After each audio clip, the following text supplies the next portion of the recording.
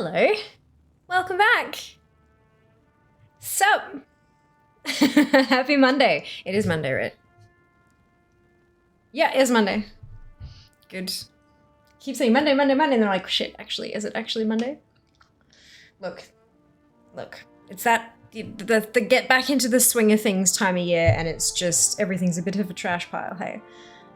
I hope you're all wonderfully well today. Hello, hello, hello. Well done, Eli, with first, Mike with 1,701st. Zamnist with second, Duplicate with third. Seeing the offline screen didn't change on my end until I refreshed the page, blaming Twitch for making me miss my first. Oh no! Oh no, that's really weird. I wonder why.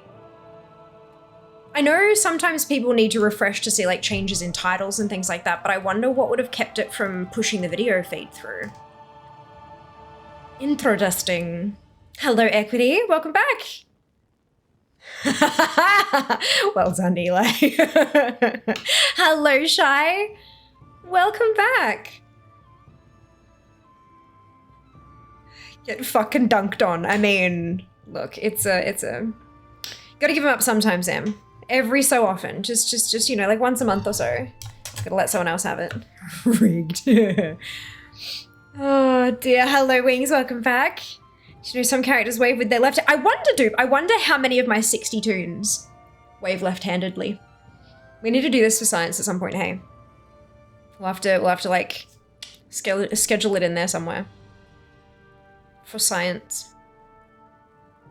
Hello, hello, hello. Hey, Beck, welcome back. Happy Monday. I hope your first day at work went okay. Well, first day back at work went okay. Hope it was bearable and stuff. Time is a lie, Lamau. Yeah, look. You are not wrong. Not wrong. You look an extra rated today? Really? Why? Huh? Why? Like double think. Yep, okay, cool. I feel like that's probably a gang sign of some kind, and I'm now regretting my choices, but that's fine. That's fine. It happened yesterday for me also. Yeah. New column in the spreadsheet. Yeah, look. I feel like it's not important enough for me to actually keep track of it. It'd just be curious to see how many of them. You know, like, yeah, I don't know. I'd be very happy if my main waved for the left hand. My main didn't, my first ever tune did, so I'm happy with that. It was bearable, thank you for asking, just logged off, so you're live. Ah, there you go. Perfect timing. That may or may not be one of the reasons why we've changed the start time this year. Yup, we made the shift. This is my first timetable change in like 3 or 4 years of streaming. We're coming up on the 8th anniversary, which is, what the fuck? Coming up on the 8th anniversary of Fear Twitch streams. And yeah, as of Jan 1st, we made the first schedule change. Other than like a cancelled stream here or an extra stream there or whatever, like the first actual solid schedule change in like 3 or 4 years. Terrifying. But yeah, we pushed everything back an hour. No more 4 till 10. 5 till 11 now. AEDT, of course. So it will still be 4 till 10 for some people at some point in time. But that's, yeah. Very much perfect timing. How are you going? Lovely. Doing well, thank you. Doing quite well. Not as warm today. There's been more rain and thunder and stuff like that. So yeah. It has been stupidly sticky here for the last few days. I'm like, why the fuck? Like, it's Melbourne. Go away. Go back to Brisbane. But no, it's starting to chill the fuck out again. What I miss is dry heat. I can do... Dry heat is fine, but the humidity has just been killing me, as it always did in Brisbane. I just was not prepared for it to hit again. But the state's also flooding. So, again, what the fuck? Go back to Brisbane. But yeah, Victoria is flooding. So, yeah, we're a little bit concerned. Fuck off. The humidity is 96% at the moment. The humidity in Melbourne is currently 96%. So yeah, it's all the time. And I'm keeping a real close eye on shit because I am afraid for Jas. Because when we were in Brisbane, we lived and worked in a relatively kind of similar sort of area. Neki, thank you so much for the resub. 26 months. Holy cow, that's amazing. Thank you. Yeah, so in Brisbane, Jas and I obviously lived in the same place, and then we worked relatively close to where we lived. I obviously worked partially from home, but also did have an office that I went to, and he worked from a thingamajig, like a separate place. But they were all relatively close together. We never had to cross through any areas that were prone to flooding or anything like that. But at the moment, Jas is working on the opposite side of the city from where we are. So he has to go not through Melbourne City to get to work, but he kind of skips around it kind of thing. Nothing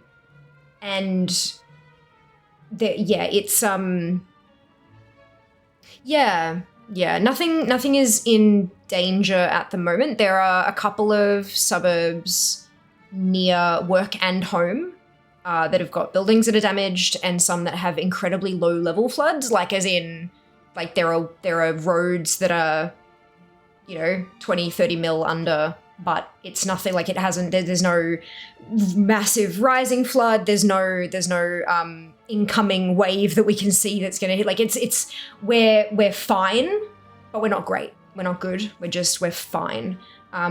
If that changes, I will be skedaddling, and I will likely post on the socials and just be like, yo, guess what?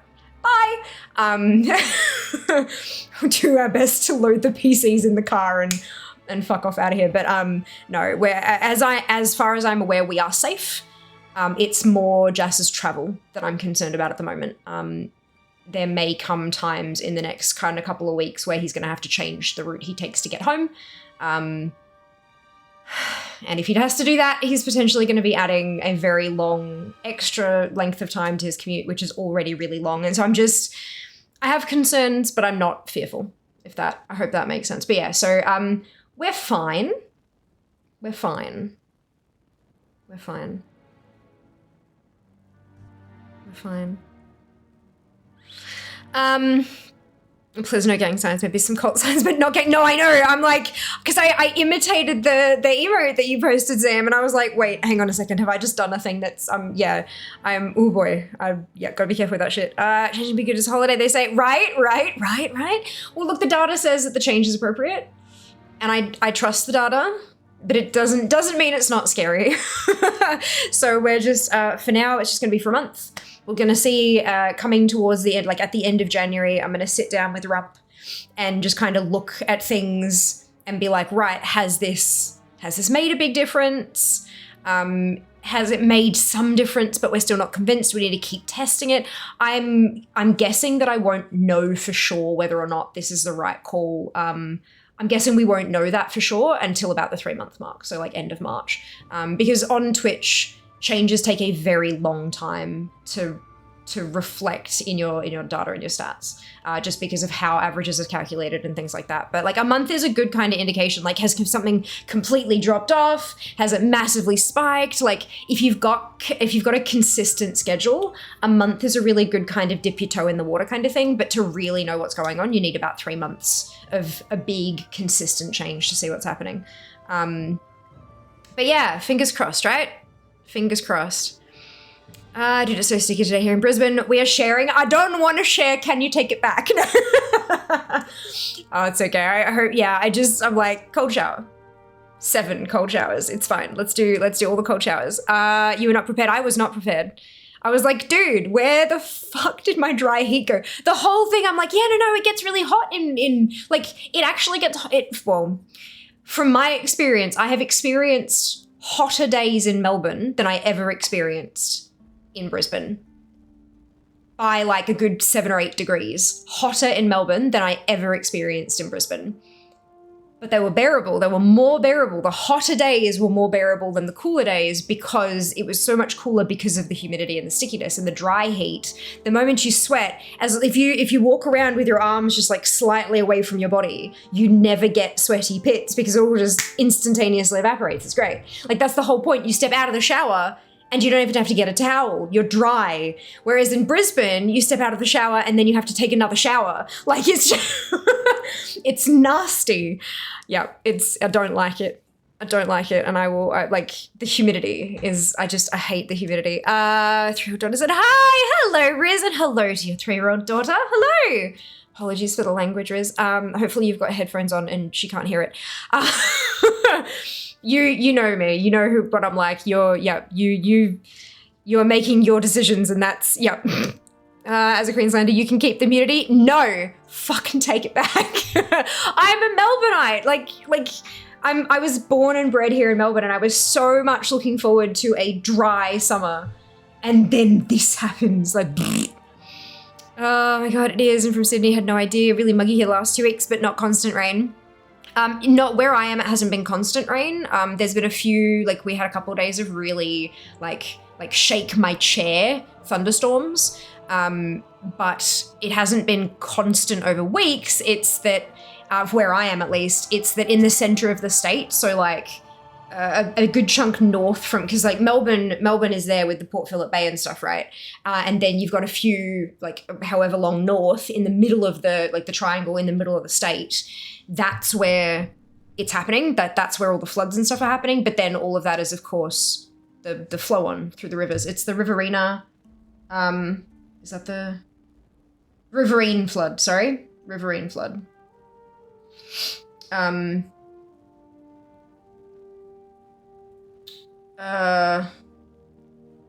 Yarra River catchment has recorded rainfall averaging 69 millimetres in the upper part of the catchment and 55 millimetres in the lower part of the catchment since 9 a.m. Sunday, 7th of January. Oh, so this is a minor one at the moment. That's good. And then there's the Watts River catchment. Water levels of the Yarra River and Watts Rivers at various locations are rising. Yeah, like the Yarra is big. Like the Yarra is it's not just the Yarra in the city. And so it does scary shit. And the problem is that the Yarra is really, really dirty. But I know, speaking of Brisbane River, and I know Brisbane River is like the one that a lot of people talk about when they talk about like city, close to city floods and stuff. And Brisbane River, when it floods, is terrible and horrible and awful. The Yarra River is, from memory, I don't know how accurate it'd be now, but from like what I've been taught all the years going back kind of thing, and I mean, I'm talking a while ago, the Yarra is incredibly dirty. Like incredibly dirty. When it floods, it's not necessarily the water damage that's the issue, it's the illness and shit. The waterborne crap that you get afterwards. And I know that's a big issue with all floods, but from what I remember being taught, that's more of an issue with the Yarra one, more of an issue than the water damage and stuff. But look, all we gotta do is keep an eye on it and act appropriately with the advice that the emergency services give us and all that kind of stuff. So yeah, just keep an eye on it, y'all, and keep safe. Jas is checking, like, before he leaves work in the morning, he's checking all the routes and he's checking the flood warnings. And before he leaves work in the afternoon, he's doing the same thing, make sure that there's no road closures and stuff that he needs to worry about. Excuse me, because although, like, Google Maps can be really pretty good at keeping up to date with those warnings and stuff like that and letting you know that something's been closed, sometimes not as much. So checking the actual, like, the Australian government websites and stuff is probably better, especially like if you know the route you normally take home and you know like the road names and stuff like that, you'll be able to recognize if any of them are closed, kind of thing. Yeah, dang, that's sticky. I hope Jas will be fine. I'm sure he will. He's a very intelligent young man.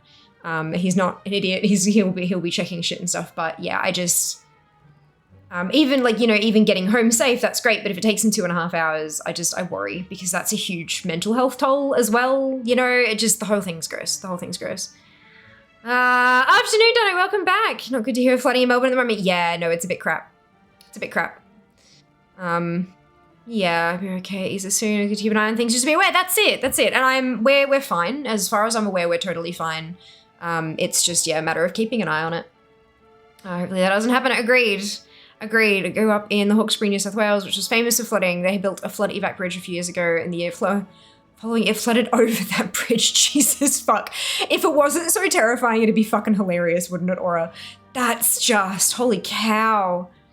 Oh, is it flooding where you are? I had a lot of rain this morning. It was nuts. My pool overflowed. Oh my God. That's terrifying. Ice bath. Yeah, look, little bit. There's a couple of suburbs around us that are kind of got, you know, on the it's not the SES website, but there's a website where you can kind of see where the different, like there's red here and orange there and yellow there and blah, blah, blah. There's a couple nearby that are kind of like, there's a damaged building here and there's, you know, some low level, very minor flooding over here. So we're fine. It's just worth keeping an eye on. That's all. Yeah, that's so Stranger True, yep. That's it. I'm gonna go for my cold shower for at least another hour or two. Good call. Agreed, humidity is terrible. You just can't sleep either, hey. Blah. I got the headphones, she's sitting on my lap, beautiful. What is with Melbourne's weather this summer? I know, right? I know. But what with El Nino and stuff hitting, this might be the last of the wet that we see, like once the wet kind of stops a bit. Yep, it's, we're in for a time of extremes, I think. So wet it floods, and so dry it burns, and just nothing in between, which is not ideal. Not ideal. Gotcha. Yeah. Hey, Castle, welcome back. Yarravie is yucky. Oh, it's disgusting. You look at it and can't see through it. Oh, yeah. Look, I mean, the same can be said for Brisbane River. Like, the Brisbane River is not clear in any sense of the word. But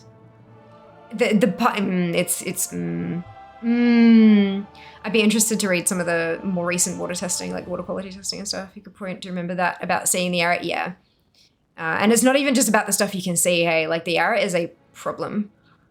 Mostly because of, you know, dickhead humans and stuff, but it's a thing. Hello, Arcade. Welcome back. Hope y'all stay safe. And you too, Riz, you too. Whatever main roads is over there. Yeah. There's the main roads thing, which will tell you about the actual like traffic and stuff like that. But then there's also like there's emergency services websites. It'll tell you not just about roads that are closed, but also like what the water levels are and where it's headed and all that kind of stuff, which can be sometimes a little bit more important, but it just depends. RCV probably have one. Yeah, quite potentially. Not the one I was looking at before though. Melbourne. Actually, I was looking from the ABC website and they had one that was linked.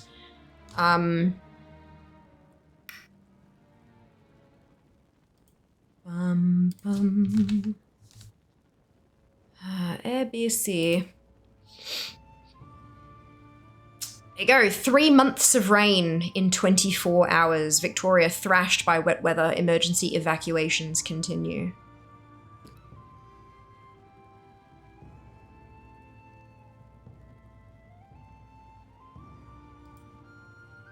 Yeah, that's the town of Heathcote in central Victoria has received 3 months worth of rain in 24 hours. With residents in parts of the towns of Seymour and Yea or Yee, I can't remember, have been urged to evacuate. So yeah, there's proper floods happening, and it is now too late to leave in Yee. Bendigo is flooded. Ambulance Victoria have had to clarify 000 calls are for emergencies.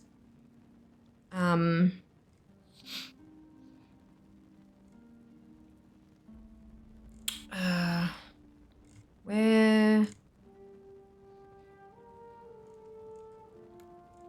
is...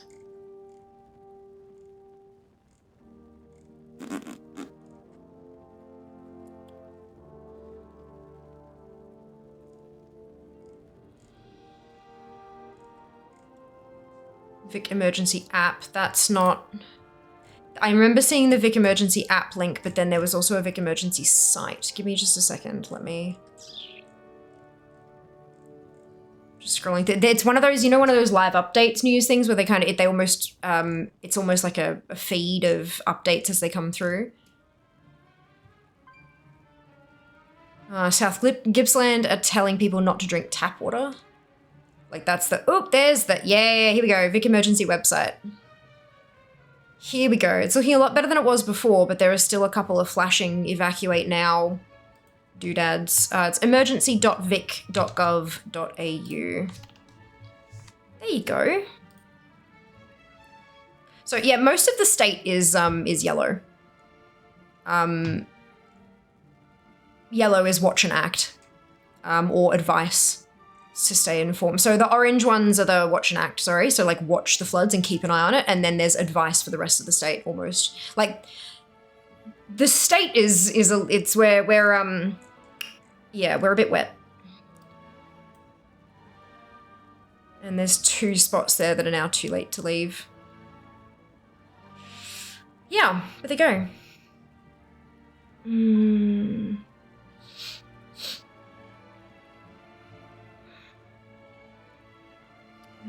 Academic humans are we probably have one. Holy wow, there'll be people calling it asking for weather updates. But it's an ambulance service. How the fuck does the ambulance know what the weather is? Stick your head outside. Is it raining? Fuck.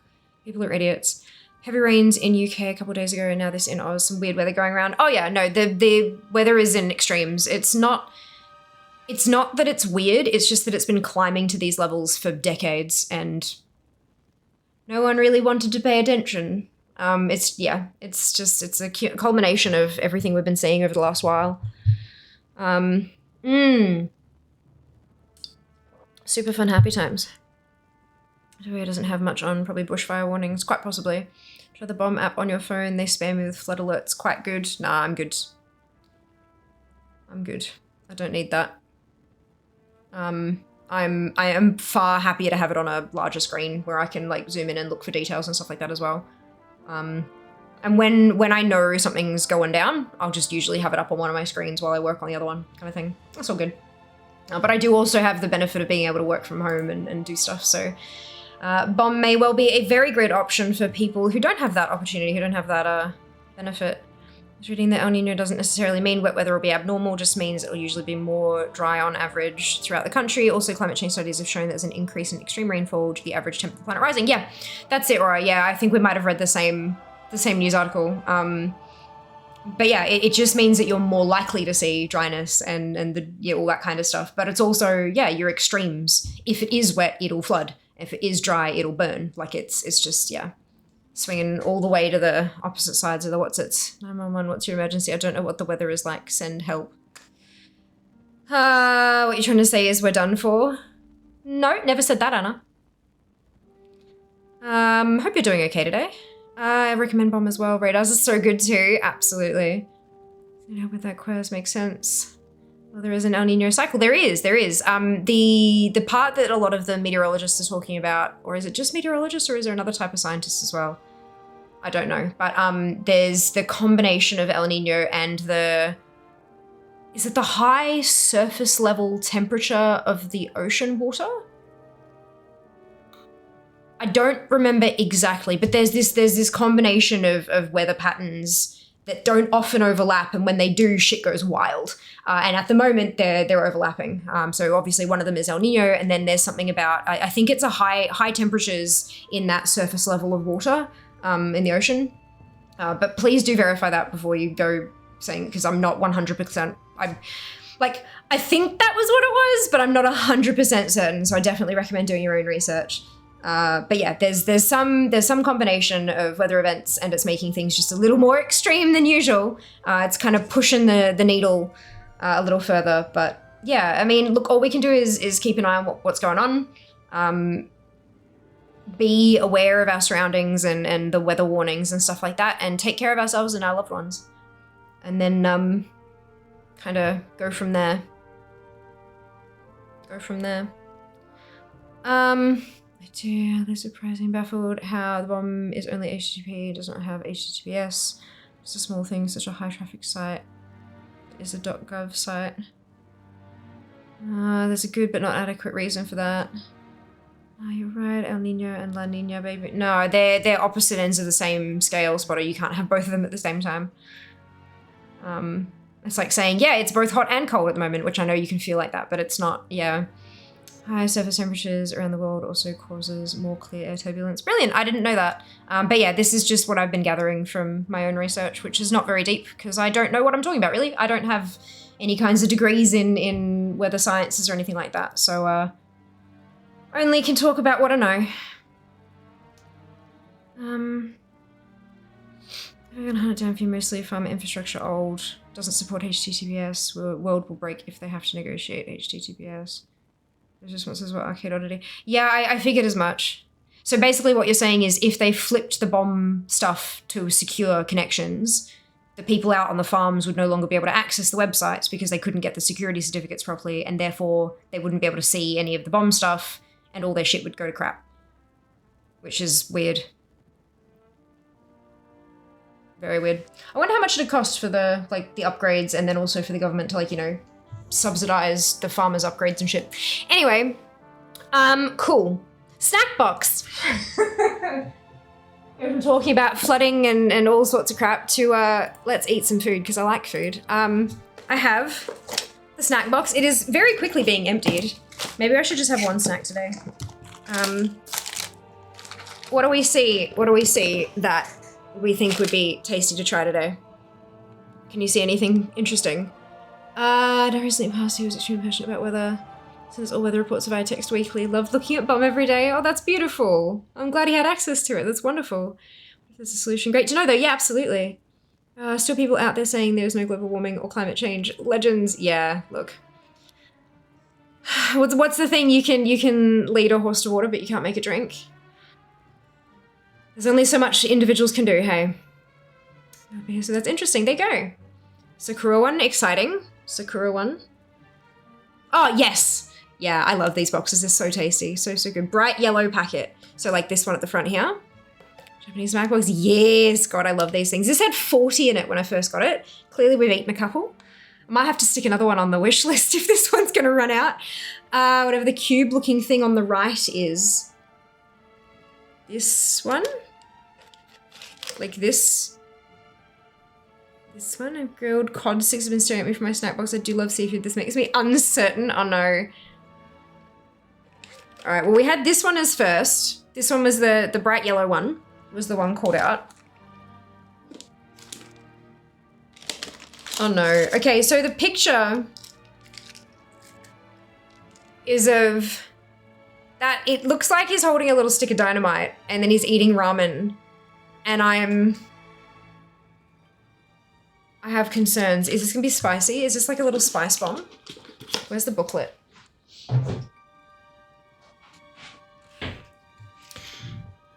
Is it the top right? Then it fell down. Ah, gotcha. Okay, perfect. Perfect. Yeah, they do. They shift as I move here. God, this smells like fish food. Like the cheap pellets. Well, hopefully it doesn't taste like the melee. All right. So I've got like, there's a little booklet that tells you what they are. Sometimes they're not in here if they're like a substitution, but then they've got a website that you can check for the substitution. Oh no, here it is. Okay, so it's called Yataman Noodles. Tiny bowl of crunchy chicken ramen flavored fried noodles. This is, oh my God. Okay, so apparently this is literally like a little, looking at. Oh, that's so cute. Look at that. It's like the little, like just little crunchy pieces of like flavored. Oh, that's super adorable. Is it just noodles? No like weird little things in there that I need to know about? Nope, just noodles. All right, perfect. That is super cute.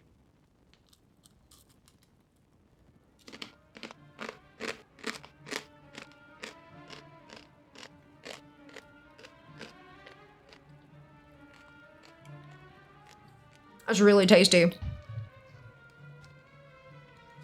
There's something written on the inside of the foil top. I wonder what it says. That was really, really tasty. Not spicy. Not spicy. Super flavorful. Like so umami, but also quite salty. And I'm like, that was really tasty.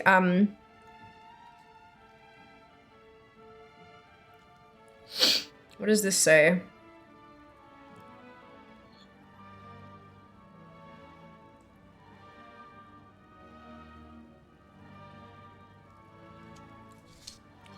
I'm trying to, because it's on a reflective surface, the camera's having trouble reading it.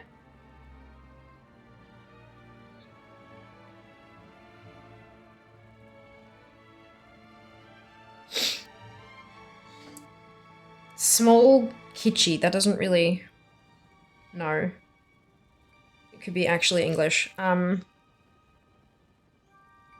It's not upside down. Like, I don't know Japanese, but I know enough about it to say that's not upside down. But let's just check anyway. Yeah, no, it's doing the same thing, except just printing the words upside down. Kokichi. What does kokichi mean? Just a little tiny bit of... Get unstuck from the bottom of the thing, please. Static can suck it.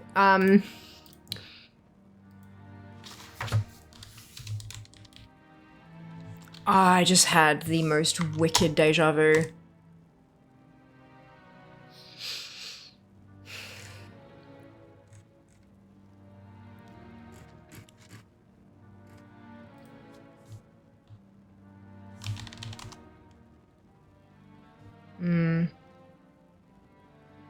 It doesn't say anything. That was super tasty though. They're so cute. Good call, guys. Good call. Well done. Right, should we play some video games? I was gonna put up a poll for collecting today, but then I thought it is Monday. We should do mount farming. Mini noodle, aren't they so cute? Wasn't it so adorable? Very Japanese Kit Kats. Do you want to go there? There's I did find a place where you could buy like a mixed bag of Kit Kats. It wasn't exactly cheap. It wasn't gonna be the same price you'd get them from like Woolworths or whatever. But you could get a big selection of just like random, interesting flavored Kit Kats from Japan.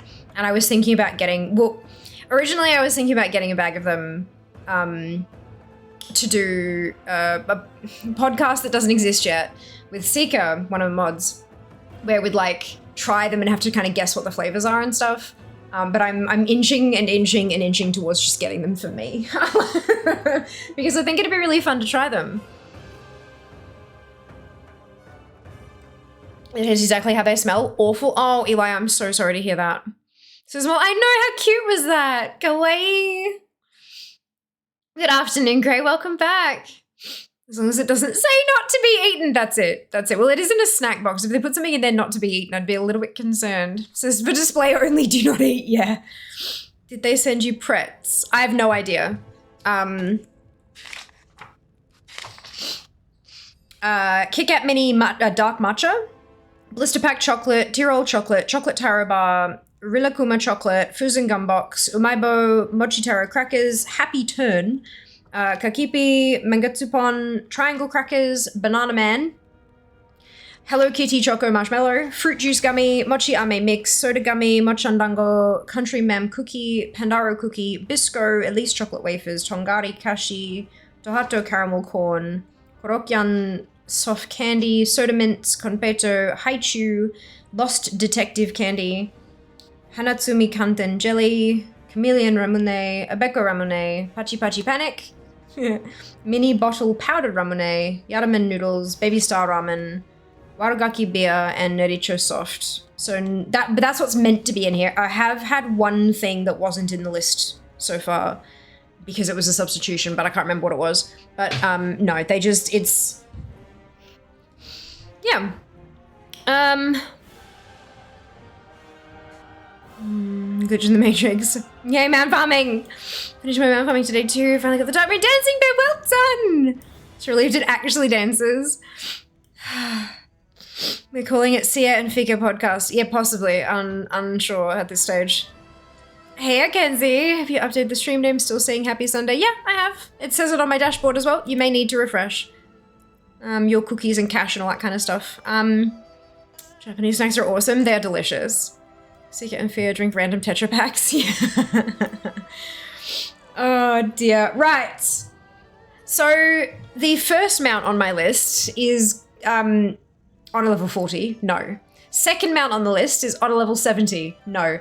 Third mount on the list is the Spectral Griffin from the Trading Post, which was a couple of months ago, and I can't get that anymore because it was a month that they had like 3 mounts and a pet, and I could buy 2, freeze 1, and had to let 1 go, and I ended up letting the Spectral Griffin go, so can't get that. Fourth on the list is the Cartel Masters Gear Glider from Tazavesh. We did a run of this last week, and it was quite simple, actually. Great, emote only, that's fine. I remember we had, we took Jack with us last time, but I don't know if he...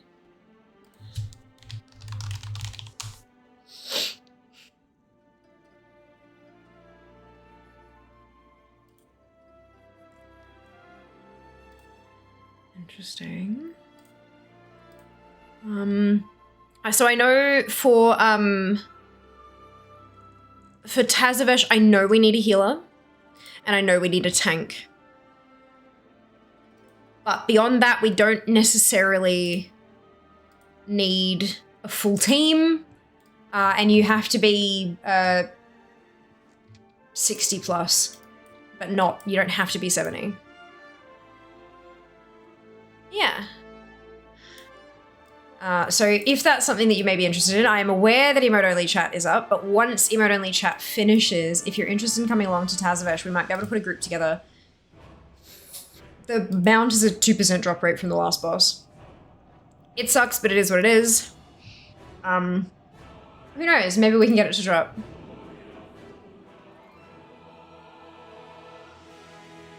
There is, of course, always a bunch of transmog in there too.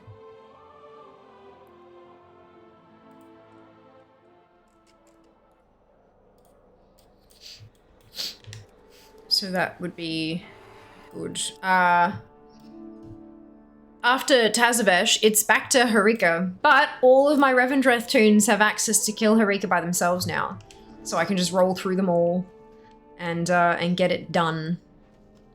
And hopefully get the damn thing to drop. That'd be nice. Emote only has been disabled, so if you're interested in coming along to Tazavesh, let me know.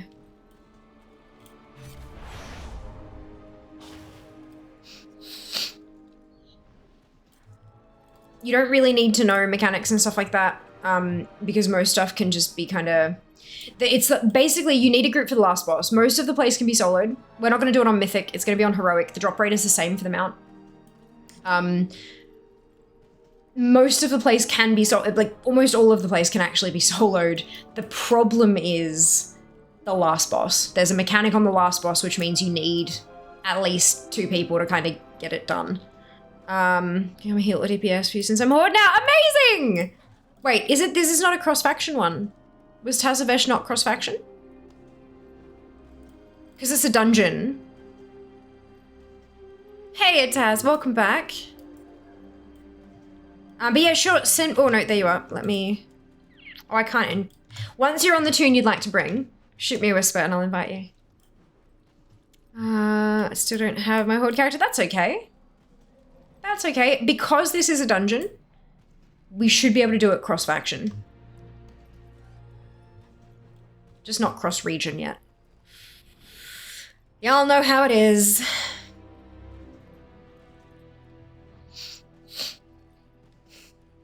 And I also believe it's not on Legacy mode. Oh no, wait. No, I think it was on Legacy mode. I got Tame Pelly. Of course, if you want to come along, you're more than welcome to. I'm on Fiamma on Saurfang. You can send me a whisper and I can invite you. I will heal as it's hard to get one. Thank you, Shy. That's so kind of you. Very generous. All right, I'm gonna fly on over to the dungeon because I know there might be a couple people who don't have it unlocked, depending. And then we can do some summons if we need to. If we need to. Be interested if a spot is still free. As far as I'm aware, yeah. So Taz has taken spot 3. Junie would be spot 4. So we'd have one more slot left if there's anyone else who wanted to join us. And it doesn't matter what you play, anything is fine. You just have to be level 60 or and up. Level 60 and up, because otherwise you won't be able to access the dungeon. It was a max level dungeon for Shadowlands.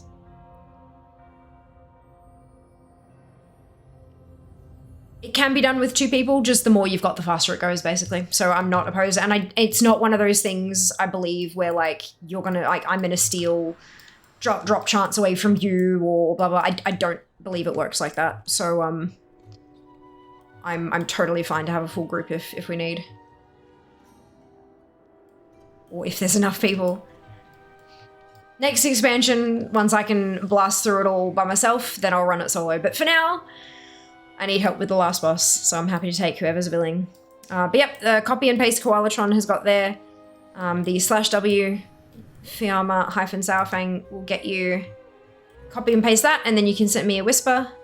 You'll only be able to send me a whisper if you are same faction, I believe. So you have to be Horde to be able to send me a whisper. If you are Alliance, please let me know, because we'll have to invite you in a different way.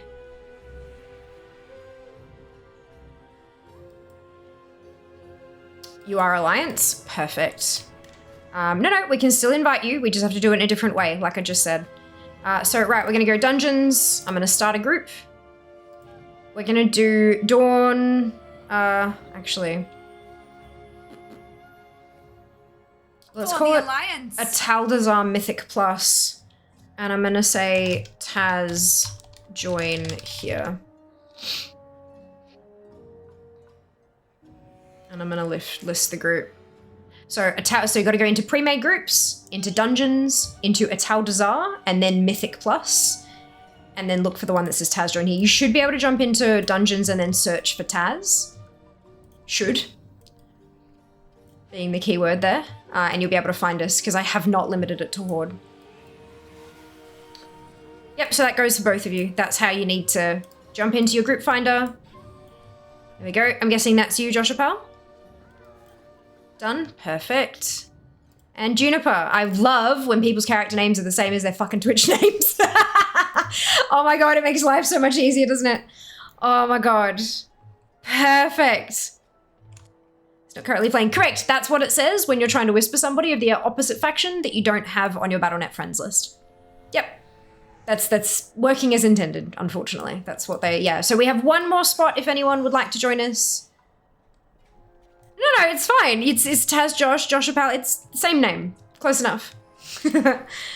Close enough for me. I changed my Twitch name to match my main. There you go. I love that. Absolutely amazing.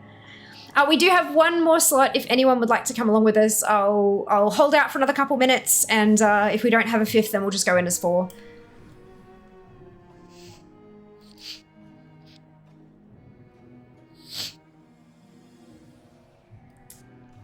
This will be good fun. Sometimes it's fun going back and doing stuff as a group. I know you trounce through it. It's great and fun, but it's good fun. Changing my Twitch name to Fialada. No, please don't. Might have to unmod you if you do that, Zam. Oh dear.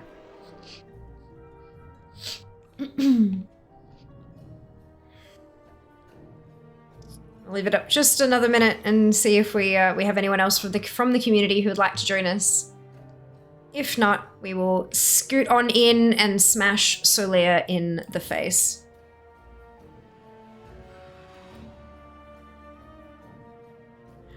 You're evil, Zam? Zam is evil, yes. I think I've done this dungeon once. Maybe that's right.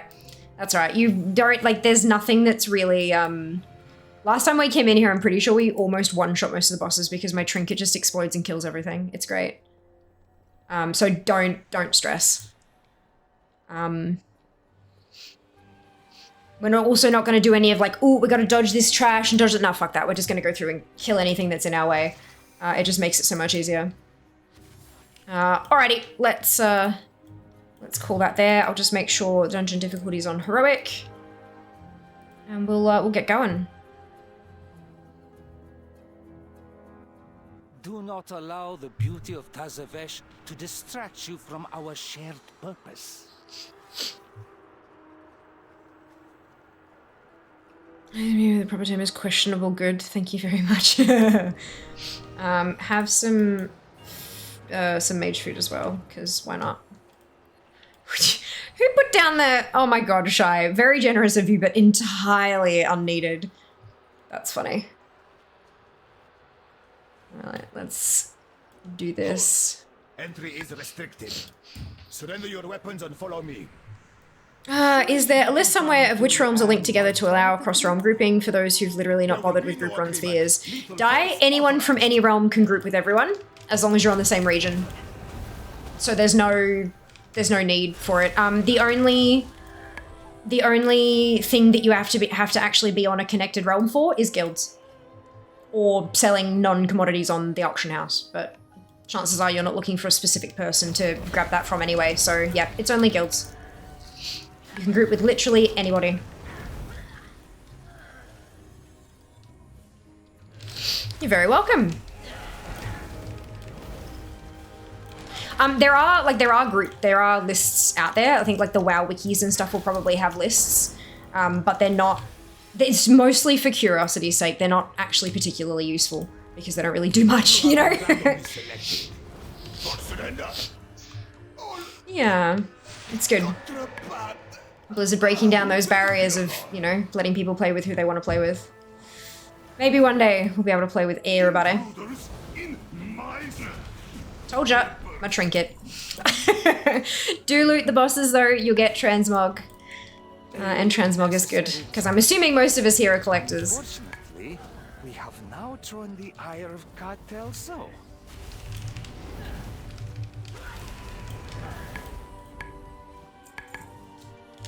We require signatures from the city's leading cartels to gain access to Solir. If she escapes to your world, the artifact she covets Oh, gross. in her grasp. We were checking, it was 96% humidity in Melbourne at the moment. I didn't think to check the bloody... I think it was only like 19 degrees, but like 96% humidity. Gross. 95% humidity now, but yeah, 19 and cloudy. But it's been, the temperature's been fairly low today because of all of the rain and thunderstorms we've been having the last couple of days. But it's gonna climb again. End of the week, we're gonna be up in 37 area, I think. It is insanely humid. I left Queensland. Why the hell has it followed me?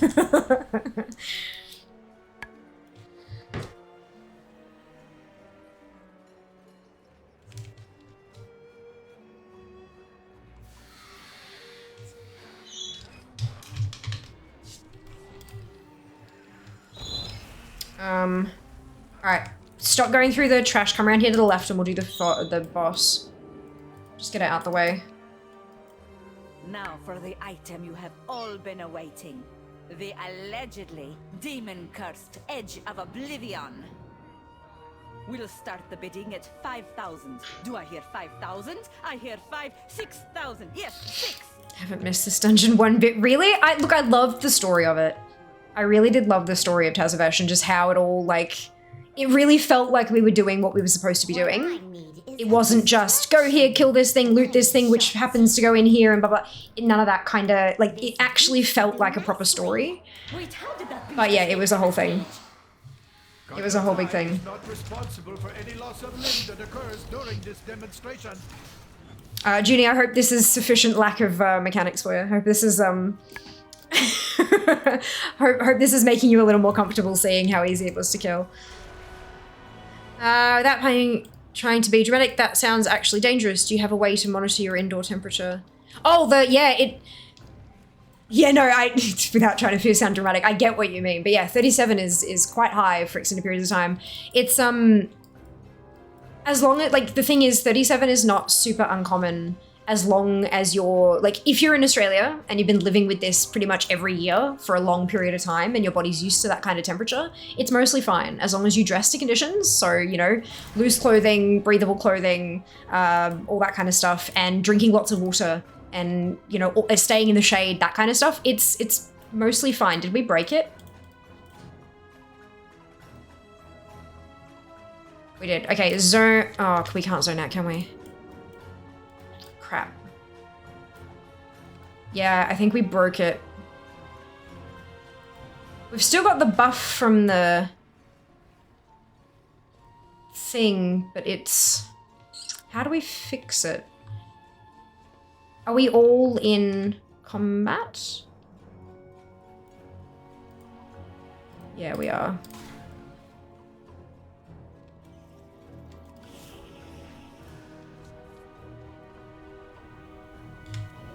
Okay, well, I've gotten out of combat. And now I'm in combat just by step. Okay. God damn it.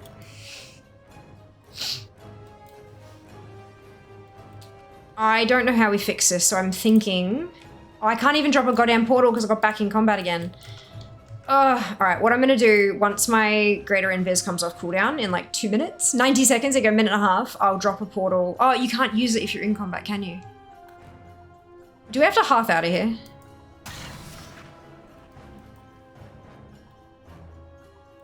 Which one is this?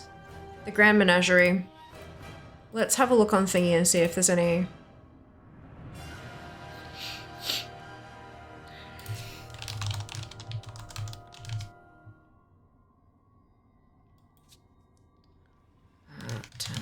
Mesh.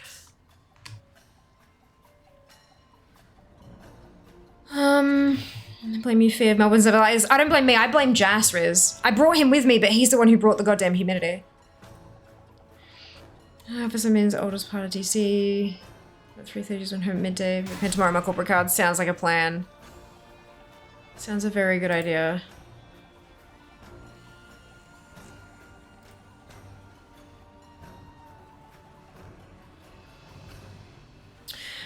Level 70 monk used Touch of Death to one-shot him and got stuck because boss died too fast. Overpowered oops kept the fight from progressing. Alt F4, reload, and rethink if you do the same. Okay, so we may need to... What was supposed to happen? The next boss spawns in. There's like... This is a chain of 3 bosses in the one room. We may all need to log out.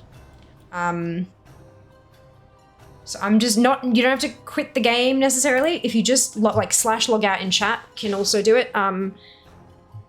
And let me know in chat when you're out, like when you're at the character select screen, and stay there until we call for a go back in, and we'll see if all of us being out resets it.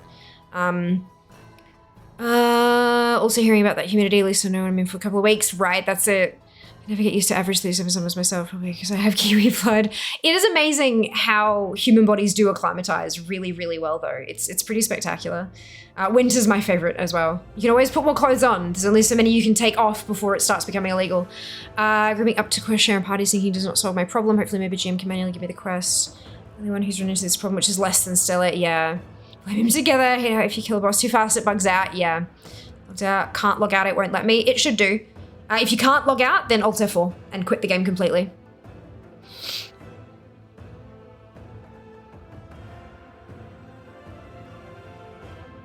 Wave is left-handed, / trainer's right hand. So it sounds like it's only the wave that's actually affected by handedness, dude. That's unfortunate. Alright, so we've got 2 of us out, and we'll just wait until Taz has confirmed that he's either managed to log out or has closed the game down entirely, and then we might give it half a minute just to make sure. Because when you Alt F4, when you exit game, no, don't log back in, Taz. Do not log back in. We need to stay off until it resets properly. That's why I was asking for confirmation when people were leaving, so that we knew when we were all out, so we could start a count and then log back in again. But if you're already in a load screen, then too late. Oh, hang on. Okay, so you've gotten back in and you're still in combat? You're still in the locked room?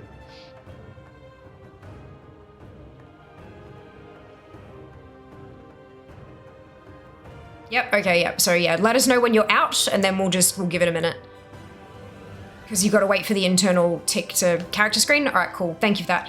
Hold on the character. I'm so sorry, guys. This is a pain in the ass, I know. Just stay on the character select screen for a minute, and then we'll jump back in and see if all of us being out will push through like a refresh or a reset.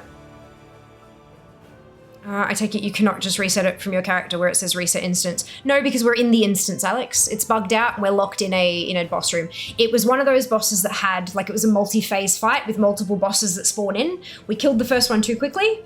We're all in combat in a locked room and the second boss didn't spawn. Yeah, so you can't do that. An issue doing all the recently other people killed first boss too fast and got trapped. Yeah. Yeah. It's Yeah. I don't know exactly what does it. It would be really interesting to see what happens on Blizzard's end when something like this happens and how that because this has been happening for a decade or more, right, with old content. If it was easy to fix, no doubt they would have found a fix and implemented it, right? All right, I'm gonna try logging in and seeing where I'm at, and see if it's kicked me out of the room yet. Got summon out, yeah. That kind of bug, yeah, happened to me. Blackrock Cold killed the boss too fast. It bugged out, yeah. It happens in a lot of places, which is why, if it was an easy fix, I would have imagined that Blizzard would have been able to fix it by now. So given that it still happens on in so many different places, it's fascinating to me. The next step after this would be logging out of the characters and logging into a different character to pull that one. Yeah, no, I'm still. Oh, okay, the boss is reset, so the dude's here. So if you come back in, we should be good. Just don't charge in and kill the boss just yet. Once we're all in, I'll poke it with my stick and we'll just kind of give it a second and then we'll kill it. Too much DPS, that's it. Is it? Well, this is only from last expansion too. Cool, I can see all 4 of us in. Brilliant. Cool. All right, I'm gonna go smack it and just give it a second. Is not responsible for any loss of limb that occurs during this demonstration. Okay, I think we're good.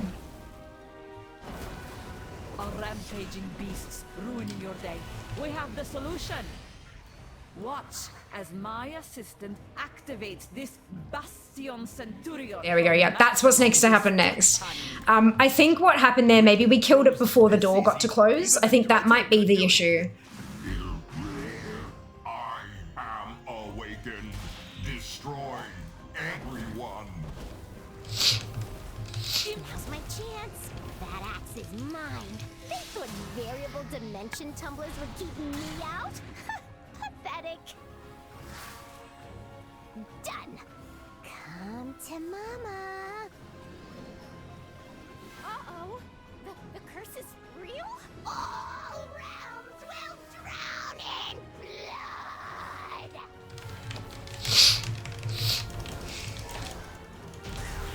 There we go. Good job, team. Well, Sorry. Look, sometimes stuff like that just happens and you gotta figure it out on the fly. Thank you for your patience. our signature is a fair trade. Especially Interesting though. First time seeing it. I think my shield throw is OP. So locked in. Nah. It's not any one particular thing, Taz. It's just a combination of this thing died faster than the system was anticipating it to die. That's all it is.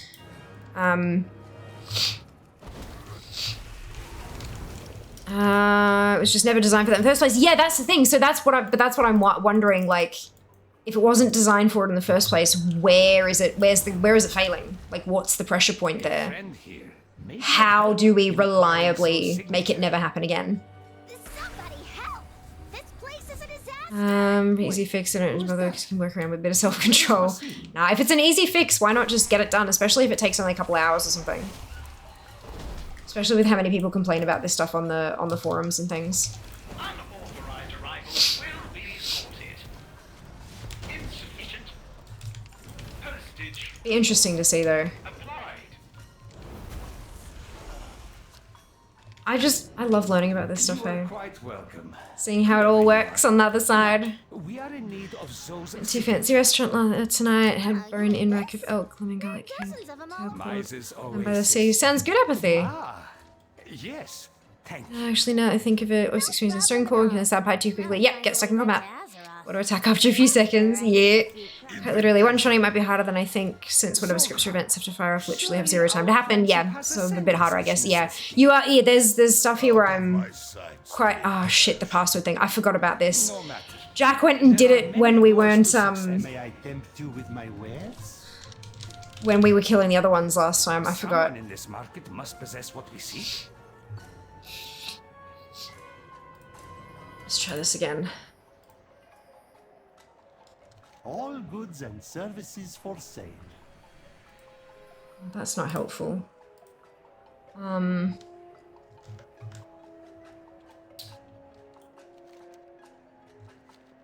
For you, I offer I can never remember what the puzzle is. Okay, so Death is the ultimate transaction.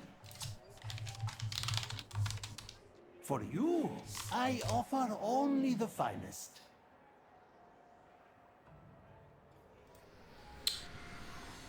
I haven't had to do this in a while.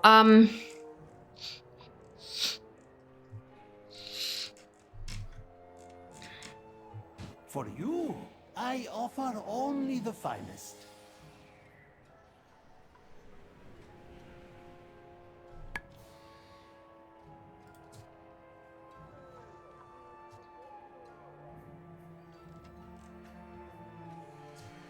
Password traces. Okay. Time related to the goods you're interested in. 5 trades to final trade will give you a password. Right, so we just need to do trades. I live to serve. Oh, who's got the... Oh, right.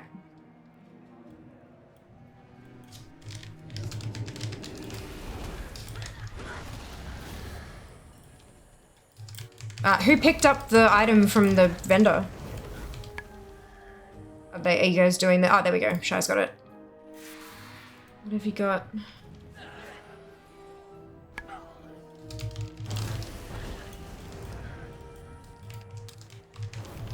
What have you picked up? Where are we taking it?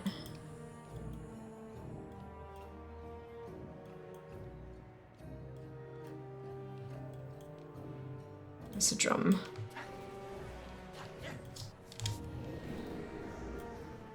Instruments is over here.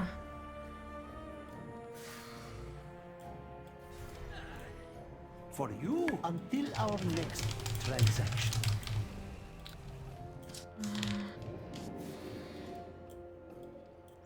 Tell me what you need, my friend. What's the next one? Sword.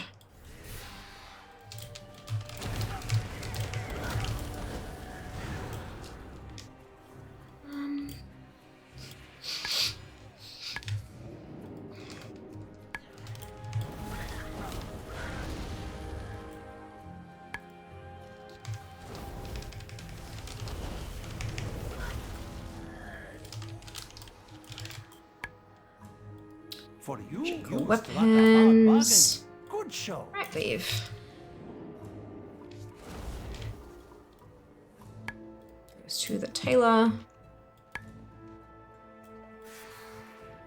May I tempt you with my wares?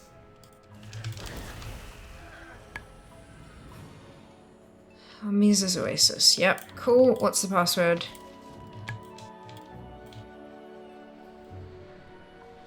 Jade Palm. Cool. Where he's intended, no need to fix it. You bag one shot the Druid Baron Underbog. Oh dear. You Matel, your boss before the dragon dropped him off. Yeah. Yep. It's like the one thing you need to be careful of in a lot of that kind of stuff, hey, is just making sure you don't kill it before you meant to. Ugh. Gosh, itchy nose. I believe the crowd has heard enough. Come on. Oh, Misa, it is a pleasure. My friends and I are here to... Ah, the next band has arrived. Please, take the stage. Next performance. Our path reveals itself. Perform well, and our Mises... More entertainment!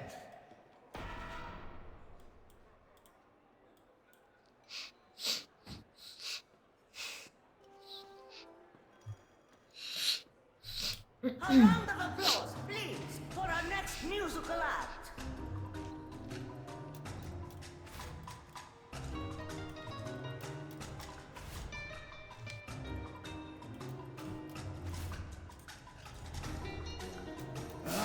Enough of this noise!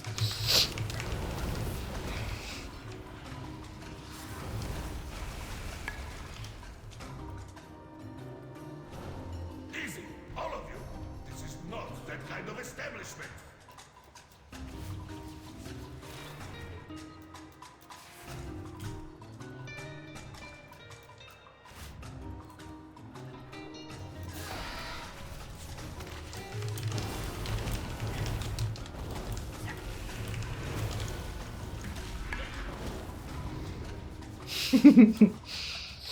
I quite like this fight. It's cute and like, Me to intervene.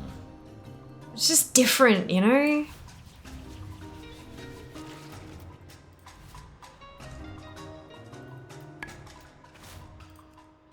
I like when they play around with new mechanics.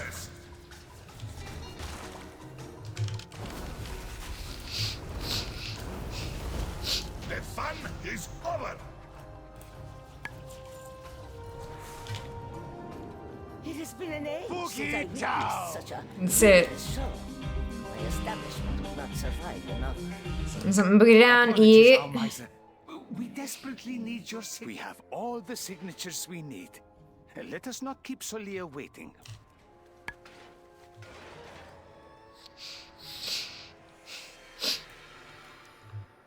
We'll go up and then smush and then continue.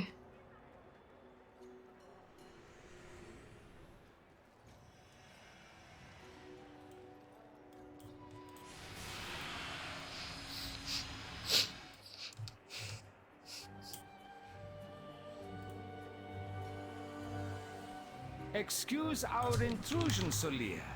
I hope we caught you at an inconvenient time. Al-Dalil, is there no sanctuary from your filth? Hear me, Solir. The artifact you seek brings only suffering. Suffering and power. I must now travel beyond Tazavet. Die, foes of cartel soul. When outnumbered, divide your enemies. My cartel. That was another one that was quite fun, having to like jump through the shaped portals and things. Like I like puzzles. Solia may have a head start. I but like our echo puzzles. remains an echo we can follow.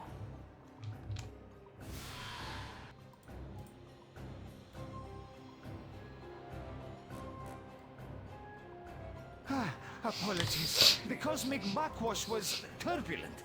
This is as close as I could get you. Solia must be nearby. Were I to make a wager, I'd put a coin on the ruins ahead.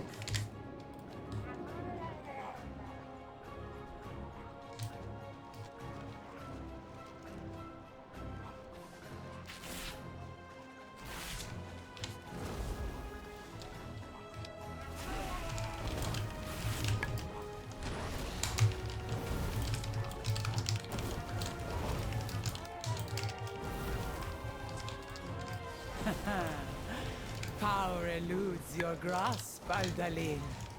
A tenet of your cartel. Power without wisdom leads to ruin, Solia.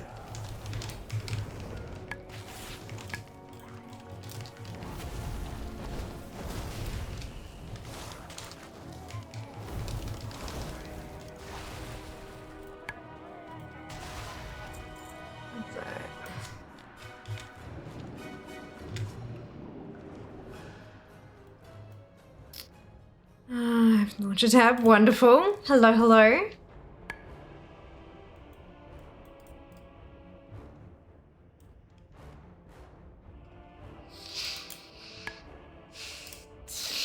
See how your wisdom fares against the might of the Titans. You are unworthy to lay claim to these relics. You desecrate these halls. That artifact will end you all. I like my trinket. Solia's arrogance will be her downfall.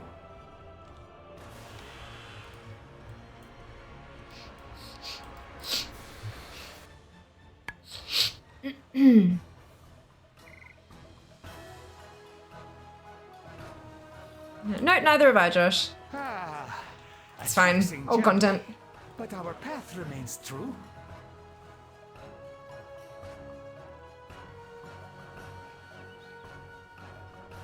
Oh, you have a talent for acquiring intriguing artifacts. This was found among the ruins of the Black Empire, yes? Ye have an eye for treasure, but not enough smarts to stay away from it. Apologies, Captain. Please direct your grievances towards my associates. Ah, you lot meddled with the wrong buccaneer. Our captain is a dragon. A chest of gold to whoever brings me their tongue. All hands on deck!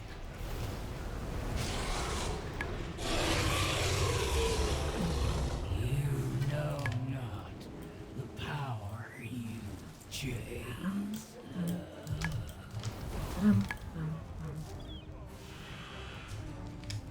And off we go to Solier, the last boss.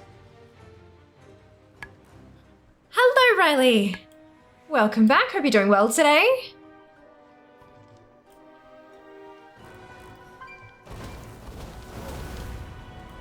Must you hound my every step? Time traveling pirate dragon captain. Yeah. So good, right?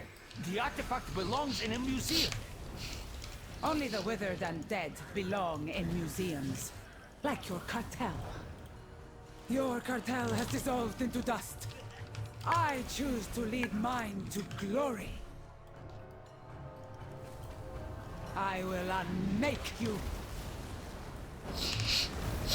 Right. This is the bit you need help with. This power. Directing these arrows over the things to blow up her shield. Bow before cartel's soul. Oh, damage is... Oppose me and Yeah. be So those extinguished. arrows need to cross over the stars. Oppose me and Squish be 'em. extinguished. You are nothing. We're still missing one. Dare you Right, okay, hinder there we me. go. Yeah, so you can't do that part as one person. My cartel You need at least two. must not. Little unfortunate. Double rings. Oh, how horrible. Not even transmog. Gross. Oh well. They are not meant for us. There you go. Grateful our paths Thank you so much for joining me. Walker. Have a portal to Veldraken. Bits and pieces will reside where they can do no more and be studied Some by mythics. Oh, wonderful. until our fortunes. Hope they went successfully for you. I was streaming the shark, then there's this, and it's great. Yeah. One day they change that, maybe have NPCs to help. Look, there is a history of Blizzard going back approximately 2 expansions later to make things soloable. Excuse me, so we're about due for things in BFA to be made, I should clarify, mechanically soloable. What that means is, it means that there are no mechanics that require more than one person. That doesn't mean you can solo it. You still have to have the right characters, the right gear, the right skill level, all that kind of stuff, but it's not completely mechanically impossible anymore. That's the point. So there is still a handful of BFA bosses that are mechanically impossible to solo. And now is about the time that should be changing. We're expecting maybe the next like mini patch or the one after that. So like, what is it, 10.25 or 10.26, somewhere around there is probably when soloable BFA will happen, which means that we'd be looking at somewhere in the 11.2 range. So the 0.2 patch of the War Within before Shadowlands becomes mechanically soloable. That's roughly how long it's taken in the past, like looking back. That of course does not guarantee that it will happen at that speed in the future. That's just kind of the pattern of behavior that we're looking at. Yeah. Yeah, so maybe in the War Within Shadowlands to get that treatment. That's what we're expecting. That doesn't mean we'll get it though. That's kind of what we, again, judging on past behavior, that's what we're extrapolating to, but that's not always correct. We were expecting BFA to be soloable in 10.2, and we're very close to the end of 10.2 because we're coming into 10.25, so that's, it's, yeah, our expectations may not be accurate, especially with the speeding up of the timeline that they're implementing moving forward and stuff, and the more consistency with content. They may well not do it at that speed anymore. Who knows? They might do it faster, they might do it slower. Unsure, we'll have to wait and see. I would hope that they will do it at some point though. That would be my hope. Thank you so much again, you guys, for coming along and doing that run with me. Shy, Junie, and Taz, that's really, really helpful. Thank you. I appreciate it. No mount, but it's another shot. It's, you know, that's 8 attempts now on the board for a 2% drop mount. Yep. Horrid Dreadwing. Hataka the Horrid. I need to go back to Ouroboros. There you go. Belongs in a museum, Indiana Jones. Siege of Orgrimmar needs 2 people. No. No, it doesn't, Taz. I've been soloing Siege for expansions now. Which part of it needs 2 people? I tried to solo, couldn't beat the alarm goods boss. That's, as I said, it is mechanically soloable. You still need to have the skill, the gear, the blah, blah, blah to do it. But it is 100% able to be done. You just need to know the actual mechanics that do still exist. But it's doable. I've done it countless times. It took me 66 attempts to get the Scorpion from Garrosh, but I've got it because I soloed it. It's 100% completely soloable. I hate to be that person, and I'm very sorry that it's going to come out like this, but you just have to do the boss properly. I know that sounds really horrible and bitchy, I know, but it legitimately is just, that's what you have to do. Disease boss in Uldir needs 2 to do. Yep, Uldir is in BFA, BFA has not had the treatment yet. Welcome. BFA is still not mechanically soloable as a whole. I would be shocked if the next patch one we're getting next week is when they do that for BFA. I wouldn't be shocked. I would be surprised that it wasn't announced though, because people seem to be asking for it this time more than they have in the past, which is interesting. Give you the run, of course, Junie, thank you for coming. It's surprising, like Christmas gift, you're welcome. Thank you, Shy. Hey, Hannibal, welcome on in. Hope you're doing well today. You can jump right to Garrosh now. Yeah, I got the mount before that happened, and I haven't done it since because fuck that place. So I haven't had a chance to do that myself yet. I guess on my tank, don't do enough damage because I mainly have tanky gear. It's not the treasures boss. What is it actually called?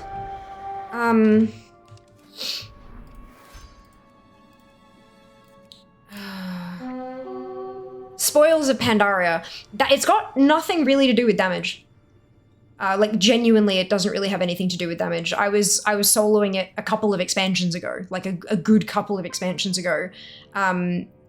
It's just knowing that you actually have to, like, you clear the area and then you have to like go through the gate and clear the other area and then like hop over the top and clear, and then like it's a whole no, you clear everything, you flick the switch, then you've got to go up and across diagonally to go down, clear that area, hit the switch, then go through and clear that, and then up and across. Like it's a mess to do.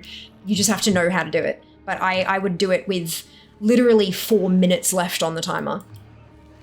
Again, I hate to say it this way, but you're just doing it wrong. I promise you, it is 100% very easily soloable once you know how you actually do the fight. You've got what you need. You've got all of what you need, Taz. It's not got anything to do with the character. It's the mechanics. You got to do the fight properly. The fear stalkers, hope breakers. It's not one that's just brute forceable. Please remedy this plight. Try Siege. I hated the Feel of the Raiders. What does that sound? 66 attempts. Did you grow to love and appreciate our Lord and Savior Garrosh Hellstrom as much as I did? Fuck to the no. Absolutely not. I was so glad to be out of that place. My god. I got it on December 24th, up to 236. Well done, Hannibal. Congratulations. Tanks do a bunch of damage nowadays, dude. They do, yeah. That fight do be annoying. Oh, yeah, it's 100% annoying. 100% it is very annoying. But it is completely and utterly very easily soloable. Very well, thank you, Equity. How are you going? Hope you're doing well. So this is my first of, I want to say 13. Not Necrolord, fucking Venthir tunes.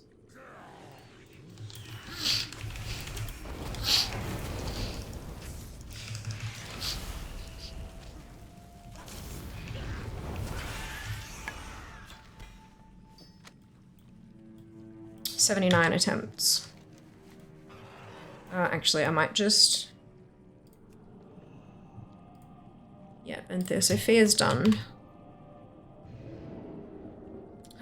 The one raid I loved was the Deathwing raid. It was good. I did fuck up on the mechanics of falling off and managed to figure it out in the end. Brilliant! Yeah, that's another one where you can't just like brute force it. Hey, you've actually got to do the fight. For sure, I've done it many times. Yep. Pretty good. Got item level 443 now. Well done, Equity. Well done. How you doing, man? Quite well, thank you. Why do I have... Oh, I remember why. Yep, that's fine.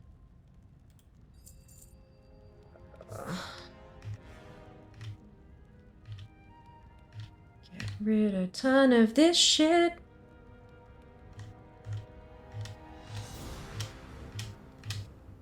Oh, oops, I just did. By the Sunwell. Save, thank you so much for the resub. 2 months, oh my goodness, thank you. So generous, I hope you're doing well today. Oh, there's another one I missed. Whoops.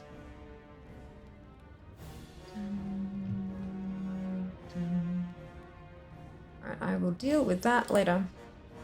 Onto Presley. Bum bum. Bum bum bum bum.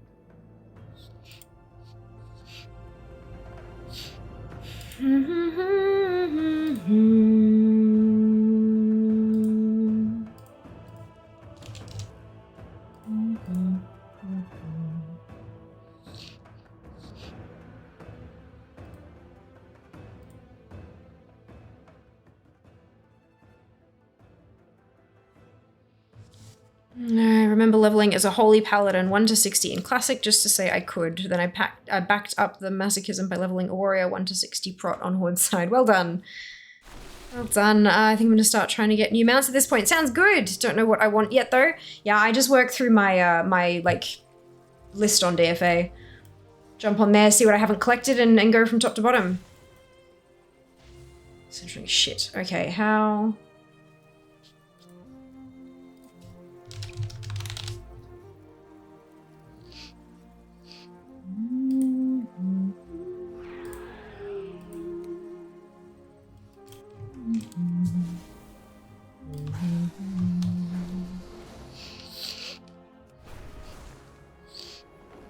Oh. Good. I did another full raid clear, one-shot everything last night, loaded 3 hours, did an under 1.5, well done! It's not well done, that's die, you're daft. No! Look, you tried to get to a goal and you did. You have set yourself a goal and you achieved it. I'm gonna kick up my mount farming again, so wish me luck. Well, good luck. Bestest of lucks. Please remedy this plight. No drops though. Ah, look, can't win them all, can we? I'm going to guess I'm gonna need to go back to the table and actually do the channel. By the Sunwell. I don't see any other stuff. Oh my goodness, thank you for the gifted sub, Safe. Very much appreciated. So kind of you. Well, hopefully your generosity will mean that RN Jesus is more generous to you as well. Wouldn't that be lovely?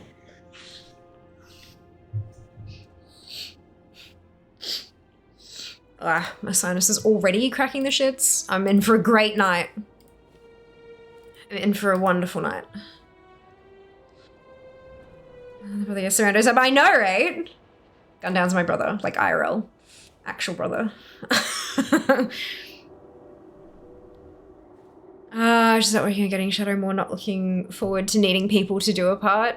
I mean, you are part of a community now, Alex. I keep saying to people will be, oh, I can't believe I need people to do this bit of that, but it's like, dude, there's a whole fucking community of people here. I said, hey, I need a mount from this thing, and 3 people said, yeah, I'll come run a dungeon with you. Like, come on.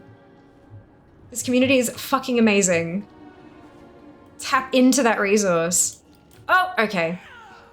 Yeah, cool. So this tune doesn't do the nice floaty bit down.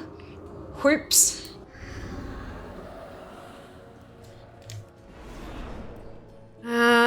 Enjoy the sun.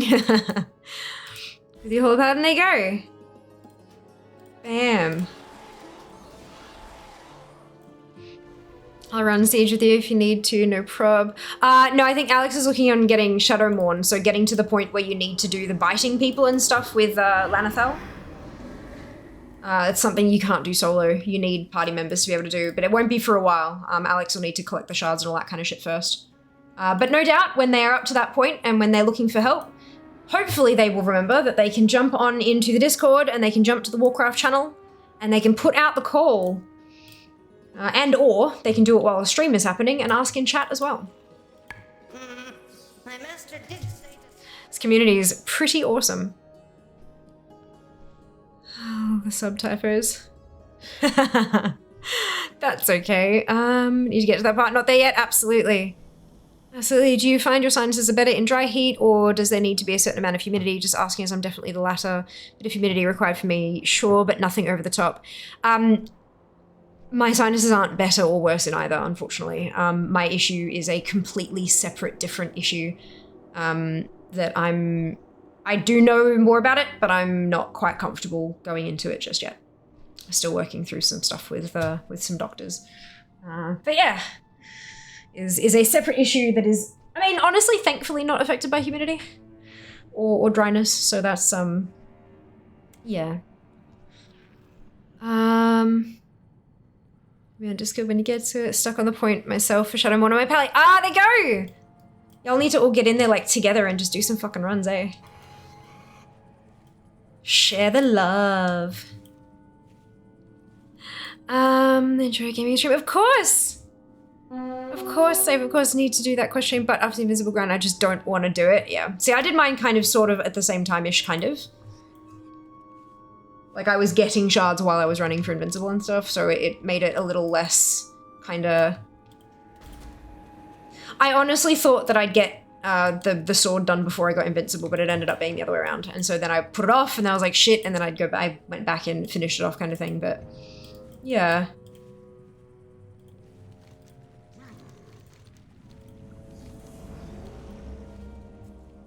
Yeah, if any of you guys are looking for kills on Harika, heading on down here at the moment, I'm rotating through, I think, how many more tunes have we got? 12 more, including this one. So after this one, there's 11 more tunes. So if you're, like, because it's a pretty deserted area at the moment, chances are if you're NA Oceanic, you'll probably be stuck on a same shard. So yeah, you might get a free Harika out of it. I've got 11 more to do after this, though, so you're more than welcome to come on down and have a look. Do people still run Shadowlands raids? I'm sure they do, like for transmog and stuff like that. I'm just not really a part of many communities who do on a regular basis, so I wouldn't be able to tell you, unfortunately. But stuff like Perky Pugs would probably be a good point of call. Port of call, sorry. Discuss publicly, please. Of course, of course. Thank you for respecting my boundary. I'm happy to, like, say, hey, I'm not going to talk about it, but this doesn't mean you're not allowed to ask. I'm just going to say no politely. And that's, yeah, we're good, right? That's it.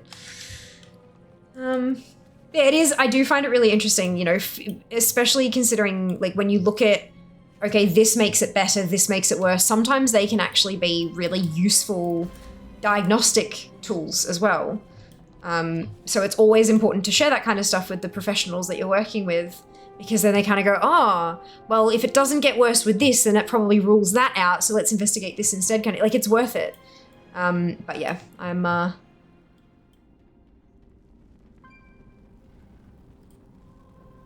good for now. Lilianne is my next one.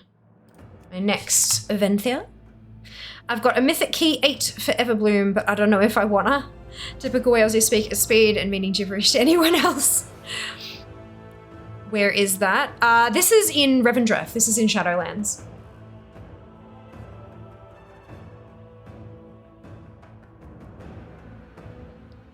Important point to note. I did say I've got 11 more tunes, but if it drops, I'm not going to keep running them. So if it drops, that's it. I'm done. Moving on to the next one. I know where that is. In Shadowlands. Yep, Revendreth is one of the major zones from Shadowlands, the expansion. I did 20 BRH. What a nightmare. Oh my goodness. Did you win? Even if it was, like, painful, was it at least a win?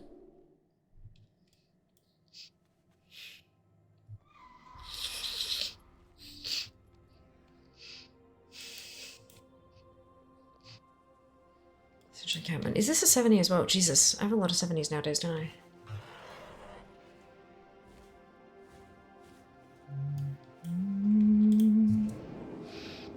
Oh, I don't know how to get there. Oh, right, okay, fair enough. I think there's portals to Oribos in the capital cities because Oribos is the capital of Shadowlands, and then you go from there to the zones. Hey, Talon, welcome back. What are you farming tonight? Mounts! We're starting off, well, we did a run of Tazavesh for the Cartel Master's Gear Glider from Solea, and I'm now hunting down the Horrid Dreadwing. I've got 13 Venthir characters total. So I'm, and they've all got their anima conductors now, all of them at level 1. So I'm hoping, that means that they can all summon Harika themselves. I don't actually need help with this one anymore, which is great. So I'm just heading out there to try to get the damn thing to drop, basically. 13% of profiles have this mount and I don't. So look, hopefully. It was very painful. We finished! Oh, well done! That's awesome. Good job. Pet level 25, so I can't anyway. I don't know what that means, sorry, Equity. If you're talking about when you mouse over it, pet level 25 means battle pets. Like your battle pet, if you want to do battle pet hunting or fighting in that zone, the pets you come across will be level 25. It's got nothing to do with your actual character itself, it's just one of the activities in WoW. Yeah. Shadowlands with the last expansion, so you'll need to be, like, you can level through Shadowlands at the moment if you choose it through Chromie time. If it's on your, like, second or more character. But yeah. That's, yeah. I wasn't sure if I'd be in the same phase. That worked out well, there you go. Yeah, because there aren't many people out here doing stuff in Shadowlands anymore, it condenses them down to have cross-realm zones. So chances are, if you come out here to try to get Harika, chances are you'll probably be on the realm that I'm on, like on the zone that I'm on. So yeah, good fun.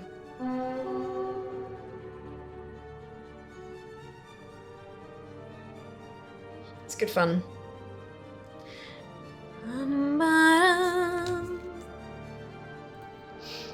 Is it Kyrian Assault? Damn it!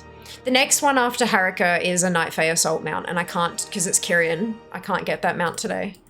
But that's right. Next one's trading, so I can go get that. That'll be good.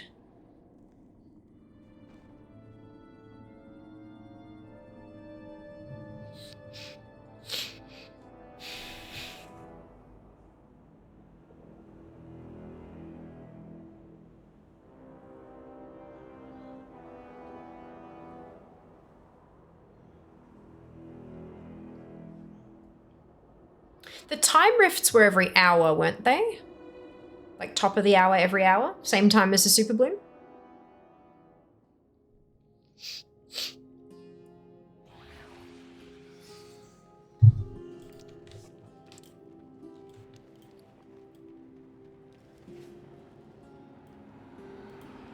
Got the best goods you bound to find. Yep, awesome, thank you. Because that'll be, so once I'm done with Harika, next one's Night Fae Assault, can't do that, they're not up. Next one is Dragon Scale Expedition Renown 25. So I can either go get that one, or I think I might actually be able to, if I get an alt up to 25, I might be able to get it for free. I would wager you are hiding many dark secrets. But I have to double check that. I can't remember if it was just an access to purchase or a actual here is one. But then after that, it's 2 mounts in a row that are Paracausal Flakes. So that'll be a pain in the ass to farm. But that's fine.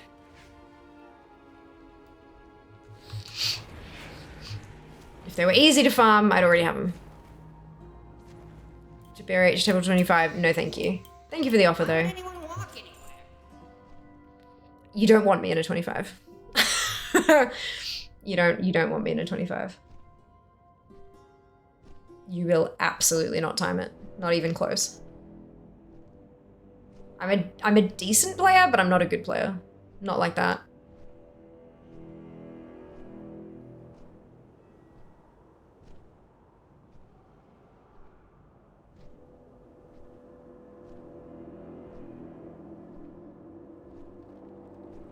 Thanks for the offer though.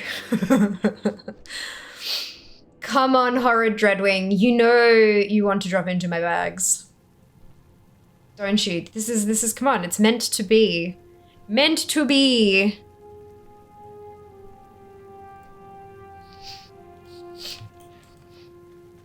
I found the Paracausal Flakes one's not that difficult, but maybe I just did time rifts way too often.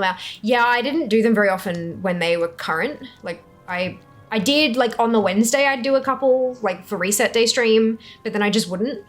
Yeah. It wasn't until, like, I've been really terrible over the years at doing current content. Expansion launch, you know, X.0 content, absolutely. I get all that, like, oh my god, all of the things. But then as they add more and more patches, I'd get worse and worse and worse at actually collecting the stuff. Except Emerald Dream. Emerald Dream is the first time where I'm like, no, let's do this. And I'm at 94% complete for the whole zone across all 13 classes. So I'm feeling pretty good about that. But yeah, no, time rifts, I'm not. I did some, but not many. It'll just be a case of needing to get on it consistently. That's all. It'll be fine. It'll just take time. Especially considering it's time gated, but at least it's not like a once a week reward either. Like you can get rewards every time you do it. You don't have to cycle through tunes and stuff. Time rifts are every hour, so it can be, especially if you have the consumables to help with flakes. Yeah, absolutely. There are 2 of them in a row. Look, my idea with the time flakes, the Paracausal Flakes was I was going to collect enough of them to buy everything. Because my constant, as a collector, I live in constant fear that I will earn up and I will buy something and then that'll drop the very next time. And then I've wasted those flakes on something that's just now dropped for me. Because everything that can be purchased, I'm pretty sure also drops. It's a bad luck protection thing. So what my goal was that I would farm up enough flakes to buy everything. And so if the everything is here and I'm farming them up and then something would drop, and then something would drop, and something would drop, and then something would drop, and then something would drop, and then eventually it'd meet up, and I'd just buy everything. And then I wouldn't have to touch it anymore. That's kind of my go-to, but even with things like the seed bloom and stuff, same thing. I farmed up, I did all those seed blooms, I did all the dream bounties and stuff. I got every single mount to drop, I got every single pet to drop, and then just bought all of the transmog with the seed bloom because I got everything else to drop before I needed it, you know? So yeah, it makes it faster. But yeah, it makes farming, it'll take a little longer though. It works.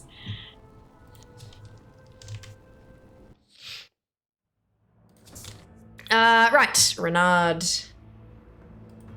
This one. Do the thing, get the bat already. I know, I'm trying. Hi, Jas, welcome home. Hope you're doing well. Let's have a cool shower. Of course, Beck. I hope you have a lovely shower and enjoy the rest of your evening. I'll see you next time. You too, have a great night. Have an awesome night. Where's my fear too? Yeah, that's why I decided, I'm like, I'm not buying a single thing until I can buy everything and then never touch that content again because I don't need to.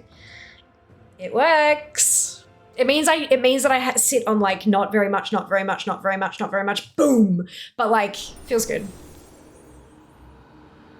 Not too bad, a bit hungry. We can have an early dinner if you want. I might end up needing to have a bit of a snack later, like before bed if I have an early dinner, but that's okay. I can just have something little.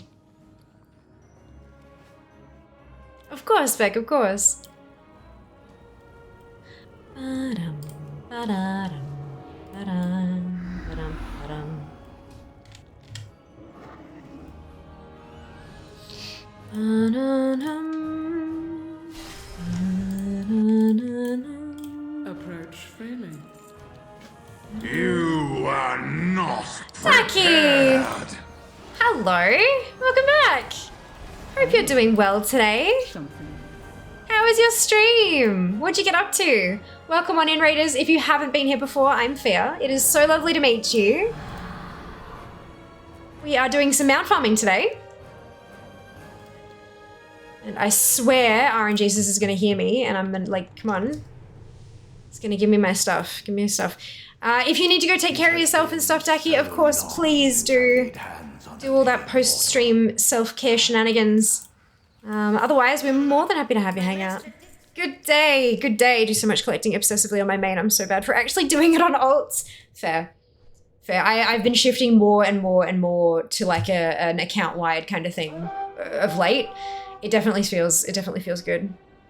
Having my spreadsheets of who needs what, and then, you know, jump on a toon, do what they need, jump on the next toon, only do what they need, jump on the like it. Yeah, my Emerald Dream spreadsheet. I had so World Boss, blue seeds, purple seeds, shipment of goods 1, shipment of goods 2, which was like making the thing for the blue and the purple seeds in case they needed them. Super Bloom, Blooming Dream Seeds, and Worthy Ally. All of them, like, because it's all like these 3 share a reward. The blue and purple seeds share some rewards, and then of course the World Boss. And so going through all them, and then just as I cross something off and being like, oh my god, mages no longer need anything from these chests. And so I just black out all those cells, and as I went, more and more and more of it get blacked out. And I'm at the point now where only 3/4 of my level 70 toons need the World Boss, and that's it. That's it. In terms of weekly stuff, I don't need any more Super Blooms. I don't need any more A Worthy Ally. None of that. Only the World Boss, and only on about 75% of my toons. All the rares are going to be my downfall. Like the drops that you get from the rares, that's my problem. Because those rares are actually rare now. There's no reliable spawn timers, there's no nothing. So it's a bit of a pain in the ass with those. But yeah. Yeah, I'm good, thank you. Try to Mythic 20. Ah, your face hurts. Oh no. Well, I hope you pop an ice pack on it and you'll be right as rain in no time, yeah? Hopefully. Oh, Jesus hates me. Yeah, you and me both. I just smash against everything so goddamn much, Riley. It's my job now, right? This is what I do for a living. So I have the opportunity to bash against everything until it bloody drops. That's crazy. Hope you're doing well. You too. You too. Hey, Musk, welcome back. Hope you are well as well. Oh, hey, Ginny. See, so you've got a little hash on your name rather than an asterisk. That means that you're on a realm that's connected to mine. And then the asterisks are ones that are like other realms that aren't even connected kind of thing. Interesting, hey? In case anyone was unaware of that.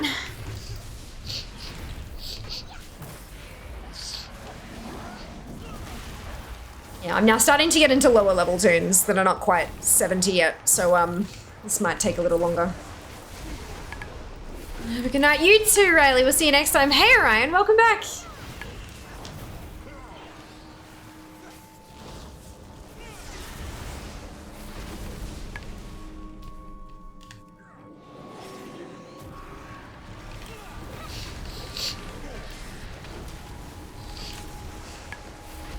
The kids are back to school. Now working for 2024. Well, girls, yes. Well done. What are your goals for 2024, Musk?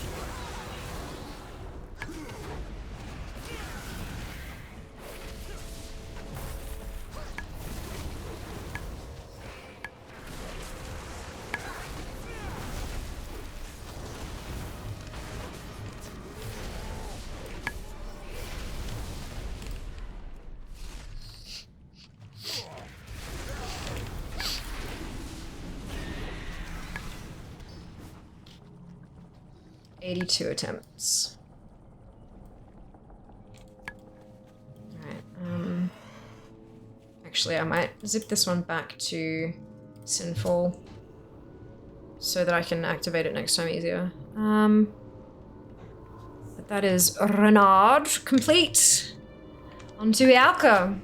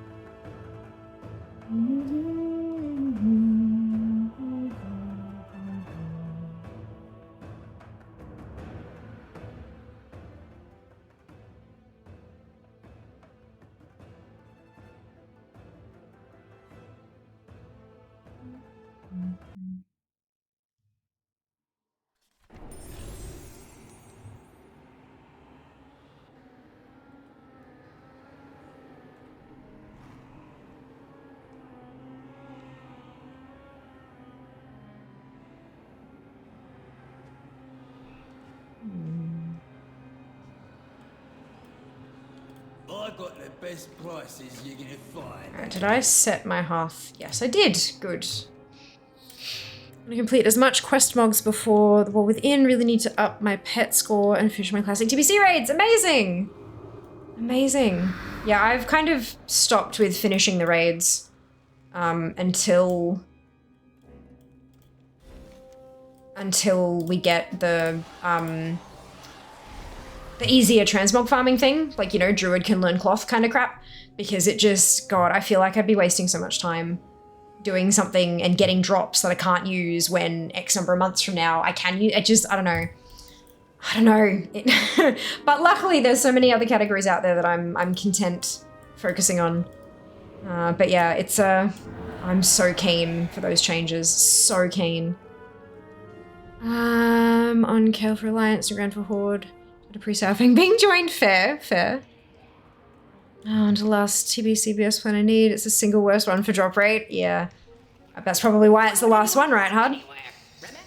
It's a bit lower on my list, waiting for Warband's news to what's gonna come. Yeah, me too. I'm like, you know what? I can focus on other stuff that's already account-wide, and then we'll see what happens as we get more and more info. But yeah, I mean, when did they say we're getting alpha? Oh, excuse me. Alpha before season 4. So it looks like March, April.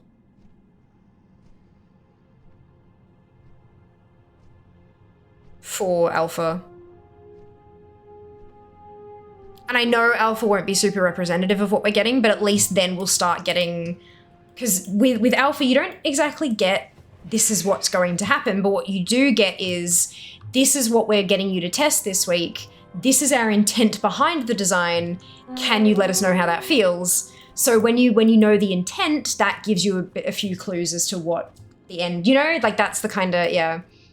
So I'm not expecting to get bucket loads of details from alpha, but just some like general broad strokes of the picture they're trying to paint, which will be very interesting.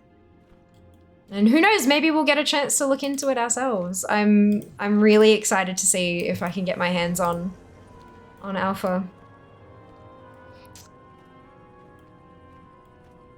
When you're getting alpha, I'm already here. Dad jokes.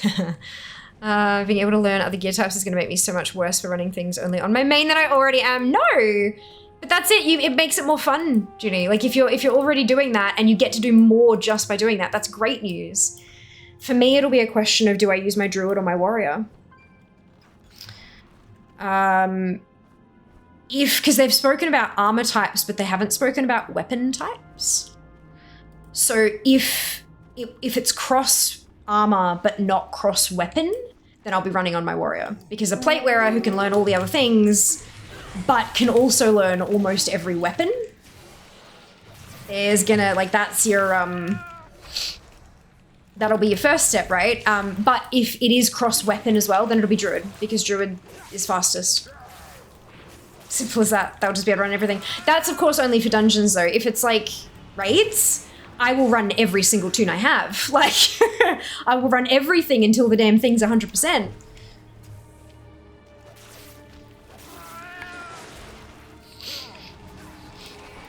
I'm hoping they reform the profession system a bit. Well, they did just do that. Like, they did a massive overhaul for Dragonflight. I don't know that they'd do another massive overhaul the very next expansion. I feel like that might just be a waste of time, to be honest with you. Considering they've only just done that, and there are other systems that desperately need more attention. But, I mean, they'll probably make some tweaks from the learnings that they've had throughout the expansion, but I doubt we'll see another overhaul. Oh, someone just fell off. Oh no, it's an NPC, that's fine. They need to fix orders. I don't think fix is the appropriate word there. People are using orders as they were intended to be used.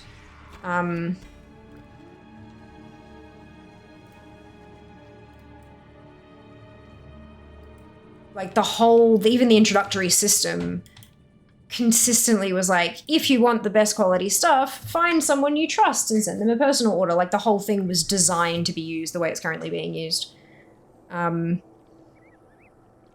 we'll see. We'll see. A massive overhaul, mainly wanting the profession knowledge to become BOA after maxing on one character. You've maxed on a character. Cool. Well done.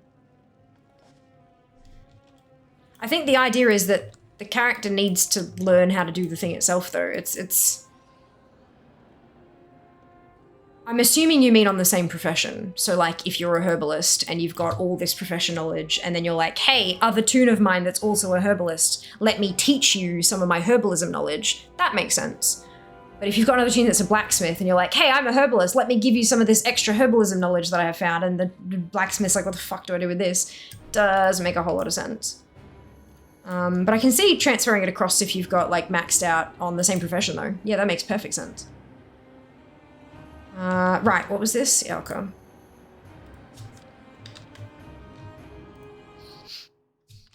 Who's next? Ragasa. My god, yes, please. Like almost 50 over cap in alchemy. It's precisely like I have three herbalists. Why? Why do you have 3 herbalists? Out of curiosity.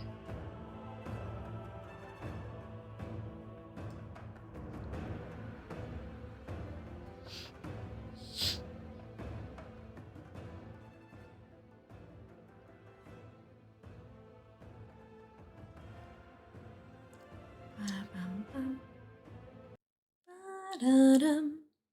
16 mining herbies to get all the herbs, but you can't do it all at once though, Ginny. Unless you're talking about, like, you've got, you're multi-boxing or something. Alchemist, Inscription, and Gatherer. Right, so, but why wouldn't you gather on your best herbalist and then just send stuff across to all your other toons that need the herbs kind of thing? I know there are reasons, but I'm trying to, like, doing a deep dive here so we can, like, figure out exactly what Blizzard's intention is and what the players are doing that's outside of Blizzard's intention and how Blizzard can meet that and stuff like that. Because just let me send shit everywhere isn't actually a good solution.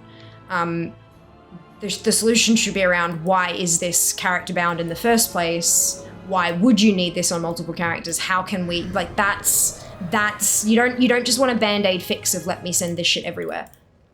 You know? There's got to be, like, I would prefer deeper solutions than that, personally.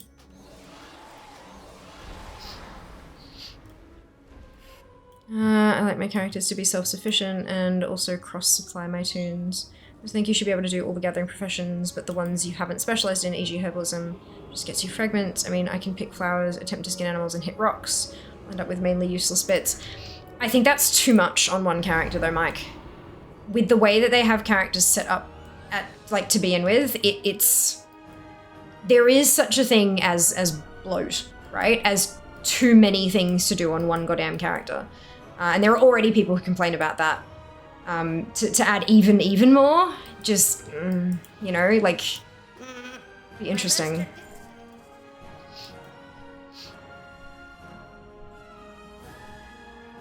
From my end, I have 32 times 70, of which I already have maxed all professions, so mining herb is money or supply. Well, I understand, like, people pick up mining and herbalism, like, a lot on leveling toons, and then once they get to max level, they either change them out or they just leave it, but they don't super actively play those toons. I'm curious as to why you would try to focus on maxing out 3 different characters with herbalism. That's my curiosity here. My thing is, like, sure, okay, you have your toons be self-sufficient, but if you want, like, the best shit, use your herbalist. Why spend that time? If you're spending time getting 3 herbalists maxed out, if you just got one of them maxed out, there's a whole chunk of time here that you could use doing something else. Like, what is the advantage that you gain there? And that's likely what Blizzard are trying to come across as well. Like, why are we doing this? What is it that we're trying to gain, and is that something that we can do more efficiently or effectively or something? I'm just curious. Not saying that anyone's doing anything wrong. I'm just fascinated by, like, why people play the way they do. And if there's a way they can do it. Remedy this plight. to respect their time better as a player. Hello, Aaron. Welcome back. Hope you're doing well today. I'd do it because it would support the main profession on my main character, and you just play the alt for fun. Yeah, that's what I'm saying. Like, if you've got one toon that has herbalism and you level that up to max, why do you need to send extra profession knowledge over to other herbalists? Because you already have those things available on a character that's available to you. Why bother doing that again on other characters? What if you could trade the extra profession knowledge in for reagents or gold, or reagents that could be sold for gold? You know, like, why would you want more knowledge on other toons to unlock something that has already been unlocked? I only fully max one, the rest is just collecting ores, herbs, or doing other stuff. Yeah, no, I know. That's, yeah, but Talon doesn't do that. Talon wants specifically their main herbalist to be able to give that extra knowledge to the other herbalists. And I would like to know why. Apart from just to have them maxed, because, like, what if you could do something more useful with that knowledge? Like gold, or reagents, or something else, you know? I'd just like the extra knowledge to actually go to something rather than just sitting there. Cool, okay, yep. That makes sense, cool. Interesting. Have there been, have you checked on the forums, on the WoW forums?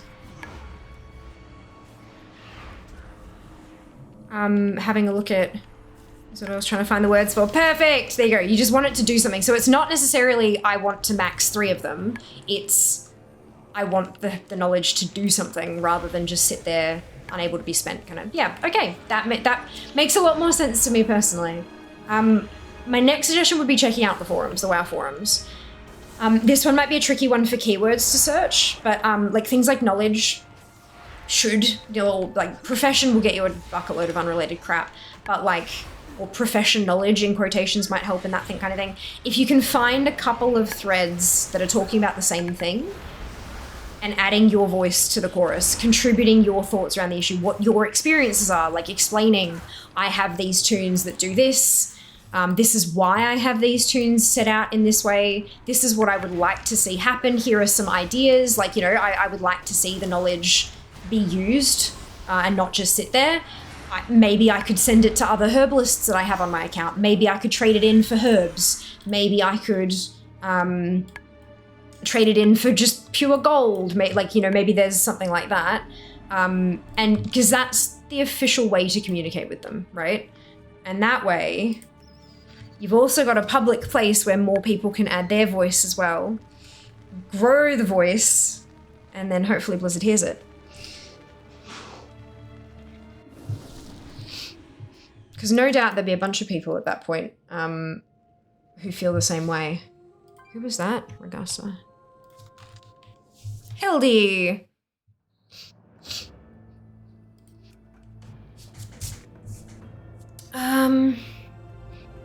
Let the extra knowledge to be like rep once maxed, you get a cash after X number, which maybe gives something of value. Yeah, so you could use the knowledge to purchase reagents, for example. Yeah, that makes sense. I'd like it to be to stick with the whole thing. I would very much like to see it be something profession specific. So like miners with excess profession knowledge could spend it on a box of rocks, or box of herbs for herbalists, or enchanting reagents, or gems, or, you know, whatever it happens to be. I think that would be like, but not just like a jewel crafter gets ore, but specifically gems and things like that. That would be kind of cool. Because in that stuff, even if you don't want it, it can still be sold off.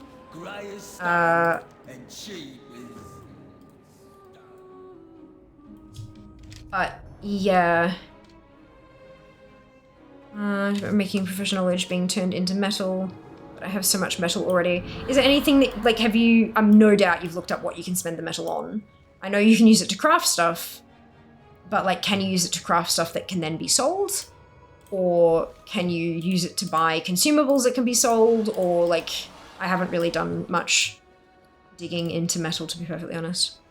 I don't have enough on the toons that I don't even use it. Like, I don't do crafting very much. Had a parcel shot for my sister. Okay, I was AFK. I'm good. How are you doing today? I'm doing quite well, thank you, apart from the fact that it's sticky as hell. Because the humidity is off, well, it's not off the charts. It's firmly on the charts, but it was at like 96%. Metal needs to be BOA. My other tunes need it so much more than my main does. I would like to see that happen next expansion. Or during pre-patch or something like that. Or, you know, at some point soon, I would like to see metal converted to BOA. They've done that with quite a few crafting reagents in the past. Stuff that was soulbound from raids and stuff, it then became BOA. So that you could send it to alts to do fun shit with and stuff. So fingers crossed that is something that happens. That would be nice.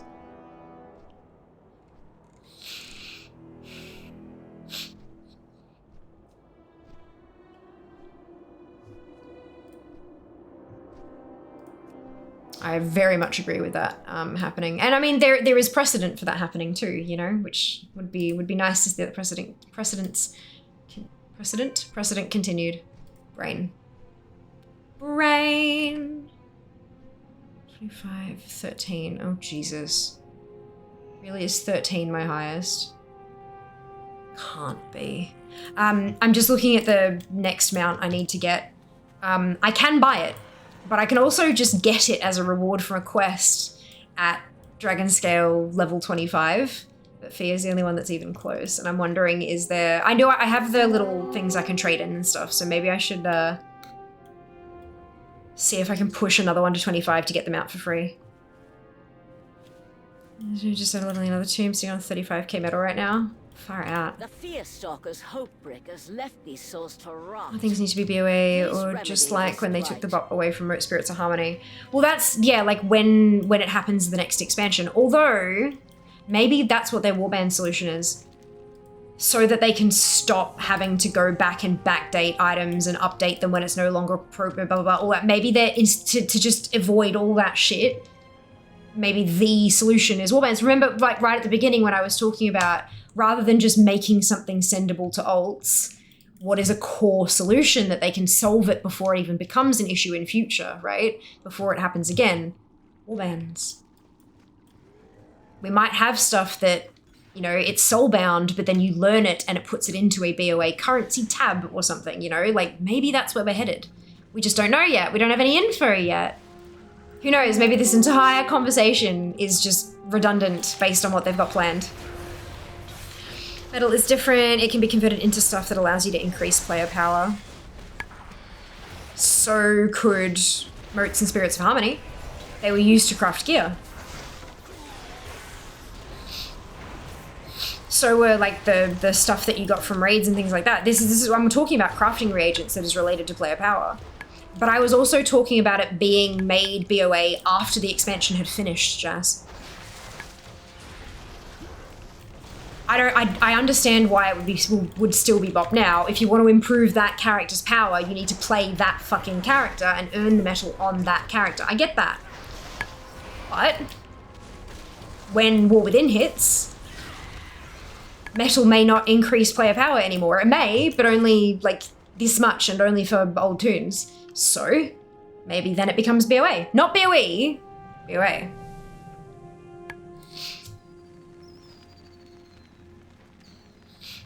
I think that'd be nice at least.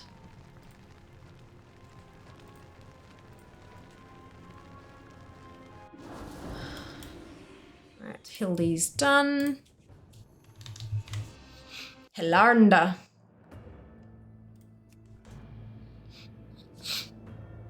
Sure, but it's specific to the tune that gets it. It's derived from crafting knowledge and stuff. It's the physical embodiment of your character's willingness to craft. No, I get that. I understand that, and that's why it's bop now. Why should it be bop in the War Within?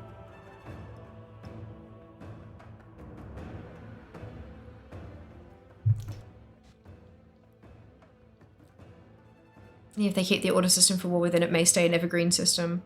It may do. You're right. If it stayed evergreen, if you continued to earn metal in the War Within, then yes, it would need to stay bop. Agreed. Because in the War Within, it'll have 0 use cases. Yeah, so why shouldn't it then become... It won't have 0 use case. Absolutely not 0. I can think of one major use case, Jas. Transmog.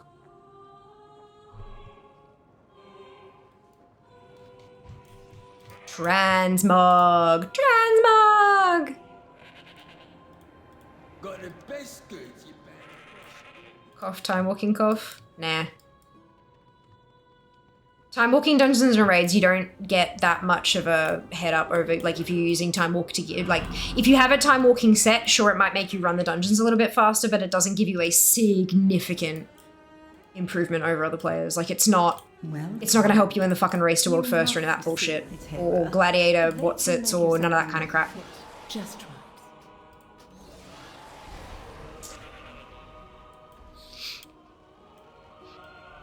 I was gonna be able to give my other tunes things like Primal Spirits and Blood of Sargeras and stuff. Yeah, Blood of Sargeras does have a transfer, but the loss rate is massive.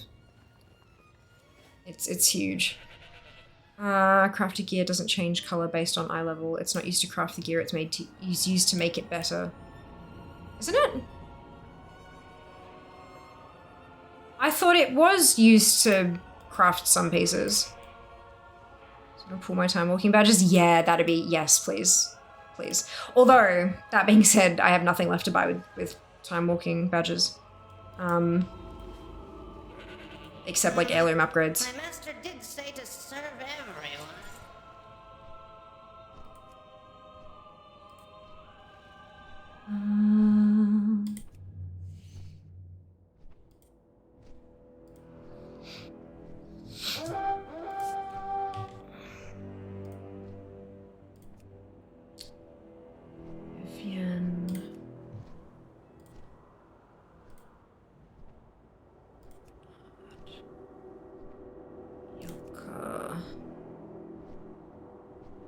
No Giovanna. Nicolia, nope. Polina, nope. Kita, nope. Madridges, nope. I need to log on to so many more tunes again.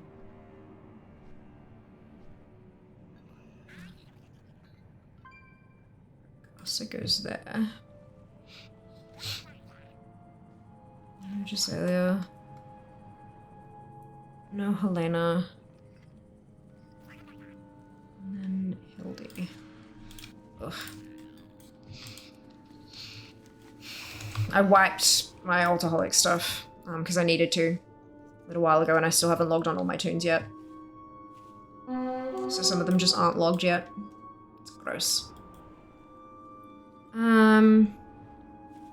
What had the changed appearance based on level thing with crafted items? It did.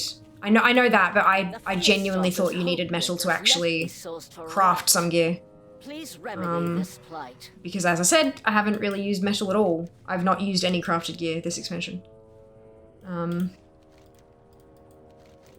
I haven't needed to.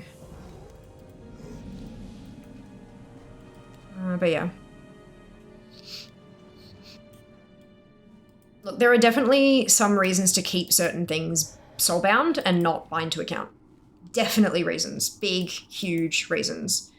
But having a stockpile of metal would definitely make it easier to switch mains and things like that, like going through and making a bunch of crafted gear to switch a main and stuff like that. It's, it'll be interesting to see what they do.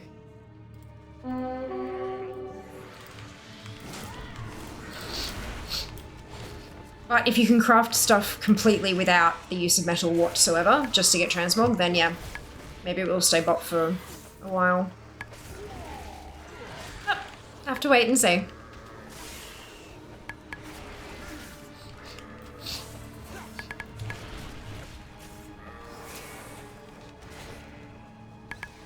Only one way to find out, and that's to hurry up and wait. Come on, mount! Oh, there's a ding. No mount, though. 66. Jesus. Am I on? Wanda.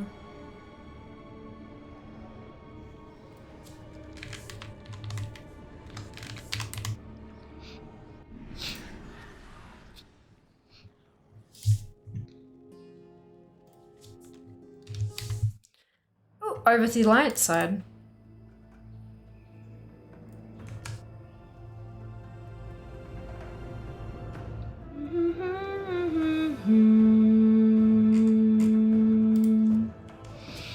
I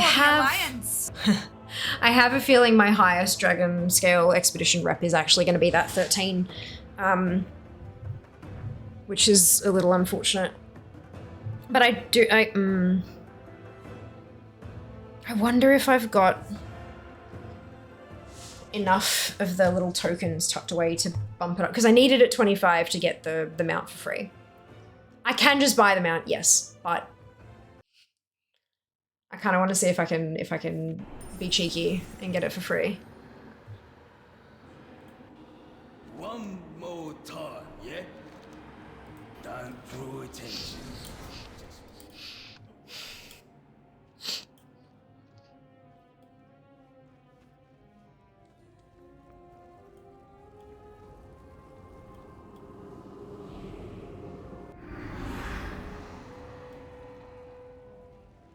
I might just get lazy though and go, nah, fuck it, and just buy it.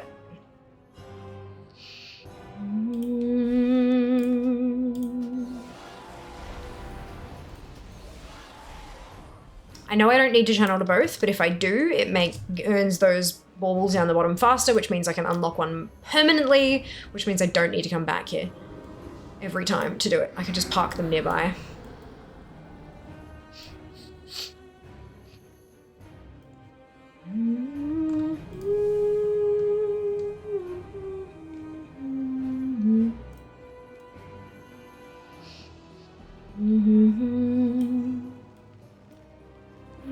Why would anyone walk anywhere? Wonder how many achievements and stuff is being added for reclaiming Gilneas. Good question. You can probably check on the PTR, but I would like to avoid spoilers.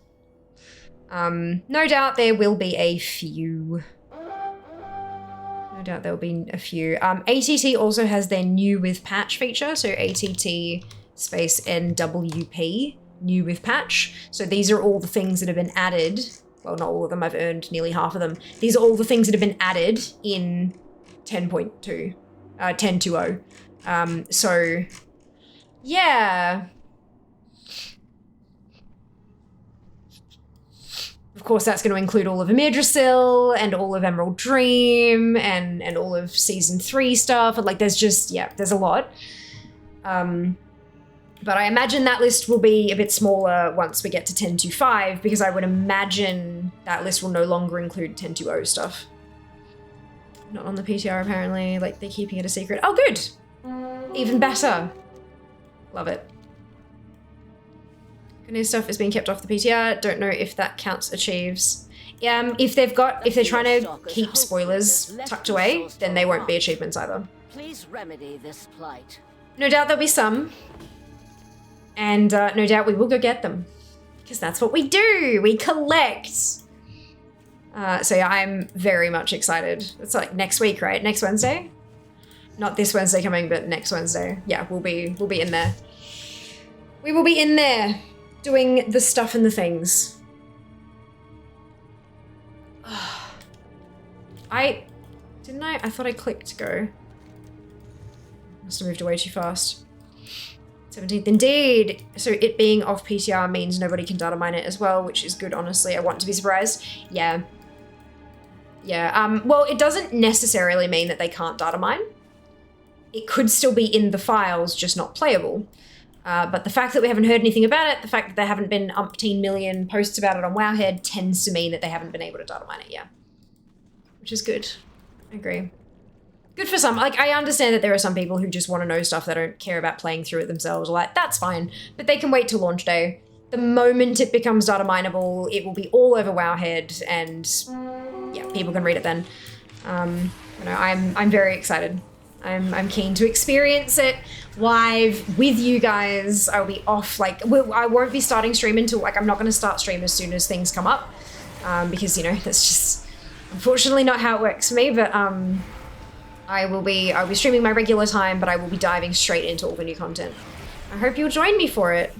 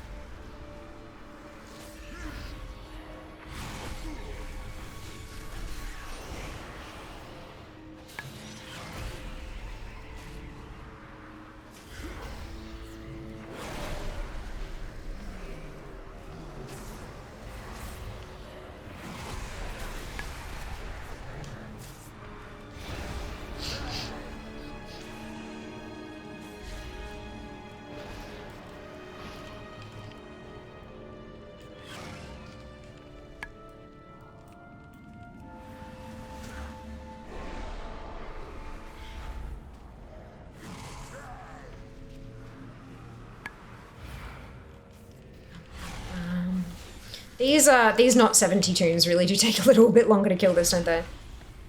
Oh well, at least Harak is tanking for us.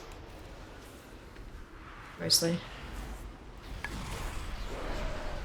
I think it might actually be my Voidy doing most of the work.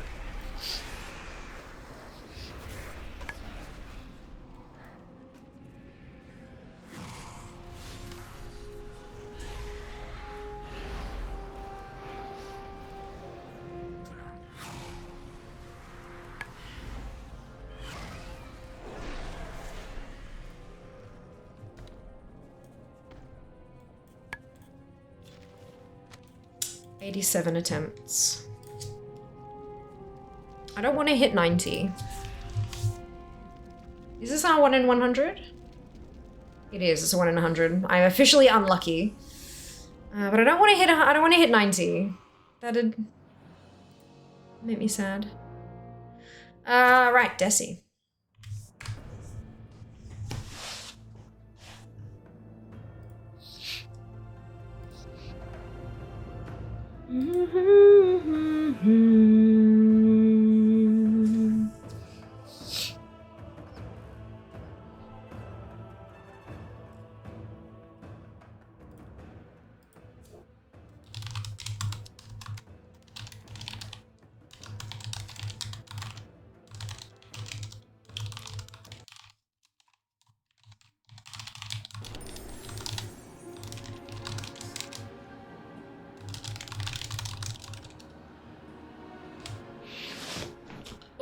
Alright. First thing. Gotta upgrade. I've got to actually unlock it. Good. Have I set my Hearthstone? Where's the Hearthstone? No, I haven't. Alright, let's go set the Hearthstone. Approach freely. You must see my tailor. And now we'll go downstairs, activate the anima conductor, turn it on, and then go say hi hello to a bat. Oh wait, it's for points. It is, but it's for a different kind of points, Alex. So if you type exclamation coins with a K, so K-O-I-N-S in chat, that will tell you how many koala coins you have. So alliteration, that's why it's the K. And then that's what you're raiding with, those ones. So then you do raid number, and that's how much you're wagering for the raid. Darkest greetings.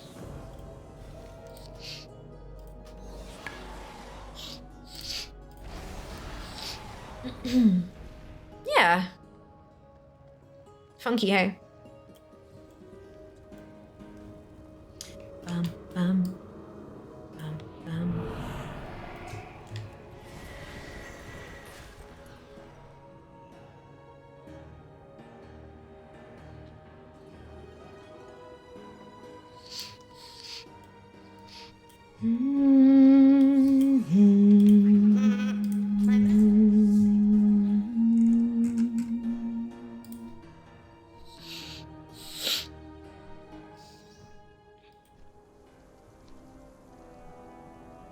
While I'm flying back on out to this light scorched place technically, ANZ Grassroots has been announced for Twitch. Twitch ANZ has a grassroots program where non-partnered streamers, so people who are affiliates or non-affiliated creators, they can apply. If they are successful, they get a couple weeks of featured front page time in the ANZ region. Excuse me, they get featured in social posts across Twitch ANZ's channels on all the different platforms and stuff. And they're also part of the, they get an invitation to the Grassroots Class of 2024 stream team, which is super cute. I obviously can't apply because I'm partnered. But I did apply a bunch of times back when I was an affiliate. I was never successful. A big part of a successful campaign for Grassroots, basically, is the popularity vote.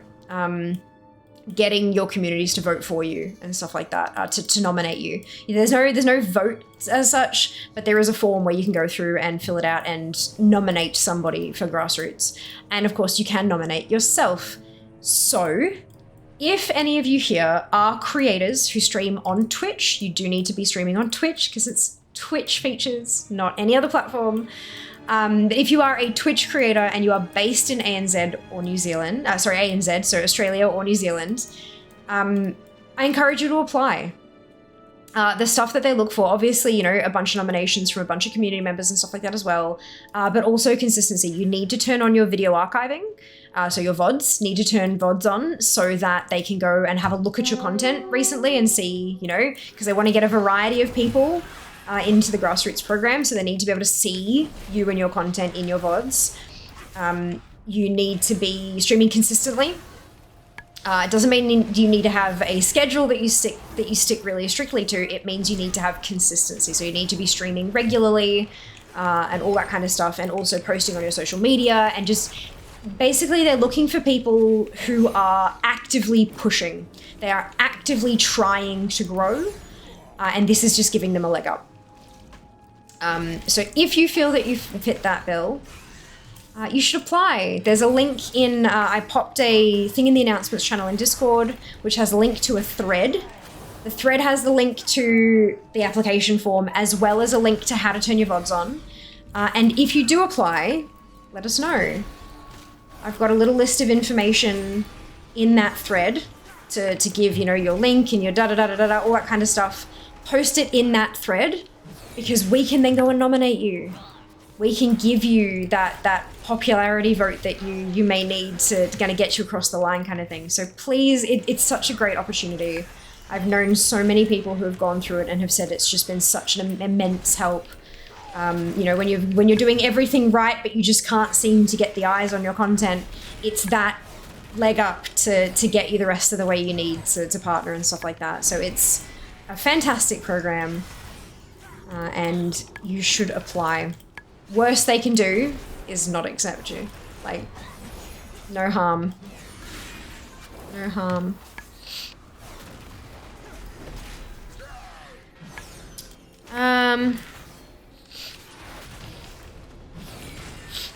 Well done, you all defeated Nomi. Good job. Since you Shadowlands content list on 1 tuna finish campaign, damn straight. Absolutely, I've said it before, I'm really hoping to settle into doing professional shit. Picked up tailoring and herbalism on my druid, because gold is to be made, it is, absolutely. Let me put down your name. You're a partner. What do you mean you didn't know I was a partner? There's like a big purple check mark next to my name anytime I type anywhere. Like, yeah, I've been partnered for 2.5 years now, coming up on. But yeah, so if you are looking at applying for that, do let us know, so that we can jump in that form and nom you as well.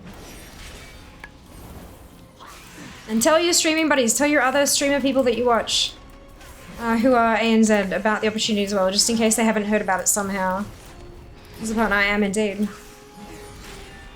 I am indeed. Oh my god, this is just taking forever. I'm in prot, aren't I? I am, and I'm missing half my talents. God damn it! Need to check this shit, clearly.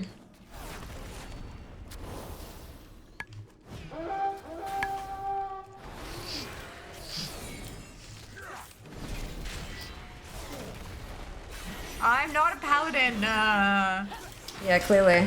Not a very good one at the very least.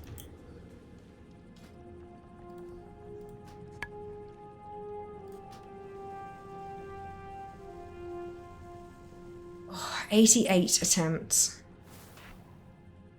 God damn. Gross. Alright.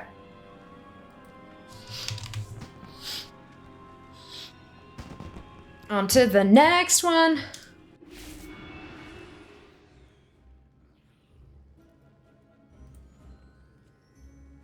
I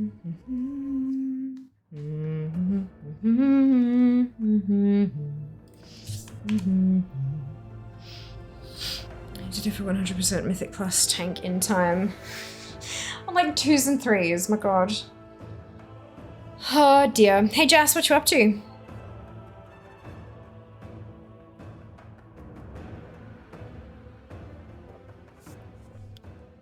Actually, BRB.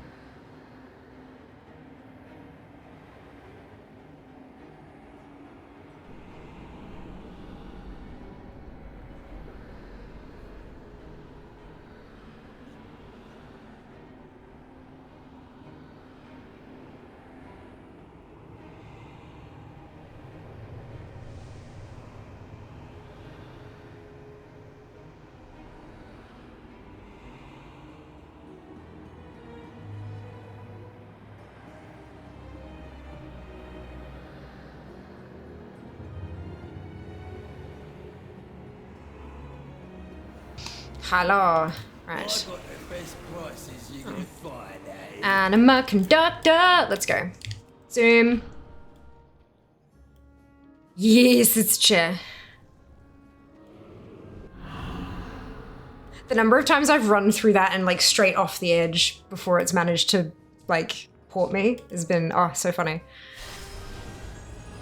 Ah, bugger, not enough for the free-for-all. My bad. My bad. We have eternity to know. Ba-da-dum, ba-na-na-na.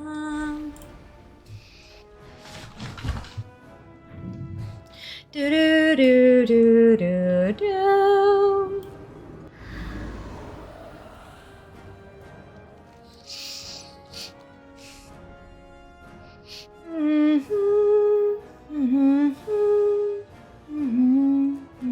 Ooh, another raid.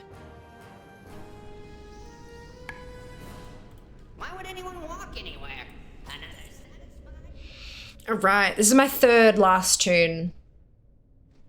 So I hope it's gonna drop. Close to the edge. Close to the edge.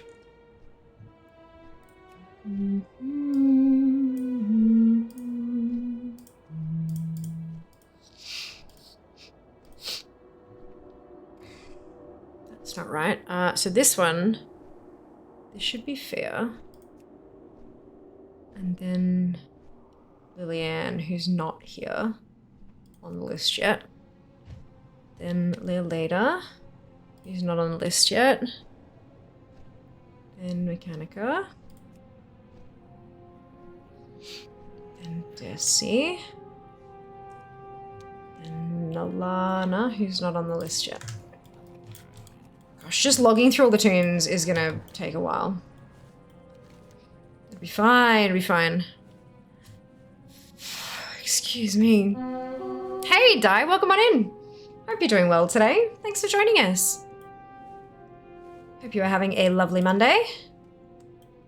The Fearstalker's Hopebreakers left these souls to rot. Please remedy this plight.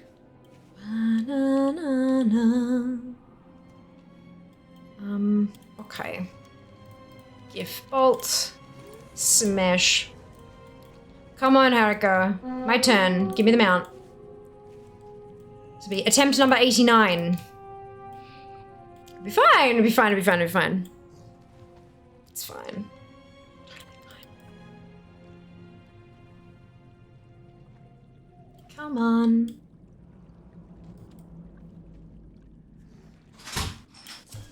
Whoop.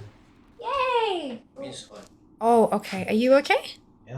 Thank It's just you. hot. I don't want you to burn your hands. I don't want you to burn your hands either. Oh, that's Thank you very much for food. To fill out a GM survey. I have been chosen to fill out a GM survey. Wing Smash is doing things. This is Jess, by the way. Bye bye. Thank you.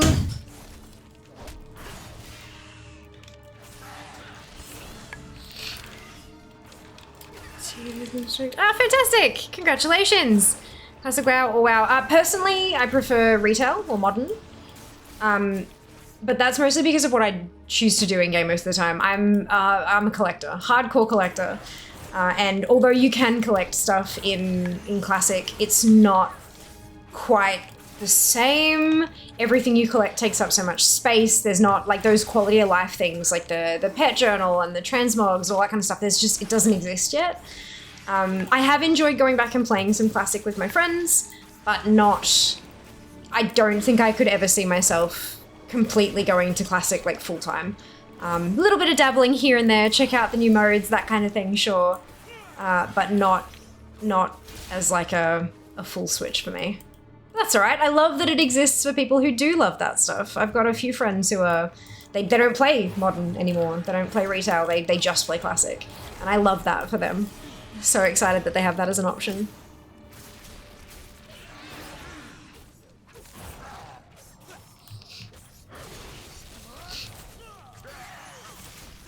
How about yourself? How about yourself, Di? Which one do you prefer these days? What's wrong? Where's the cup? Where cup? I thought I put it out. Oh! Hang on. No.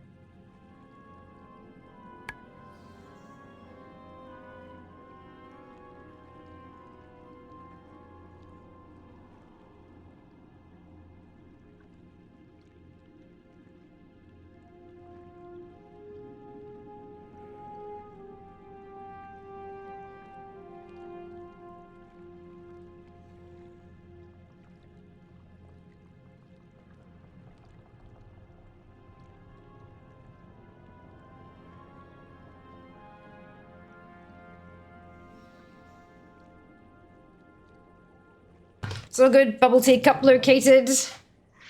Emergency averted. All right. Oh shit, Stonefire. I forgot to switch my Hearthstone. Oh well, I'll go parking this in up here. Hopefully that's enough. Nom nom nom nom nom. That's it. We got lasagna leftovers. So short story, watching you collect everything has inspired me a little to try for some rare items from old raids. I just got Tagelak. Oh, congratulations, Dean. Well done. Amazing. Did you get the red one from Mythic, yeah? Well done. You are so, so welcome. It's my job, right? I'm an influencer now and it's fine. Oh, I'm so glad to hear that not only have I been entertaining enough, but that it's inspired some hunting of your own. That's so good. So good. Ah, well done, Dunno, on the free-for-all. I played WoW in 09. I'm back on Dragonflight. I've seen heated debates with people saying Classic is the only way to enjoy the game, stuck between downloading the two. I would strongly recommend downloading one all the way first, and then download the other one, because they share a bucket load of files. The first installation is like 80, 90 gig or whatever the hell it is. It's very large. The second one's like 3 because of how many files they share. So strongly recommend downloading one and then the other, rather than trying to get them both done at once. But yeah, look, there is no right way to play the game. Anyone who is insisting that you must play one or the other has a rod shoved up their ass and it's messing with their brain. To be completely blunt with you, they're mostly dickheads. There are absolutely, like, there'll be people who are like, oh, you know, it's the only way to play. Like, they're, you know, in a mocking sort of way. Beyond that, nah, fuck them. You play how you want to play. You have fun. It's a video game, for Christ's sake. It is designed as entertainment. And just like any other form of entertainment, some people have fun with one thing and not another. And some people have fun with the other and not the one. And some enjoy both and some enjoy neither. No matter what, as long as you're enjoying it, that is what is important. You're the one paying for the damn thing after all. Gosh, no, LFR version. Brilliant! Now, Mythic's actually pretty easy to solo now. You do obviously need to concentrate and stuff like that, but you can go through and solo Antorus and get yourself a Tagelak. There were a bunch of things that you couldn't solo, like it'd knock you off the platform if you weren't fast enough and all this kind of stuff, but that's all been removed. You can, mechanically speaking, solo Mythic Antorus. You've just got to actually kind of concentrate on a couple of the fights. Yeah. You get the hang of them. You get the hang of them. In downloaded retail and classic was only like 400 meg. There you go. Beautiful. Gotcha. God has mixed feelings. Yeah, I have watched one Asmongold video, and it was because I didn't even realize it was Asmongold. I was looking for a route for a Dark Moon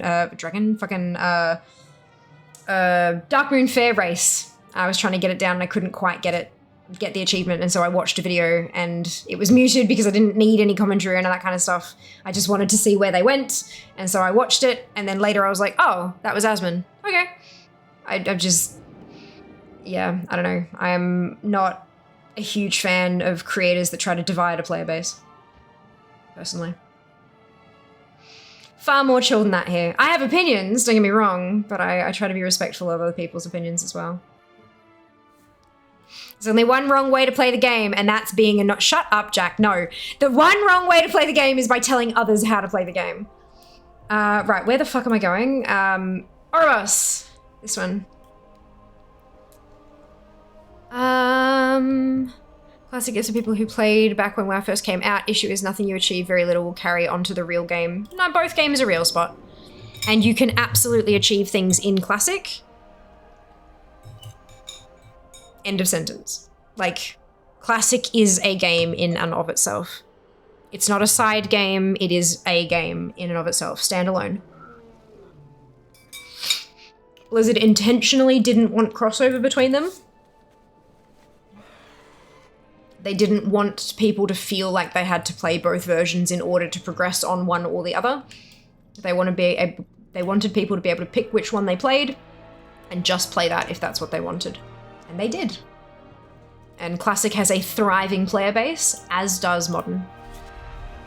No matter how much people try to tell you otherwise. Both games are succeeding, else they wouldn't both exist. You are welcome Hmm. here.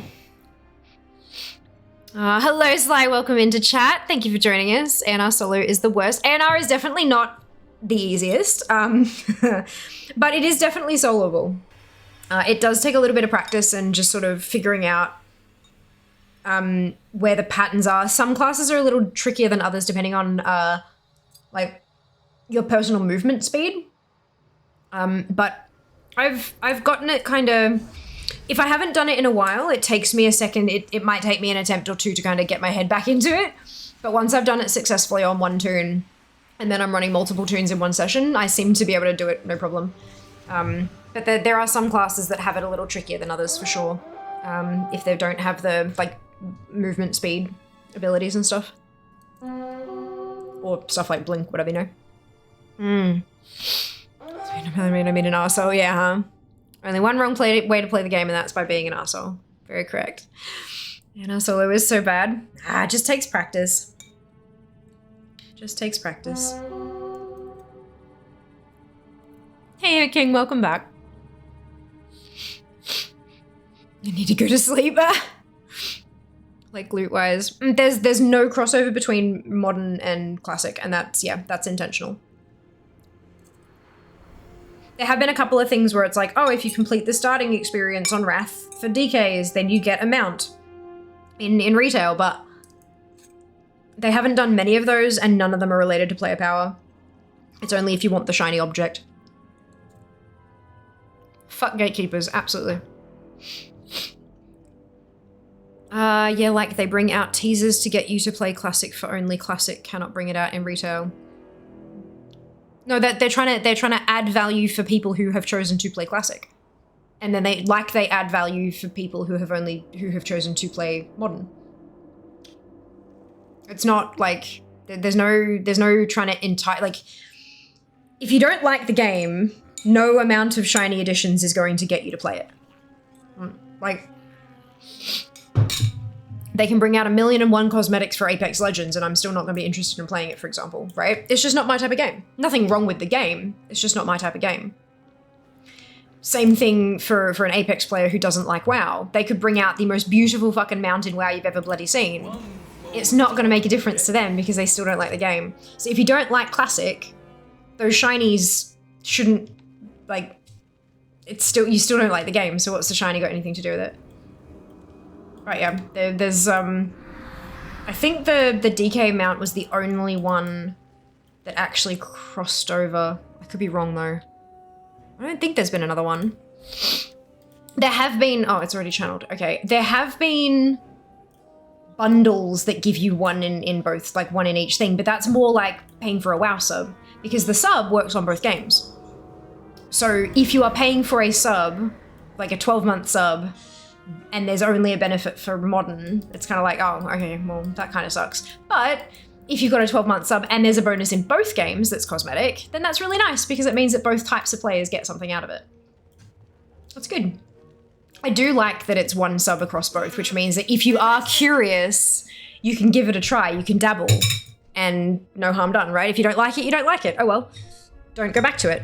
But if you do enjoy it, then hey, maybe play it a bit more often, maybe you switch entirely. Yeah. Yeah, no, solo is hard if you're a ret and you have muscle memory from back in the day of a root, yeah. So when did it become separated? So it's not that it became separated, Di. So WoW has always, like, we had Vanilla WoW, we had BC, we had Wrath, you know, expansion, and that's modern WoW. It was launched back in, was it 07? No, 05. 04? Fuck me.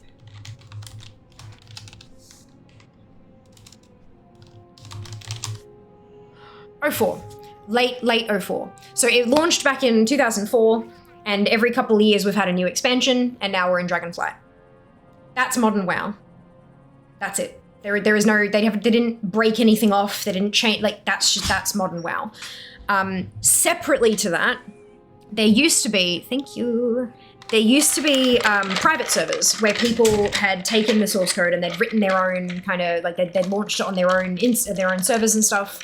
And you could play classic WoW as it was back in vanilla, as it was in 2004, but not through Blizzard. And this is a violation of IP. This is a thing that is, you know, considered piracy or whatever I don't know if it's actually considered piracy or whatever it is, but it's against the terms of use. You're violating IP. And so Blizzard took them down, which was well within their legal rights. And this stuff kept happening and happening and happening. They're like, right, well, let's see if we have a conversation. So they went and had a conversation with, I think it was Nostalrius was the big one that they took down, and then they had a conversation with them. And based on that and a bunch of other things, they're like, right, we're gonna launch an official WoW Classic because clearly there's demand for it. So we're gonna do that. WoW Classic launch. No, not hardcore. So on August 26th, 2019, they launched a completely separate client. So if you want to change, if you're playing WoW, if I'm playing WoW retail and I'm like, right, I want to go play a bit of Classic, I have to close the game and open up the Classic game. It's two separate games. They never branched off, they never got split, it's none of that kind of stuff. It's two completely separate games. It's just that WoW Classic is the game code, textures, all that kind of shit from back when it was launched in 2004, with some minor updates and tweaks and bug fixes and changes and stuff like that. Yeah, so they launched it back in 2019, and since then they've gone through, so they had WoW Classic, excuse me, then you had TBCC, which was the Burning Crusade Classic, then you've got Wrath Classic, we've also now got Kata Classic coming. When they launched Burning Crusade Classic, instead of what happened in modern WoW is we had WoW, and then it became BC, and then it became Wrath. But when it was doing it with the Classic servers, they had WoW Classic in 2019, and then they had Burning Crusade Classic, but they kept Classic servers launched as well, simultaneously. Then the BC servers moved into Wrath, and now the Wrath server is going to move into Classic. So this is going to, we're assuming, is going to keep evolving, but Classic is going to stay there. In addition to that, we've got Classic Hardcore, which is this, again, all that is in the same client, the same program, but different servers. I believe. Wait, now that I'm saying that, am I lying? Possibly.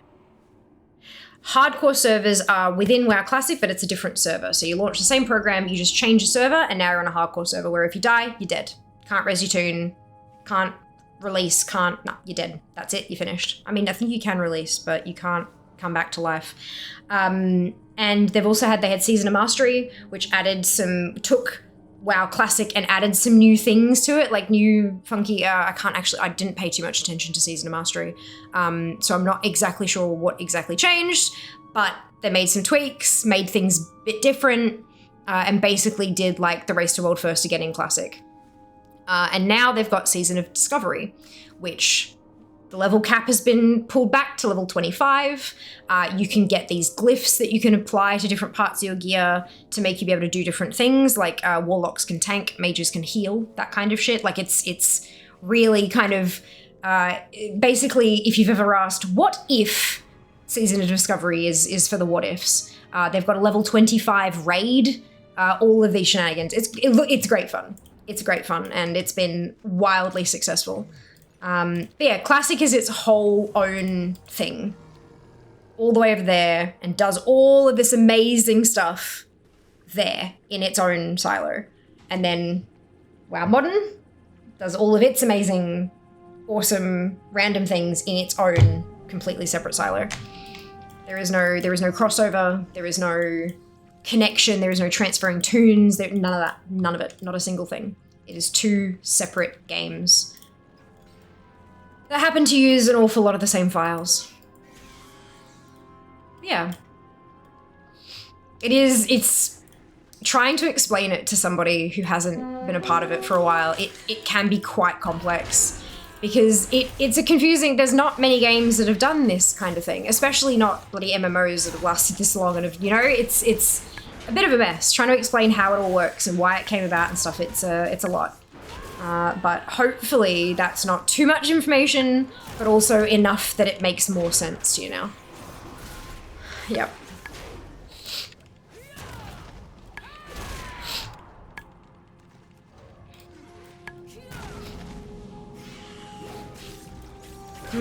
Where's my horse? Oh crap, I used to chasing a mob. Okay, maybe a bad example to be honest, but with the subscription they offer said item in Classic only but not in retail. Achievement part may be wrong, sorry. Yes, there are, however, Spot, when they offer the subscription bonuses, it's one for retail and one for Classic. You're still getting a bonus no matter where you are. In fact, we on Modern WoW get so many more bonuses than Classic do. All these fucking Twitch drops and shit, all of them have an asterisk, not available in WoW Classic.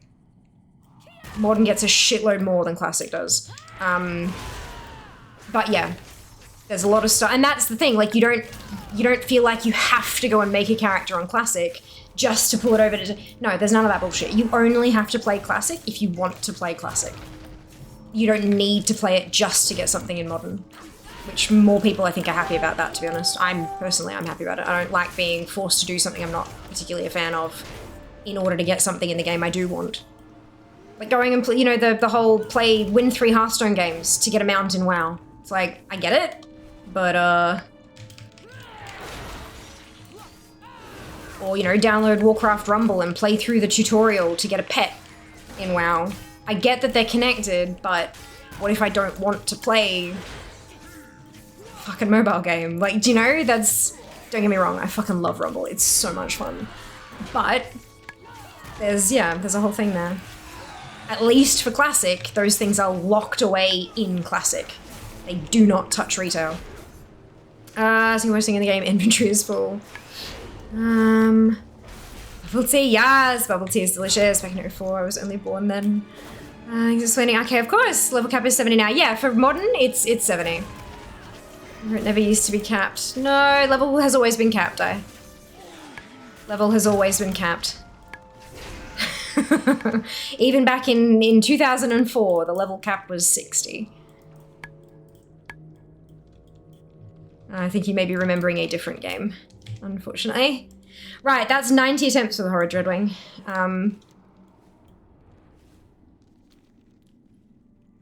What if it was good if you could get the Classic feats of strength, EQ mount, etc. a bit more incentive or be all in for Classic action? To my knowledge, not possible. No, it's not possible, but that's the whole point, Spot.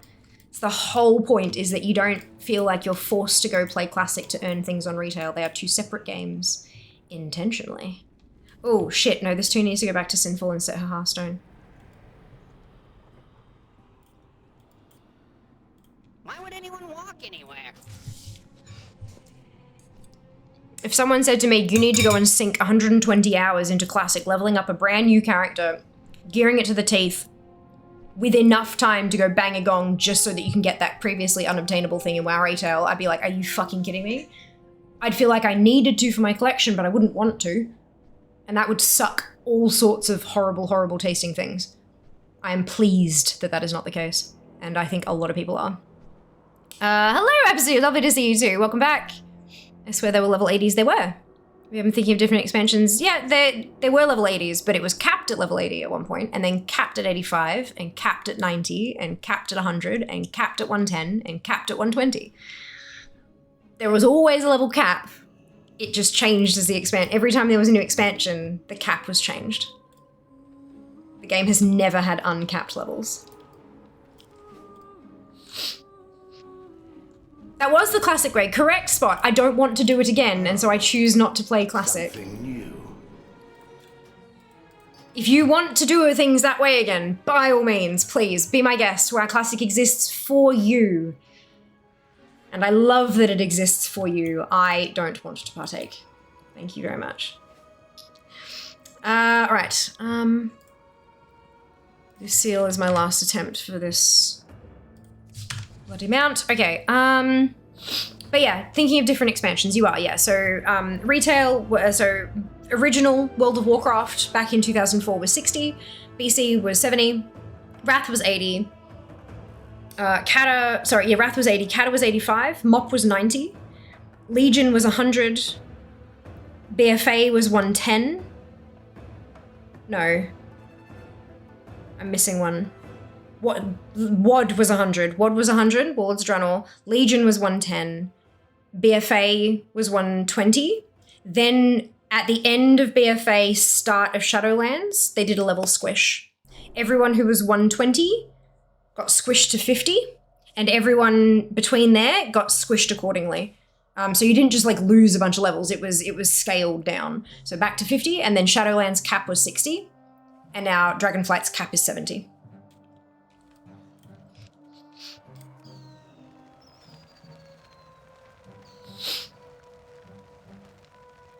Was it up to 80? But was that squish? Yeah. Well, we've had a few stat squishes. It was only been one level squish. Yeah. It was so weird when cap went to 85. It was. Will Retail raise it to 80, I wonder? Yes. They have announced that the War Within's level cap will be level 80.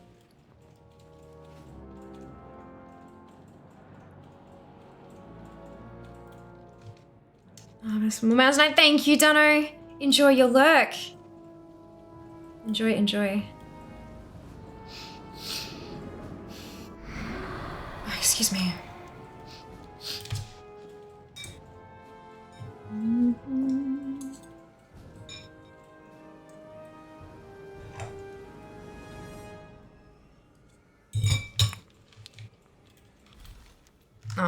It has been so long since well.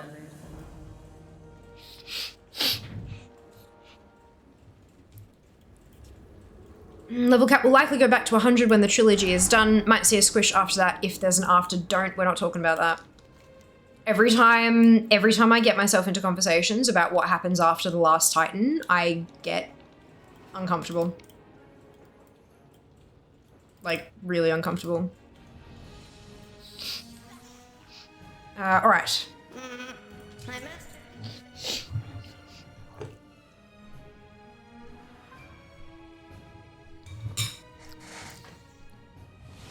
Enjoy your lurk, Equity. Happy Monday, Resto. Although, I have thought about this a bit, Eli, obviously, as you can imagine, because me think about things, overthink about things? No, never. They'd be really fucking stupid to wipe it and start again. Like, really fucking stupid.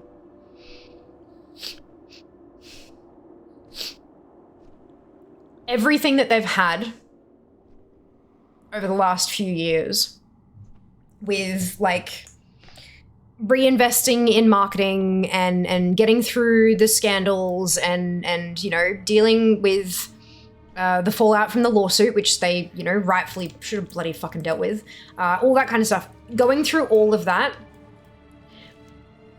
there are a lot of people who left the game, and they've been trying to entice more people in. They've been making the new player experience better, blah, blah, blah, blah, blah.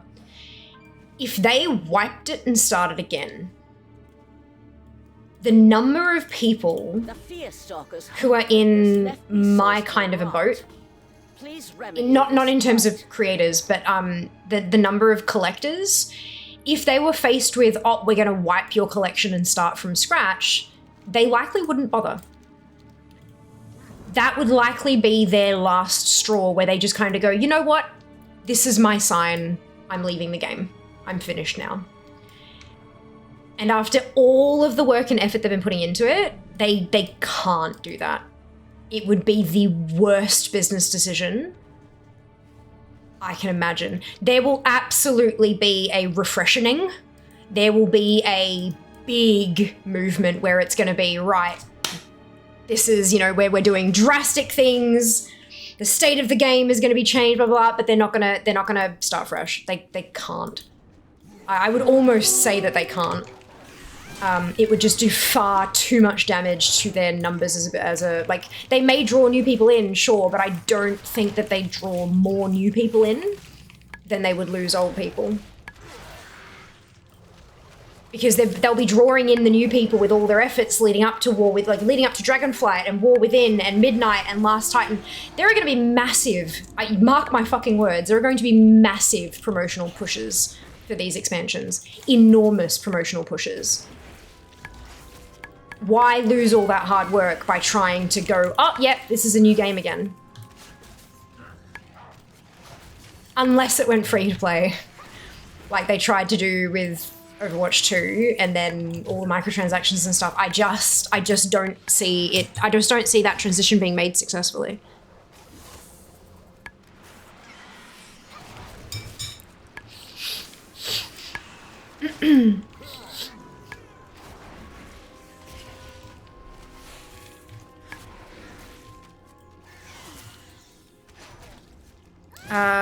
Definitely there's so many things I just could never be bothered doing again. Well, that's the thing, they wouldn't exist anymore, Ginny.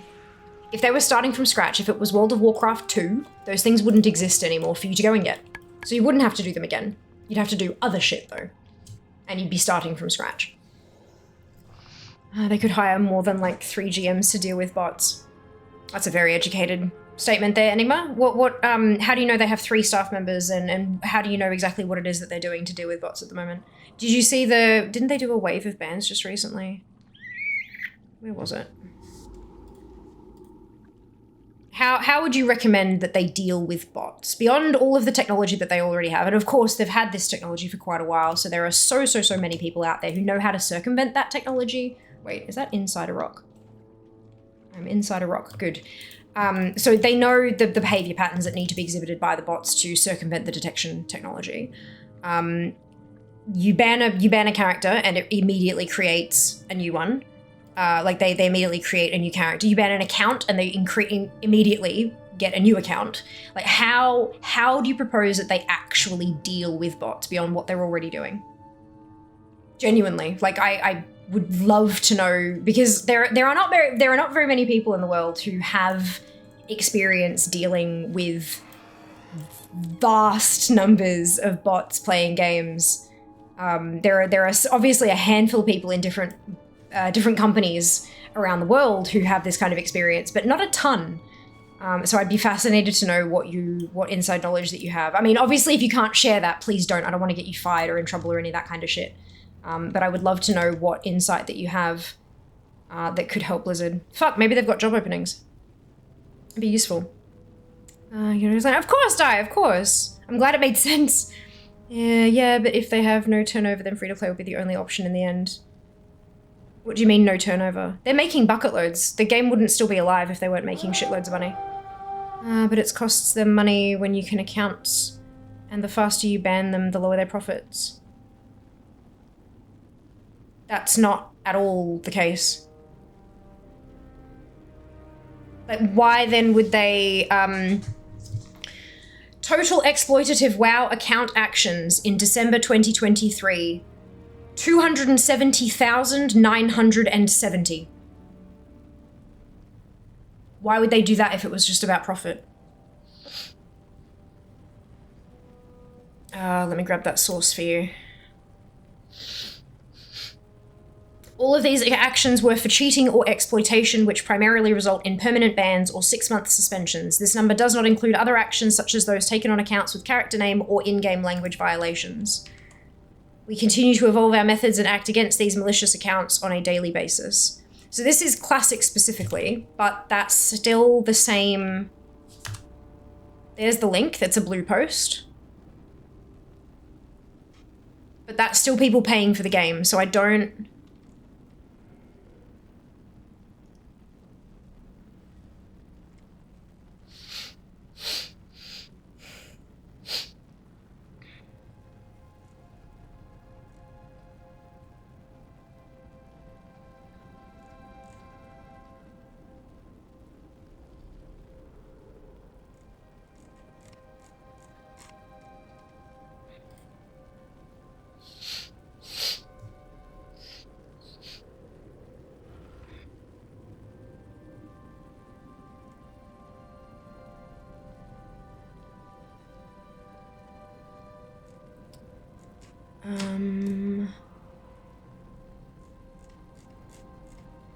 Okay, there's no other blue posts in the thread. There was a couple of MVP posts, and I just wanted to see if there was any actual like blue posts after that, but there wasn't.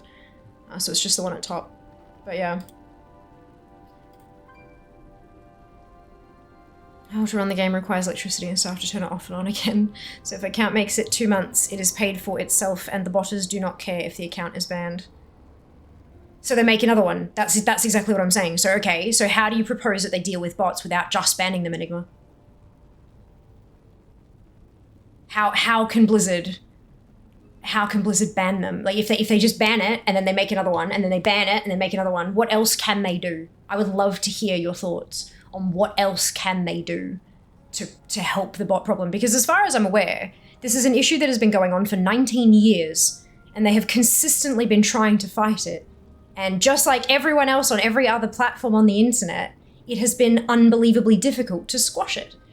So, given that you're saying, oh, they could just, you know, maybe hire more people and fix it, what would those extra people do to actually fix the problem? I assumed that you actually had more information that, like, or more knowledge than I do, because I certainly don't know exactly what they do behind the scenes. All I know is that they fight their fucking asses off, and it's not that easy. That's why they put up a funny... Remember the lawsuit? God, when was it like 8 years? No, more than that. 10 years ago, maybe? Fuck. They took down a whole botting company. They sued them and won and got them to take down the program. But like, what else can, like, how else can they do this? That's obviously an option. But if they can't pinpoint the company, then they can't issue bring a lawsuit, I think is the actual... They don't issue a lawsuit, but you know what I mean.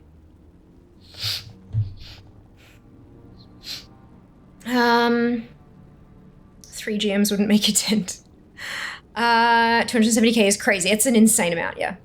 Absolutely. All I am saying is put WoW on the Game Pass. Thank you, Microsoft. Yeah, I will be very surprised if they do that, personally. I doubt that it'll happen. But hey, look. Never say never, right? Never say never. Ban them faster in faster intervals so they can't be profitable. Yeah, that's exactly how you lose to bots. Fast ban waves result in people learning how to circumvent ban waves faster, nothing else. The more data you give the botters, if you have 1 ban wave a month, Mystic, thank you so... Excuse me, thank you so much for the resub. 19 months, my God. Thank you for your support, I really appreciate it. If you have a month and you have 1 ban wave in that month, that means that they have 1 data point. They can look at all the accounts that got banned and like, right, okay, what were they all doing? Was there anything they all had in common? How can we change our strategy, right? If you have 30 ban waves in a month, 1 every day, that's 30 data points where they can put, okay, well, we've got more data so we know this one's definitely triggering things, but that one wasn't doing these 2, and it didn't get banned in those 2, but then it did get banned in this one, so clearly they've learned this thing here, and then it just gives them more data. More data makes more efficient programs. You don't want that, like Jack said. Look, the key point that I'm trying to make here is that managing bot accounts in a game that are unwanted, managing unwanted bot accounts in a game is a lot more difficult than any of the fucking players think. I don't know how difficult it is. I don't have insider information on that, nor do I have any training. But I know for a fact it is so much more difficult than all of us armchair business management people are sitting here saying, oh, just ban them. Yeah, but like, I have a feeling after their 19 years of doing this, they kind of know what they're doing, and they're doing as much as they can without making it too easy. It's like when everyone talks on Twitch about, oh, you can't mute the stream, you have to have it on a bee's dick worth of volume. You have to mute it on the tab and not on the player itself. You have to speak in chat every 17.3 seconds or minutes or whatever the fuck it was. Like, they're all of these like how to count as a viewer. Let me tell you, none of that. All of it's bullshit. All of it's bullshit. The only reason Twitch doesn't come out and say, this is how to count as a viewer, is because then you've given that list to viewbotting companies. And now viewbotting companies can say, we will follow Twitch's guidelines and guarantee you these views. They can't do that because no one knows exactly how to count, and so they can't guarantee the numbers. Botting programs can't say, we know exactly how Blizzard tracks us, so we can guarantee you won't get banned by using our program, because Blizzard doesn't give them enough of that data. So there is always a risk of getting banned when you bot, no matter which program you use, because none of them know 100% how to circumvent the shit. They know a lot of it because they've learned over the 19 years or however long that their particular business has been running, but none of them can say it for certain, and Blizzard wants to keep it that way.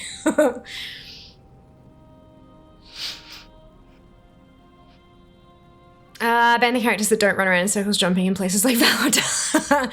Circular areas are there for a reason. Yeah, but then all the bots will start doing that every 2 hours. At the same time, bot accounts are annoying, it's generating money, so they probably get a slap to move around a bit more next raid you AFK in. I have an idea. Go Ender's Game on the musing COD. Huh? Hello, Ethan, welcome back. Hope you're doing well today. Yeah, it's just, look, I know, bots suck. Bots fucking suck. And I hate that there are people getting away with breaking the rules. Breaking TOS. I hate it. They suck.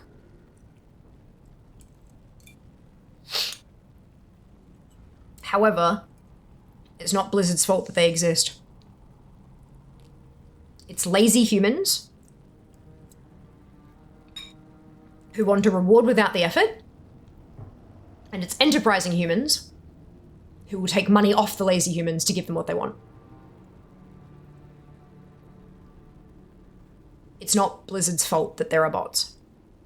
No matter what you do, if you create a game that is anywhere close to like WoW, you will have people who try to automate the game.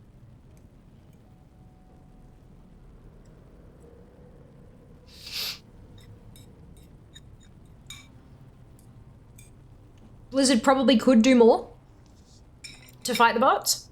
They probably could. I don't know whether they can or can't. I don't have that information, but they probably could do more to fight them. However, I would guess that there's a reason that they're not taking those extra steps. Either they can't because they don't have the tech yet. They don't want to because, like Jack said, it'll give them more data points to work off, or it's not reliable enough and they end up getting too many false positives. Actual players like you and me who are not botting who get banned because we're doing something that looks like a bot. Like, the amount of stupid shit that I do in game for collecting, my lord, no doubt my play has looked an awful lot like a bot in the past. No doubt. And if they could use this to get rid of the last, get rid of all the bots, but also we're going to ban 20% of actual proper accounts as well in the meantime, that's a problem. And that's a PR disaster. So I'm guessing there's more they could do, but they choose not to for a variety of reasons, most of which are probably valid. And I like not being banned. Personally.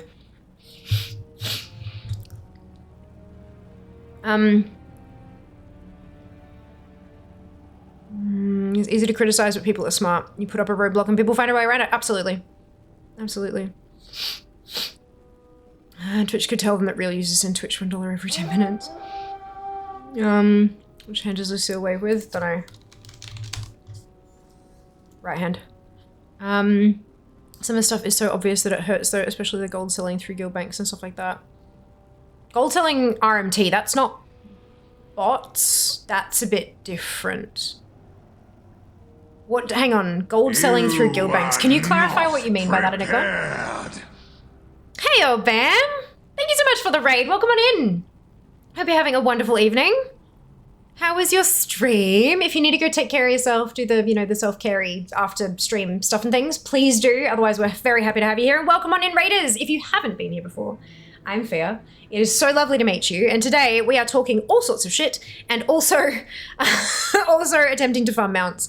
I've just done my last attempt on Haraka the Horrid today, which is very sad because I'm at 91 attempts and I still don't have the damn thing. But that's fine. I'm gonna hop on over and go buy a mount because I've just realized the next one on my list is one that's purchasable, technically. Alright,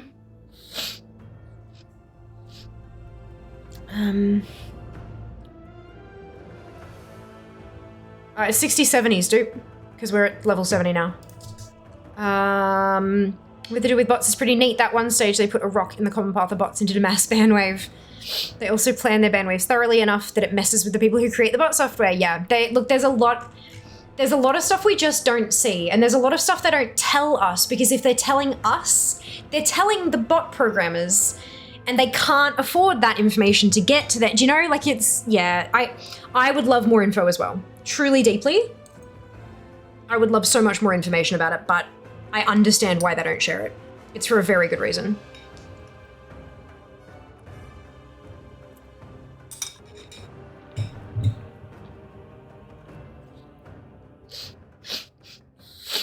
Easy to just boot the bot from the raid, not hard to see the guy who isn't at the boss yet. I mean, people need to go AFK for shit as well, Spot. Why? What do you mean people are botting in raids? I thought we're talking about, like, gathering and all that kind of stuff. I didn't realize there were bots that could run raids. That doesn't make a whole lot of sense. That sounds like an incredibly sophisticated bot. Another way is all those herb mining nodes you can't reach inside rocks. Annoys the hell out of me, but bots will keep trying to go for those in new zones. You're not wrong. Okay, that makes me hate them a whole lot less. Because they are so goddamn frustrating. Every time I come across them, I'm fucking sending in bug reports and shit. But now, I understand, and I will probably stop reporting them. Thank you very much for the shout out there. Much appreciated. Very few people, if any, run current content raids dungeons with bots. Yeah, no, I didn't think so. Gold sellers use guild banks to move large money without Blizzard looking into them. That's not botting, Enigma. I think you're confusing a couple of two, like, so, I use guild banks to move large amounts of in-game currency. Like, large amounts of in-game. I'm nearly 6 million on Horde side. Oh, actually, no, I'm not anymore because I spent how much of the... God damn it. I'm nearly 4 million again. Right, I got the bloody gold sync stuff. I spent 2.1 million on that stuff. But I had nearly 6 million gold, and I moved a whole lot of that from tune to tune to tune through a guild bank. That's just my guild bank. I don't see the issue with that. If you're talking about real money trading... If you're talking about selling gold, then yeah, they track that kind of stuff, but that's not something you can detect with a bot detection program. That's got to be reported and it's got to be tracked over time, and there's got to, like, there's a whole lot of stuff with that. It was like when they brought down, there was a thing where you could purchase raid runs and stuff like that with gold, and it was all gold, like everything from the front of it. It was carries for in-game currency. That was it. And you would give your 1 million gold to someone on your server, and then the carriers who were on a different server would get paid on their server because there was this conglomerate of goblins who had millions of gold on every server, so they'd take some here and give it out there and all that kind of stuff. And then on the back end, they slipped into starting to sell gold. And I don't mean they slipped into it accidentally, it's just that it became too tempting a thing to turn down, and they ended up starting to do it. And then they got stung, and the whole fucking scheme was dropped by Blizzard. They banned so many of the core people doing it, but the thing is, you can't detect that with a program. Because people trade gold around. A lot. They could be best mates IRL, you have no idea. Someone could trade 3 gold caps from one account to another account and have no real money currency being transacted in that. It's just because they're best mates and they want to share the love that they have. They want to share the currency in game that they've got. you cannot just start swinging at people who use banks to store gold, because you will catch, so like we were saying, false positives. Real money trading is a very different problem, and it takes a whole lot more work to tackle, but they do it. They do it. I have been approached by, I don't even remember how many now, but I have been approached by several accounts on Instagram. They seem to use Instagram very specifically. A couple via email, but mostly on Instagram DMs, offering me a sponsorship deal to have their banner and a chatbot link to their website on my stream, and they'd pay me. And they're gold selling websites. They sell gold, or they sell mounts, or they sell carries for money, for dollars and cents. And they reached out to me, a partner Twitch streamer who's appearing on the fucking BattleNet launcher, asking if I would like to be sponsored by a website that breaks toss. They're idiots. So I took a whole shitload of screen caps and grabbed URLs and I sent it off to my contact at Blizzard. But even then, there's only so much they can do. There's only so much they can do. They can't necessarily take action against the people offering to do it. They can only take action against, like, botting. Botting, there's some different laws and stuff there, but for actually like selling in-game stuff, it gets a little trickier. They tend to only be able to take action against the people doing it in-game, not the websites offering it for sale and stuff, you know? So it's tricky. But anyway, legal bullshit, especially when you've got a website hosted in Australia and you've got an American company and there's like it's a mess. It's a total mess. But report shit when you see it. The standard you walk past is the standard you accept. If you see it, report it. The only way that we can help. And Lord knows it's a mess out there and they likely will be grateful for the help.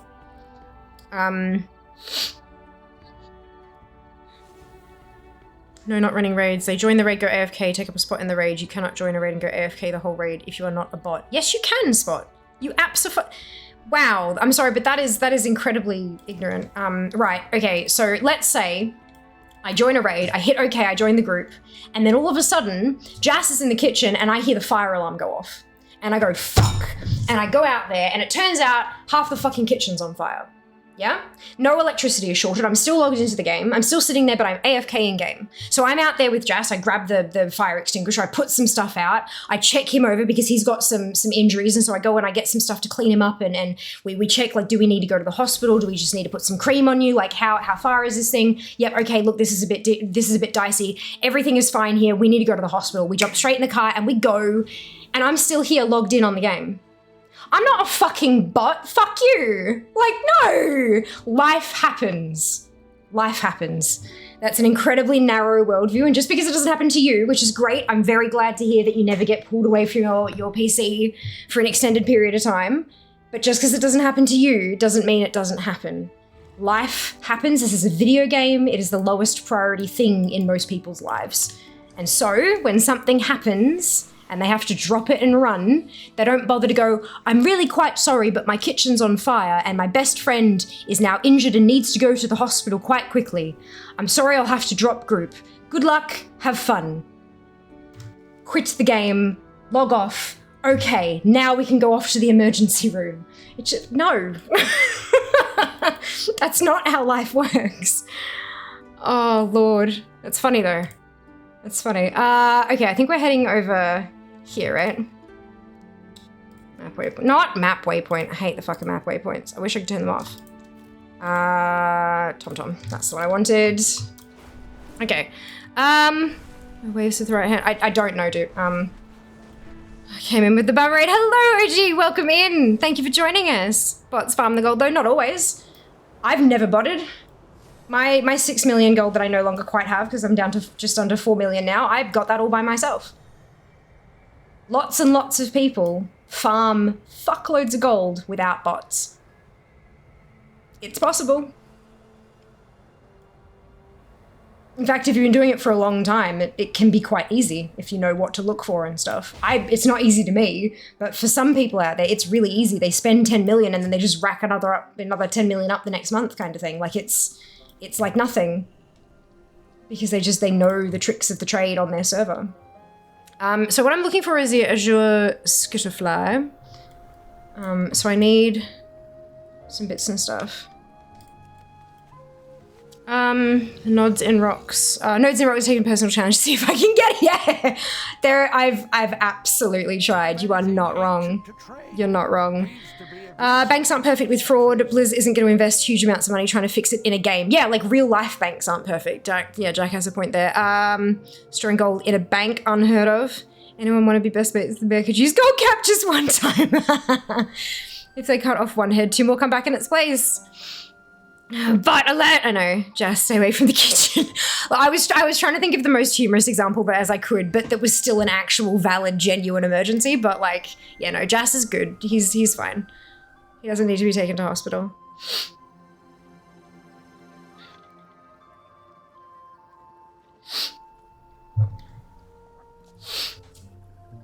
We're taken. I'm a raider. So am I. If you see same guy AFK raid to raid, big issue. Why do you keep using caps like that? But like, I get that, but you can just block that person. There are also people who are lazy who will get into a thing and sit there AFK hoping to get some rewards without having to do anything. That still doesn't mean that they're botting. That just means that they're lazy. There are lazy people who bot, and then there are lazy people. Most people are just lazy people. Not many of them actually end up botting, but there's people who are just lazy. But then there's also emergence, like it's a whole spectrum, hey. If you notice the same name AFKing raid after raid, put them on your ignore list and they can't, like, you cannot be automatically placed with someone on your block list. You're welcome. And if it's a invite thing, if you're already in a group, I don't believe they can even see your group in the group finder because you're banned, like you're blocked by them. So, you've blocked them so they can't see a group you're in because that would mean that they get in a group with you and you'd be in a group with someone you've ignored. So as far as I'm aware, block them. Done. Hello, Cop. Welcome back. Maybe they paid for the carry with in-game gold. Also that, yeah. They may have paid someone that isn't you with in-game gold. That's still out. It is, very much so. So kicking from the raid exists. It does. Well, that's what Spot was saying, but they were saying that they were kicking them from the raid because they were a bot. And I was arguing, no, they're not. Or they have a kid. Yep, some other responsibility. That's it. That's it. Does it really matter though as well? Like if you're in a group with 20, 30 people and there's one person who happens to be AFK, if it's taking all of your energy directing at this person being unhappy, like why does it matter? As long as you can kill stuff. If you go through and you wipe to a boss because it caused an issue with them being AFK, then boot them. But like, is it really that much of a problem? Maybe just spending energy in the wrong place. I just don't bleed out. I really need this. I highly doubt anyone in the raid will accept one guy being AFK for the whole raid for 3 bosses, though very sus. Well, that's fine then. Then maybe they can kick them, but like does it matter is the, yeah. Just focus on you and your job and getting your job in the raid done and yeah, that's good. Pushing hard content, I would be an unhappy camper. Cool, then as I said, if you're noticing the same name come up again and again, put them on your ignore list. Oh, I know I farmed a lot in the past. I was saying the bots are directly connected to the gold sellers. Well, yes. But... okay, so, right. You're saying you want to ban the bots, and you should be able to find the bots by looking at who's transferring the gold. Because the large amounts of gold must be RMT, therefore there's bots associated. But that's not always the point. The toons that are doing the transferring, you'd be an idiot to do the transferring on the same toon that's doing the farming with the bot program. Like, that's just stupidity. Sheer idiocy.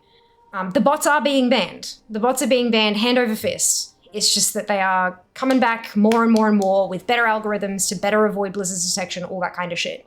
Transferring large amounts of money does not equal botting. It never has, and it never will. It could be a result of botting at some point in another area, but that does not equal botting. Transferring large amounts, like I was saying, I spent 2.1 million gold on stream the other day. I've never bought once in my life. Not once. So I would probably get flagged as a false positive for having large amounts of gold and transferring it through a guild bank and stuff. It's not fair. So they can't target guild banks to ban bots because they're too different, you know? That's, yeah. I think you're making too strong, there is a tenuous connection there, absolutely, but you're making it too strong of a connection and they can't rely on that to get rid of bots and stuff. That's not how it works, unfortunately. It'd be great if it did, because it's woof, all of them gone, but it's not like that. If you see the same guy in your guild raid, AFK, take too much time, bring it up with your raid lead as a concern. If they're okay with it, find another guild if it bothers you too much. If you see it in a pug, don't invite that guy next time. Correct. Guild doesn't raid anymore, I raid with pugs. That's my point, confirmed. That's, yeah. But like I'm saying, okay. Your point, Spot, was obviously they're botting, which you were wrong about. If you're seeing fuck it, I give up.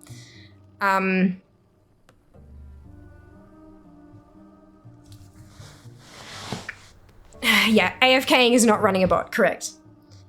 And if you're running a bot, why would that bot jump into a raid and then be standing there going, I don't know what I'm supposed to be doing next, my programming does not account for this raid. Why the fuck would it join the raid in the beginning? That's gonna get it detected as a bot. Like, yeah.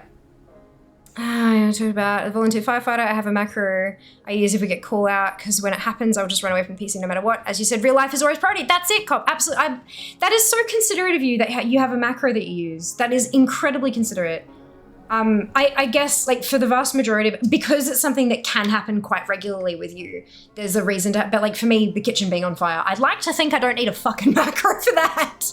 But it is, that's an incredibly, like, if you are a person who does get pulled away often because of kids or job or whatever it happens to be, setting up a macro to say, I'm really sorry, I have to go, there is an emergency, and then, you know, / leave group or whatever, that's a really great way to do it.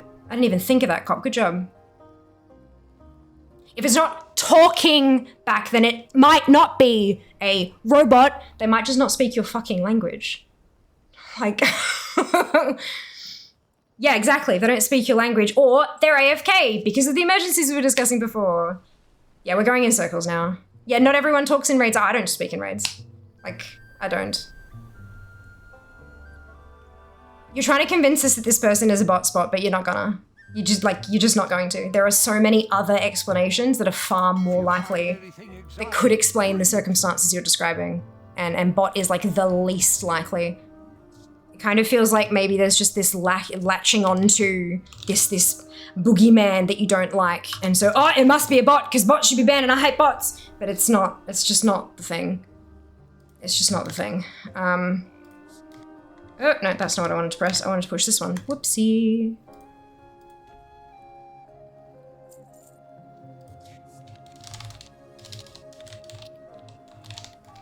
Like, I understand what you're trying to say. The problem is, you're wrong.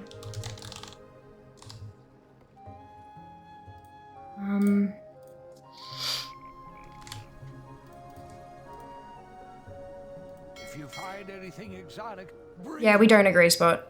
A real life term not found.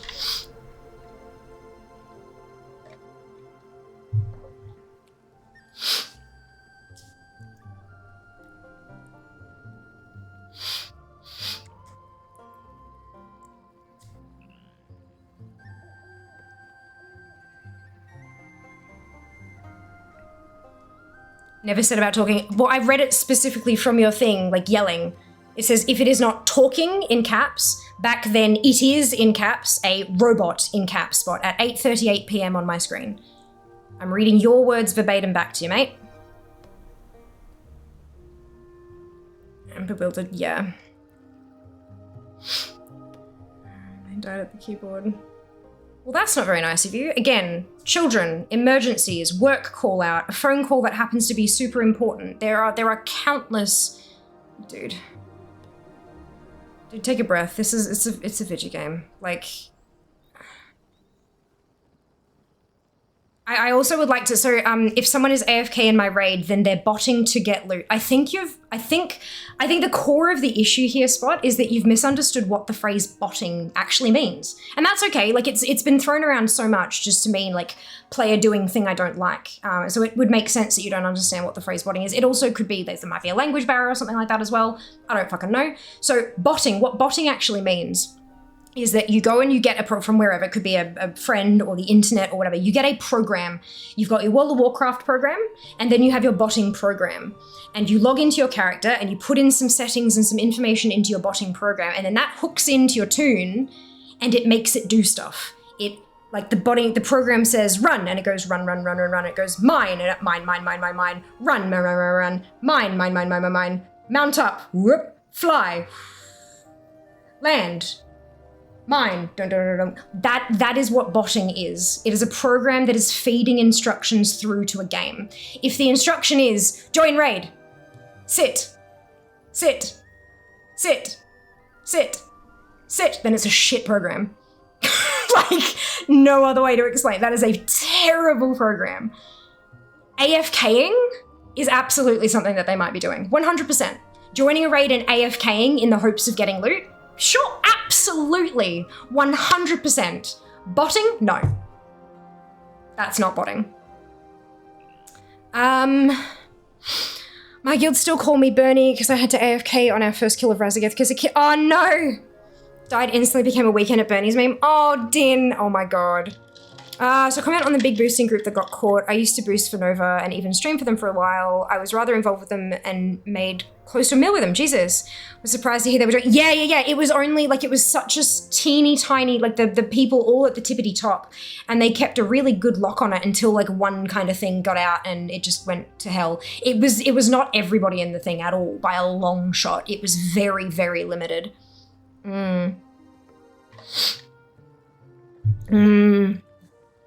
me make them seem legit on the outside. Yup. Video games are serious biz. Absolutely. Absolutely. Yeah, no, ditto. Locally get some work stuff done. So I've got 50 things going on at once today. Very fair cop. Enjoy.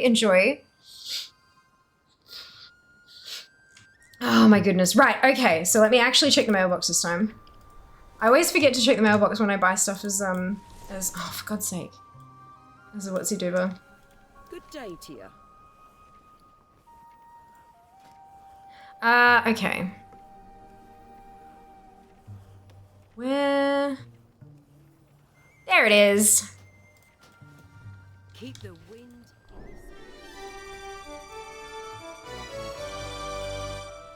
All right, so what's that? 813. 813. And they can fly. Good. Oh, excuse me. That's not what I wanted to do, but that's fine. I can't, like... That's terrible. Okay, let's maybe over here I can get a better... It still looks stupid. I wanted it in front of the... Maybe I just put it on the water. Maybe that works. I wanted the waterfall in the background. Yeah.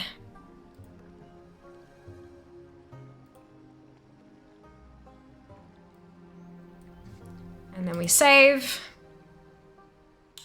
Not in this folder. So this is mount 813. Oh my gosh! Okay. Oh no, what time is it? 8:49. Paracausal flakes are the next 2 mounts on the list. The next 2. So we bitches be doing time rifts. But that's not, that's 11 minutes away. The next one on the list is Kyrian Covenant Renown 70. Is this just an anima farm?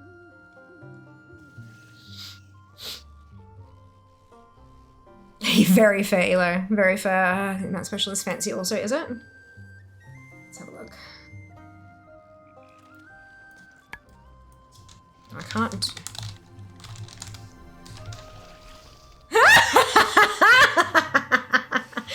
Oh my god, it's ridiculous and I love it. Okay, good. Thank you very much. I got the achievement 500. Well done, Absu. Congratulations. Well done. Right, okie dokie. So after the Paracausal Flakes, it's Ascendant's Accolon, which is the Renown 70.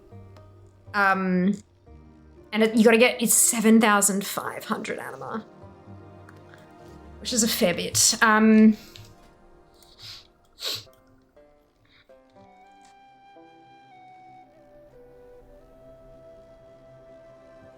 Cool. I love that I have 10, almost 11k, and I can't, I can only transfer 3 of it. Well, this is the fastest tune that'll be able to earn it anyway.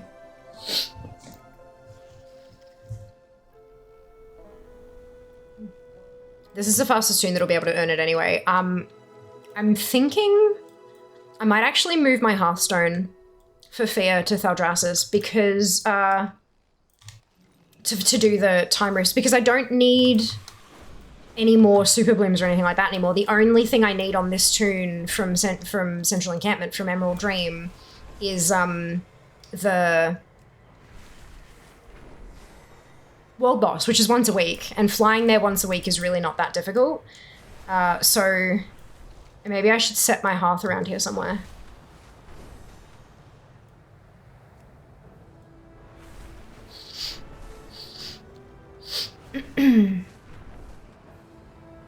So my special is water. Oh, is it? I didn't even notice. That's amazing. Oh, good. Chat roll a d6 for, then you can decide what to play. Perfect. There could be some. I'm guessing these are like bullshit difficult to do now.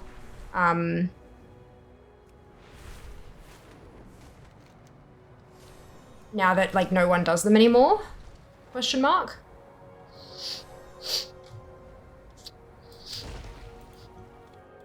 Greetings, adventurer.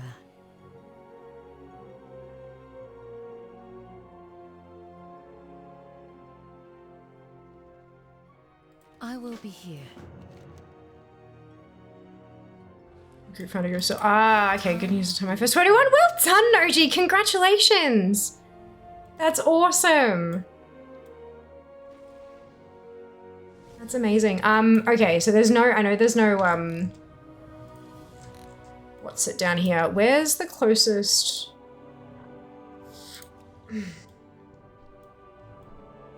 Alright, disappeared real quick.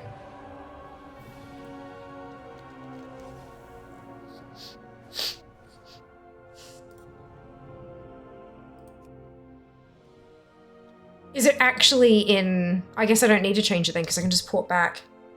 Alright, we're gonna go do some laps.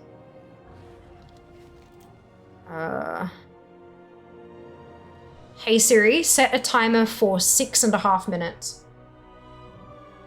Fine, don't then.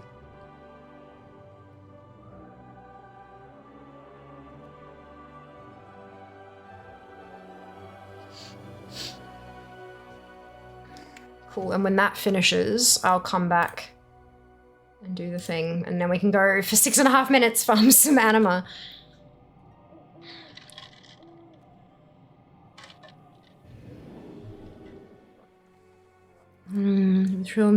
Keystone Hero.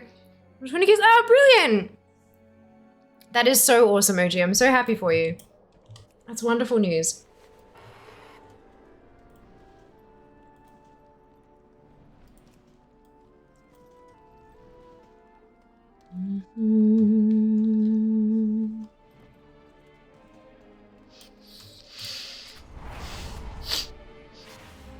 All right, Ziam. Give me your Animu. It's 7.5k for this mount. I don't know how much my Kyrian tune already has. What a bad capital city. Really? I quite liked it. I thought it was appropriate for what, like, for its purpose and all that kind of stuff. I quite enjoyed it. Especially considering like it was never inhabited by beings like us, so it didn't need like creature comforts and things like that. Made sense to me, but it's yeah. Where's there it is. It says she has 347. I'm just gonna get 8k and hope for the best. That was 405.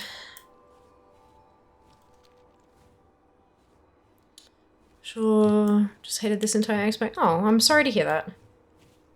I enjoyed it quite a bit, personally. Circular area, I'm down for it. Just needed an auction house. Have they had... When was the last time we had an auction house in the capital? I mean, I know Valdrakken has one now. Did we have one in, Did BFA have an AH?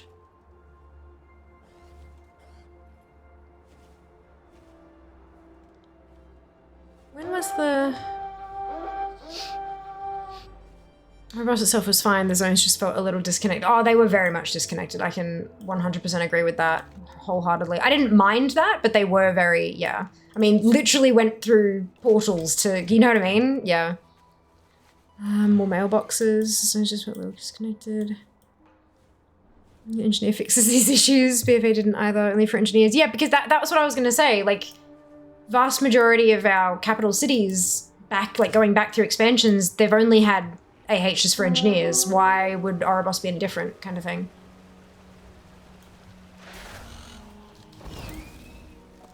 The lack of mailboxes was interesting, but I guess obviously having the one outside of the banking kind of it should have had one in with the like that, you know how that whole profession cluster area, I forget what the name of it was, but like there was like an area where all the profession stuff was. That should have had at least one mailbox at the beginning. I think Erebos only did Erebos only have one mailbox when it was launched? Am I remembering that correctly? Or did I get that wrong? No Shadowlands have one. No, I didn't think so either. But that's kind of, I think Valdrakken is the first one in a long time where it's actually had, even like Dal and Warlords didn't have them unless you built one in the garrison.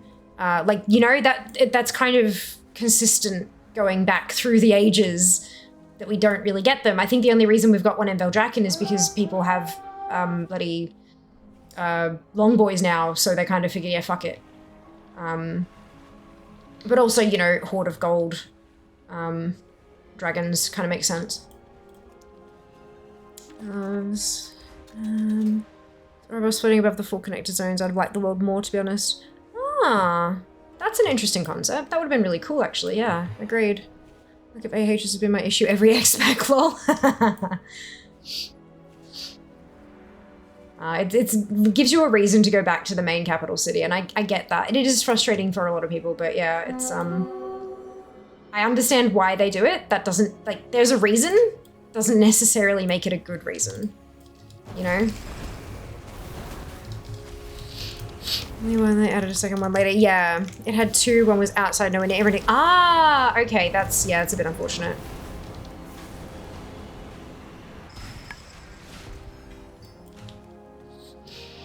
The issue is crafting zones are a non-mountable area. Why is that an issue? Why do you need to mount while you're crafting?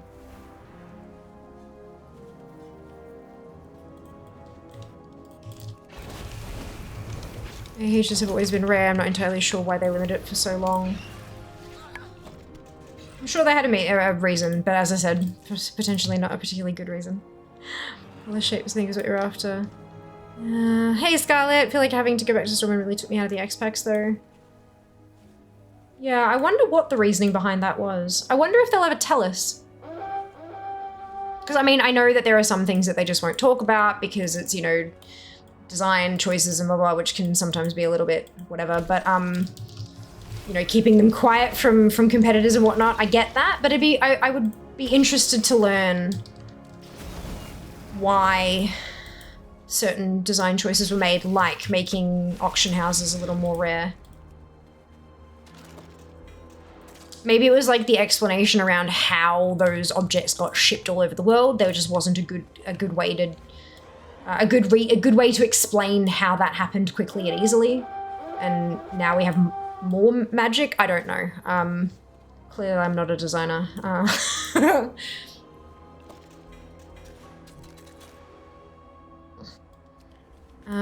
So that you could buy mats off AH, buy the vendor stuff and stuff. Crafting. Yeah, but most people wouldn't be able to do that anyway. Not gonna lie, I kind of agree with the mount thing. That area felt slow as hell for your crafters. In Ouroboros, you could only mount in the areas between the various conclaves and run to a mailbox to get it. No, I know. I spend a fair bit of time still in Ouroboros. I know where you can mount, and the ring around, like the sections in the ring around the outside, like the battle hall, like where they're all standing around the fucking table, and the inn and all that kind of stuff. It was all considered to be indoor areas, which is why you can't mount there. But like, you want to mount so you could buy mats off AH, buy the vendor stuff and start crafting, but like, most people couldn't buy the mats off the AH there, and like it was, I don't know. I'm not sure making it mountable would have necessarily been a solution for that, but it doesn't stop somebody just mounting up and parking directly outside the door though either. It's not really that big an issue in my opinion, but that's just my opinion, of course. And clearly we have differing opinions, and no doubt there are multitudes of people whose opinions fall on either side of ours as well. You can move the whole of Dal, surely you can move an AH somehow. It was Khadgar who could do that. You're not going to recruit Khadgar as working for the, What do you require? Right, okay, so you said, is it under custom? We shall achieve our goal together. Time Rift.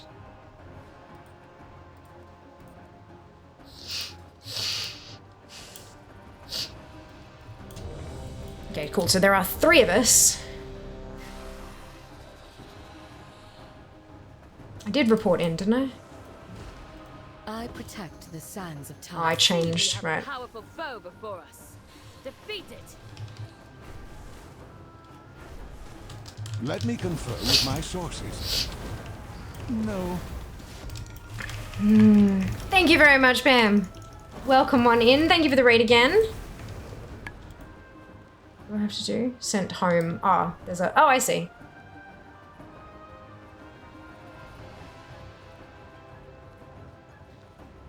You're flipping 3,000 items, but that's not a regular use case, Anna. That's a very small portion of the player base who's doing that. Threaten us all. Do not back down. As scourge as possible. Alright.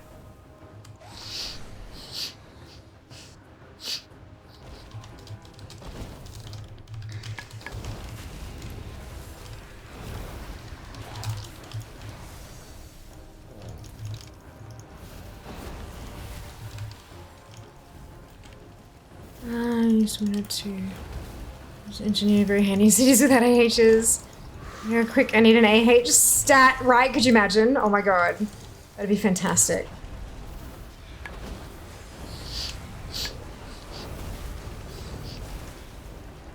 That's some really good gold flips. Anyone have rough date on what within pre-patch at all? No. No one has released that information yet.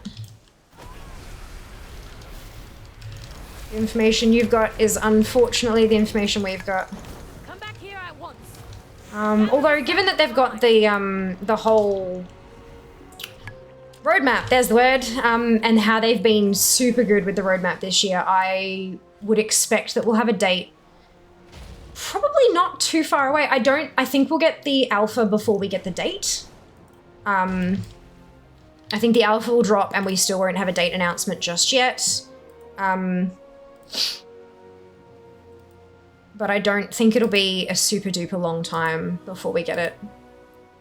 I'm anticipating September, but that I've got no proof for that. That's just my own wild speculation.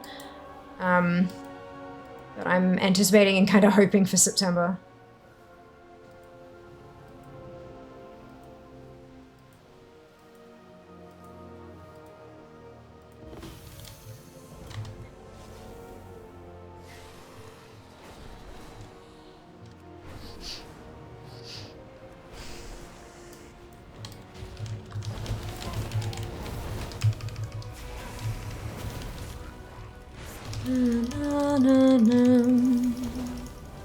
It's just about to start, isn't it? Alpha on the roadmap looks like it's probably going to be March, April-ish. Oh, shit.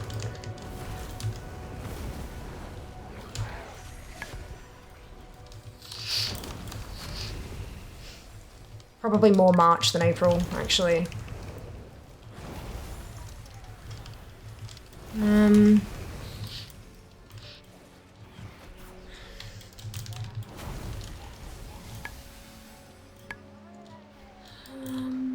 Someone on the inside to give us a date. Well, they may not actually have a date yet. That's the other thing. Like, they know it's going to be ready for the next year, but they're trying to keep themselves flexible. So they might have like a 3-month window, but they might not even have a date themselves yet.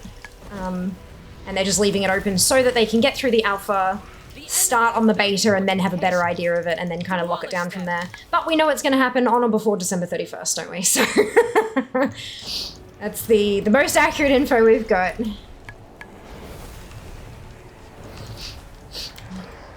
How much we'll do? Best guess either August or September for repatch.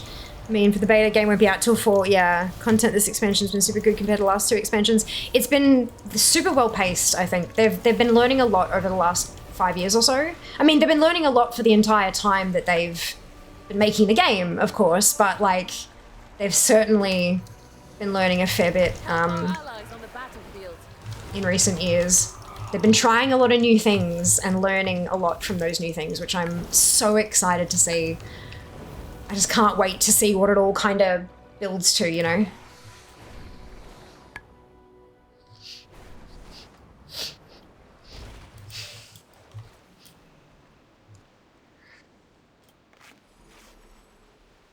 Not even in alpha right now. It's probably a month or 2 of that before it goes into beta. Yeah, they've got alpha and beta and pre-patch on the roadmap, so you can kind of sort of figure out, like, we know the content patches tend to be roughly 2 months apart, like 8 to 10 weeks.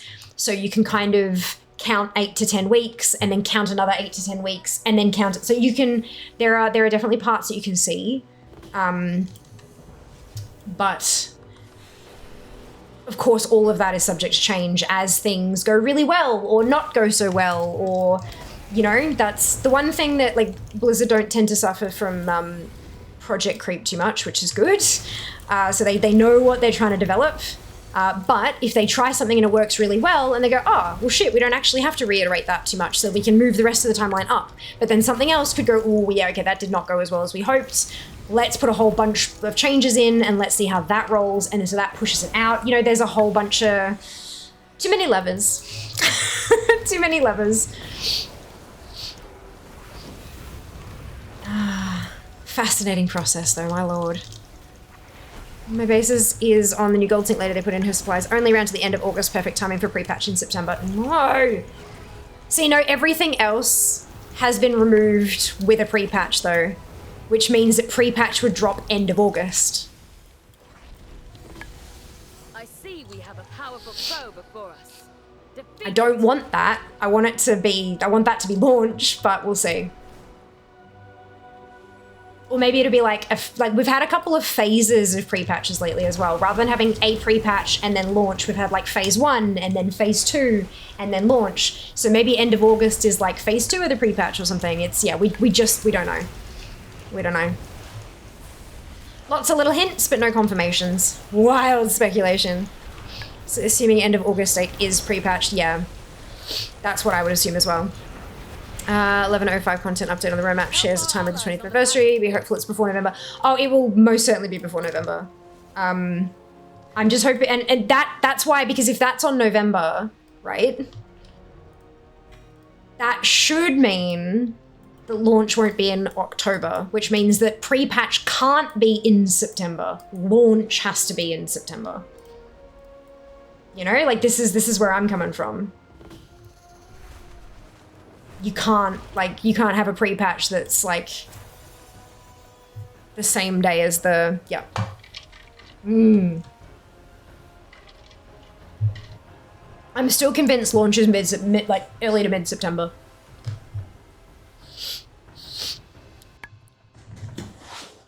And the reason they put her to say end of August is so that they can launch, not September 1st, but among the countless time ways known to the Bronze so that they can launch Tuesday the 3rd if they need to.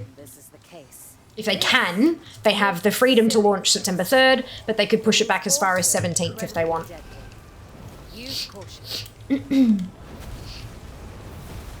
That's my thinking. Energy is the cause of this madness.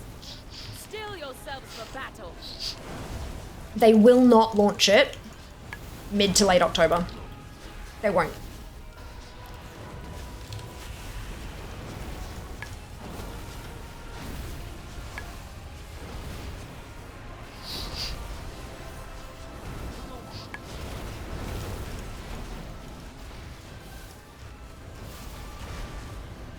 Keep fighting, adventurers. We have almost done it. Don't want launch in October anyway, too close to PAX. And too close to fucking everything else. October's a shit fight, don't launch it in October. But they won't, because here's the other thing, guys. BlizzCon. With all of the shit and all the effort they put into BlizzCon, this is the BlizzCon for WoW's 20th anniversary. WoW is arguably, not set in stone, WoW is arguably their biggest franchise. Considering that they... The device is ready. Now Considering that they kind of lump Hearthstone and Warcraft Rumble in under the Warcraft, like the WoW umbrella as well, this is the 20th anniversary of World of Warcraft. It's a big one for this year's 10 years for Hearthstone, I think.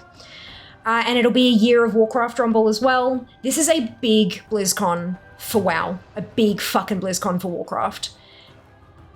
They aren't, like, all of the creators, all of the people on the floor, no one is gonna go to fucking BlizzCon and do all that shit when they could be at home playing the game that released 2 weeks ago. Or a week ago. Like, it's just, it's nonsense. You're far better off putting it in September and giving it a break, giving it a window. Early September, have your race to world first at the start of October, and then your BlizzCon start of November. But, you know, that's just me having hopeful thinking. I mean, sufficiently devoid of it. There's always weeks that are devoid of events, Jack.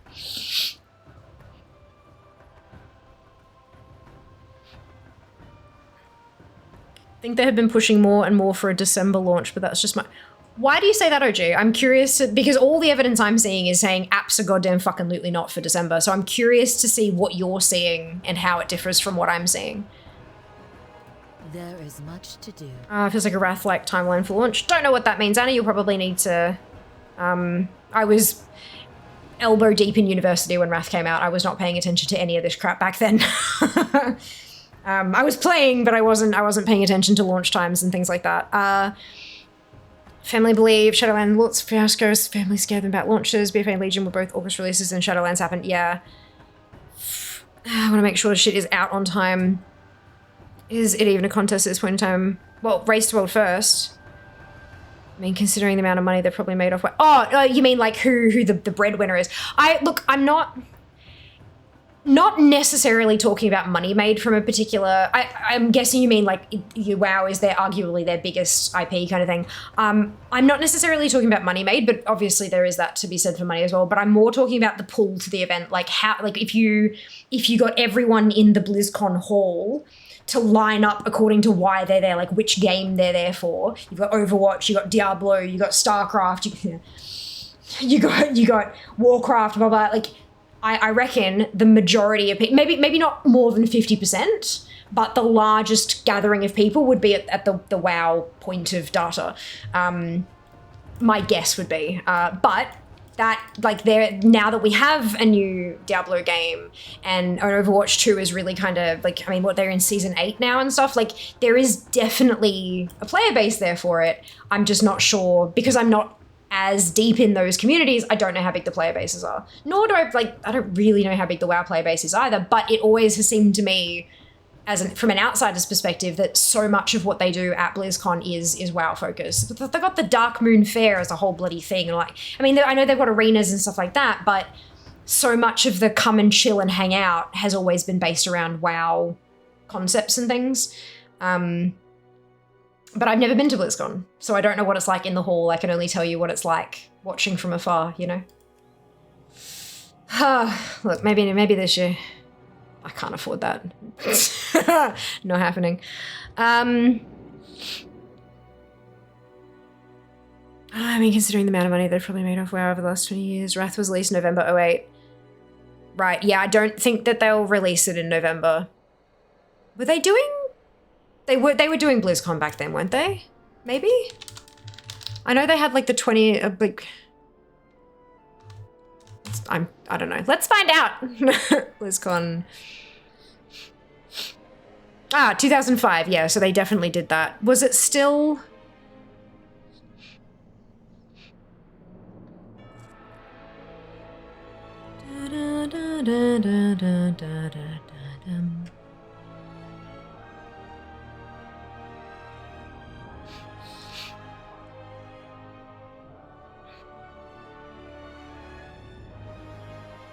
It wasn't in November in 2005, it was in October.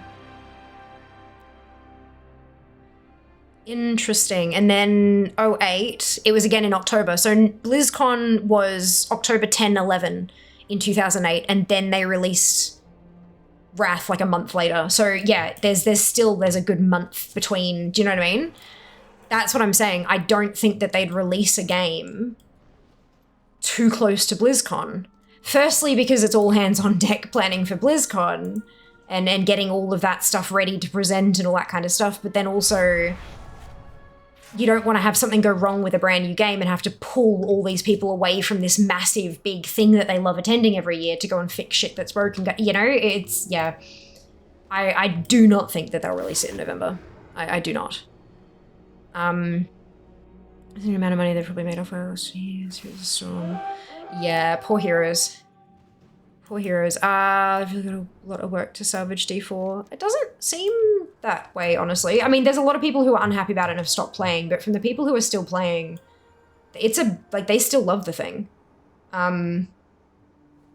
This is the issue when you get general sentiment, like when you try to gauge general sentiment from fucking YouTube videos and stuff, or Reddit posts, because people will only talk about it if they're complaining. Diablo is a lot of fun to play. It is a lot of fun to play. It's just not super fun to watch, which is why I don't stream it so much anymore.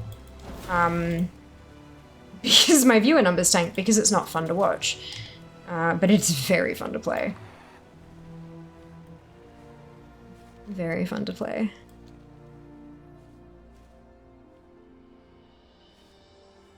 Yeah.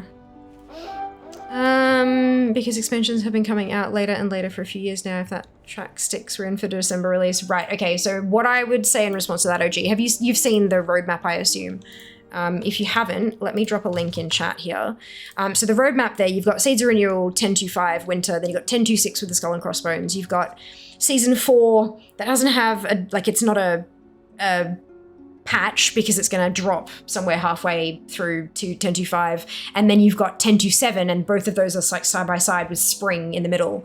Then you're getting all the way down to the end, and then you're in between summer, the words summer and autumn, you have the War Within. You've got the pre-patch squarely in summer, and then you have 11.05 after that. So 11.05 is happening after the War Within, because of course 11 is the War Within, and 11.05 has a gold cap on the banner which says 20th anniversary event. So what that says to me is that the 20th anniversary event for World of Warcraft will be happening during 11.05, and the 20th anniversary event is in November, because the 20th anniversary of the game is in November. So they can't release War Within in December, because then the anniversary event wouldn't be after the War Within launch. Like, that's just an impossibility when you consider time and how it works the way we've constructed it. I see what you're saying, but they have been tracking later and later. However, something that they have definitely changed, like vastly changed, very recently, I would say, is their roadmap system, where they're actually getting shit out when they say they're getting it out. That is not something that's been happening for the last few years. So I think that's probably what's changed that tracking of later and later. My god, I've been playing this game for 15 years, and after Wrath launch, they go! I loved Heroes of the Storm. It's so much fun, isn't it, Wok? I could say when I started to make you feel better. Hey, Kat, welcome back! If I like to watch BlizzCon on my TV, quite fun. Yeah, we tend to do a co-stream for it. So I'll have it up here and I'll have the camera on and we kind of watch it together and chat about what's been said and done and blah, blah, blah. It's, oh my God, it's so much fun. It's great. We had a pajama party for it this year because it's at 3 a.m. It was at 3 a.m.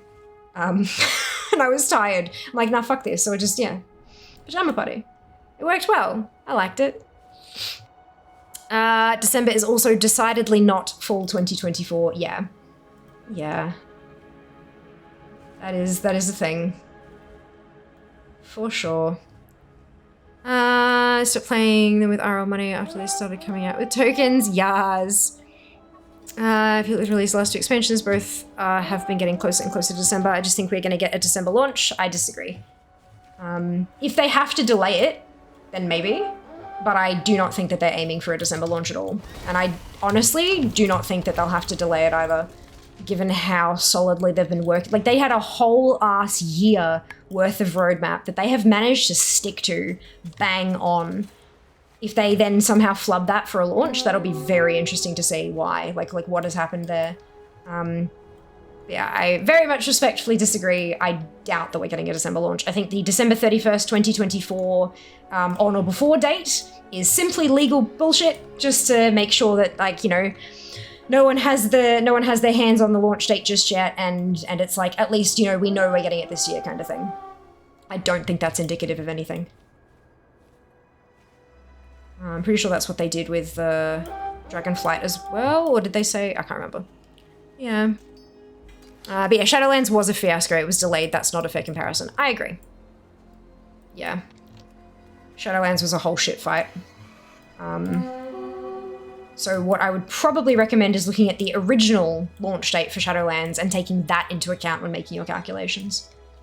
But yeah, no, I think I genuinely, truly, deeply believe it's going to be September. I hope for early September. I hope for early September, but we'll see how we go. They've taken 4 figure sums out of me as well. Oh yeah. Flight launch in late November as well. I think it possible this year could be a December launch. I don't think it's possible. Oh, you haven't. That would be why. Yeah, have a look at the roadmap and you'll understand why we're saying no, it's not December. That'll make a whole lot more sense for you, OG. As a case of November IMO, because I might do a whole nostalgia thing and launch 24 November. No, I doubt it, Anna. Considering, again, 1105 being the event, they wouldn't launch and then immediately have another patch. That just doesn't make sense. That doesn't make any sense. And if they wanted to plan it that way, they wouldn't have had to release a roadmap that shows it like this, you know? That's, yeah. If anything, it'll be the expansion after The Last Titan that launches on November 24.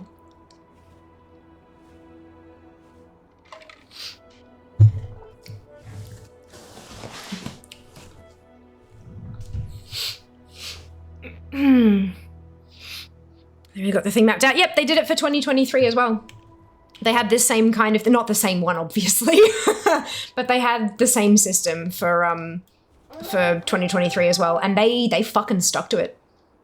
They goddamn stuck to it. It was amazing. I'm honestly very impressed with it all. They've completely stepped up their game with communicating with the players. They have. I agree. There's no room for when's this happening anymore. They want us to get excited. Yeah, they're learning how to build hype. They've learned, I should say, how to... Oh, I didn't know I didn't have that. Yay! They've over the last couple of years, they have really stepped up their game with marketing. Big time. Even in Australia, like, you see bloody Tracer on the side of a bus, or Lilith, and I'm like, what the fuck? You just didn't see that before. And now you do, and it's really cool to see. Every time I see it, I kind of, you know, have a little glow of pride. And I know that's stupid, but it happens anyway. Fuck, my career wouldn't be where it is if Blizzard hadn't done what they're doing. You know, I've had sponsor streams aplenty with them. And, like, Blizzard have paid my bills for a few months here and there. But yeah, it's It's really awesome to see how they're really kind of engaging and stepping it up, hey? Also said they're trying to get out X-Packs faster. Yes, they did. It's not going to be 2 years apiece. It's not going to be a 6-year trilogy.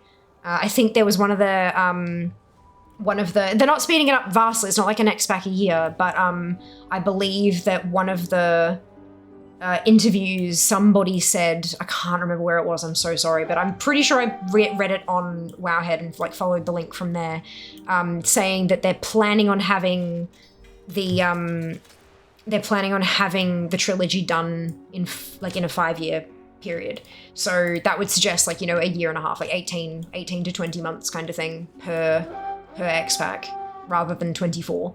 Which doesn't sound like a big jump, but that's still, you know, if it's only a year and a half rather than 2 years, it basically means we're cutting off season 4.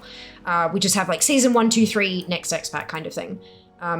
Which would make the game flow better, wouldn't it? Rather than having to like stuff a thing in the end gap there to try to keep the content going until the next X-Pack, it makes sense to just ditch a season.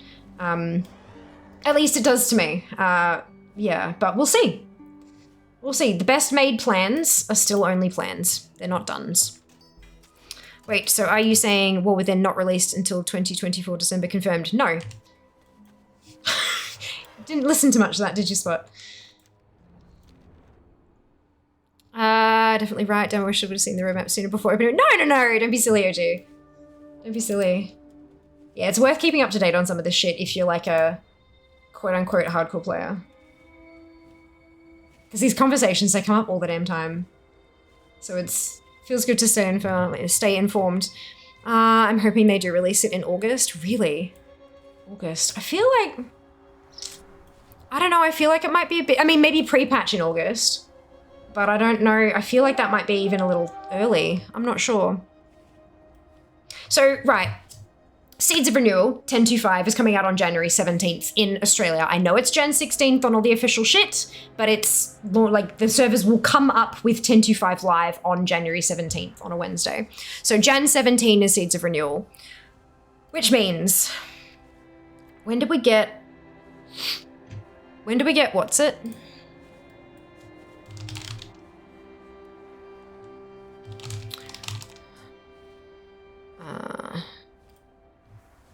Hold up. Guardians of the Dream. There weren't dates in this, were there?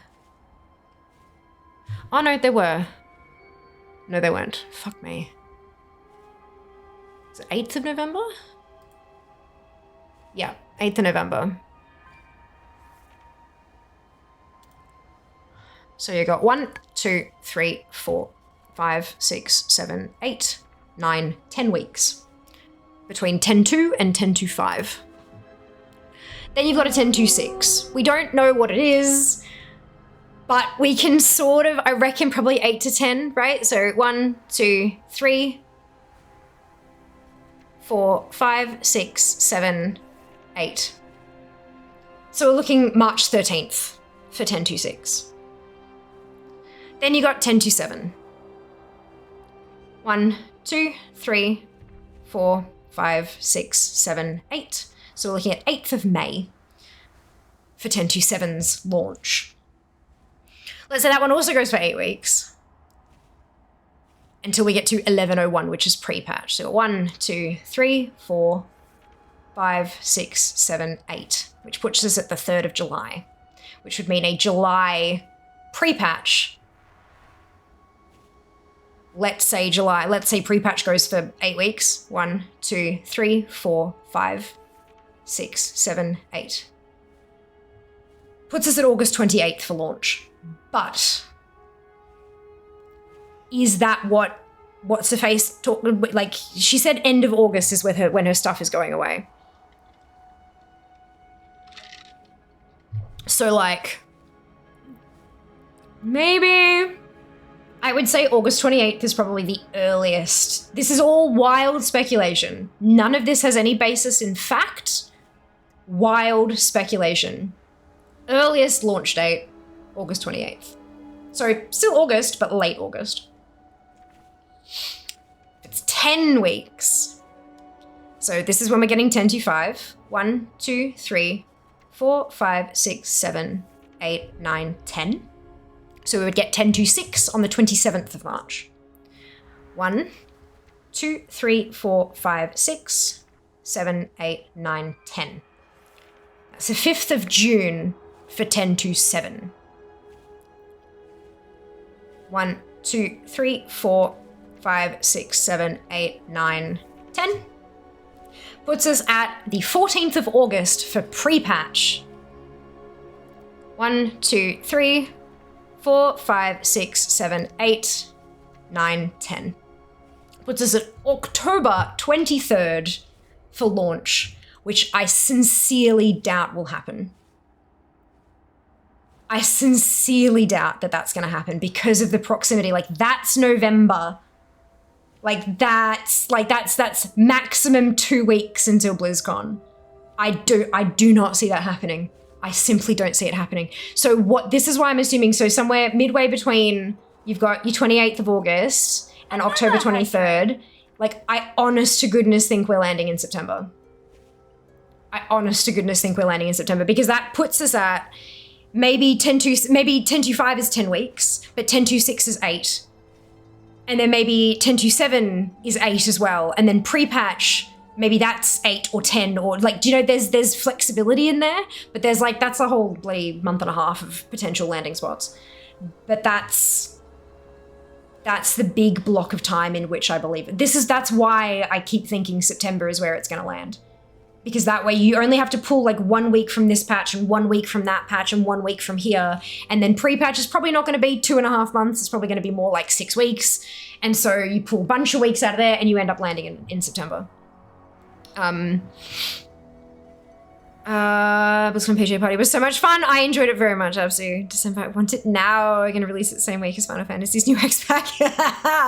I really bloody hope not. That'd be fucking stupid. Not only that, they've told us the 2 expansions following time, the War Within, they can't afford to fuck up the timeline. Yeah, that's it. It finally, well done! Congrats, Jack. I hope this December bring on the new raids. Wait, it's not December anymore. Middle of August will be release, going by roadmap, and when Final Fantasy X-Pack release. The fiasco they had with Shadowlands taught them some valuable lessons. I mean, you'd want to hope so, yeah. Final Fantasy has nothing to do with the Blizz launch. No, it doesn't, but they're gonna try not, chances are, they're gonna try not to release on the same damn week. Because they'd be stupid to think that they don't have some crossover in player base.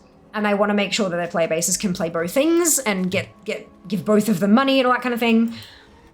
But I don't think they'd be stupid enough to launch in the same week. But beyond that, they're not gonna like give each other right of way and shit. X, thank you so much for the resub. I hope you're doing well. Welcome back. That was probably a result of that fail. No, I think the roadmap it's not a result of that fail. They've always had these internally. I think it's probably more a result of, hey, we need to up communication. How can we up communication without giving away the whole goddamn thing? How can we improve communication here, there, and everywhere without doing a whole thing? And then the marketing team went, well, actually, if you give us things to hype, we can do a whole lot more from a marketing perspective as well. And they went, oh shit, okay, yeah, how can we take this bullet point that we know we're implementing and turn it into something cryptic as fuck? Oh, how about skull and crossbones? Like, you know, this was a multifaceted, multi-team effort to get this thing working out. I don't think it was a result of one bugger up. I think it's a long time thing, as well as a shift. Like, you know, they were talking about having new blood in the company. It's like back in 2004, things that we didn't get drawn out hype windows.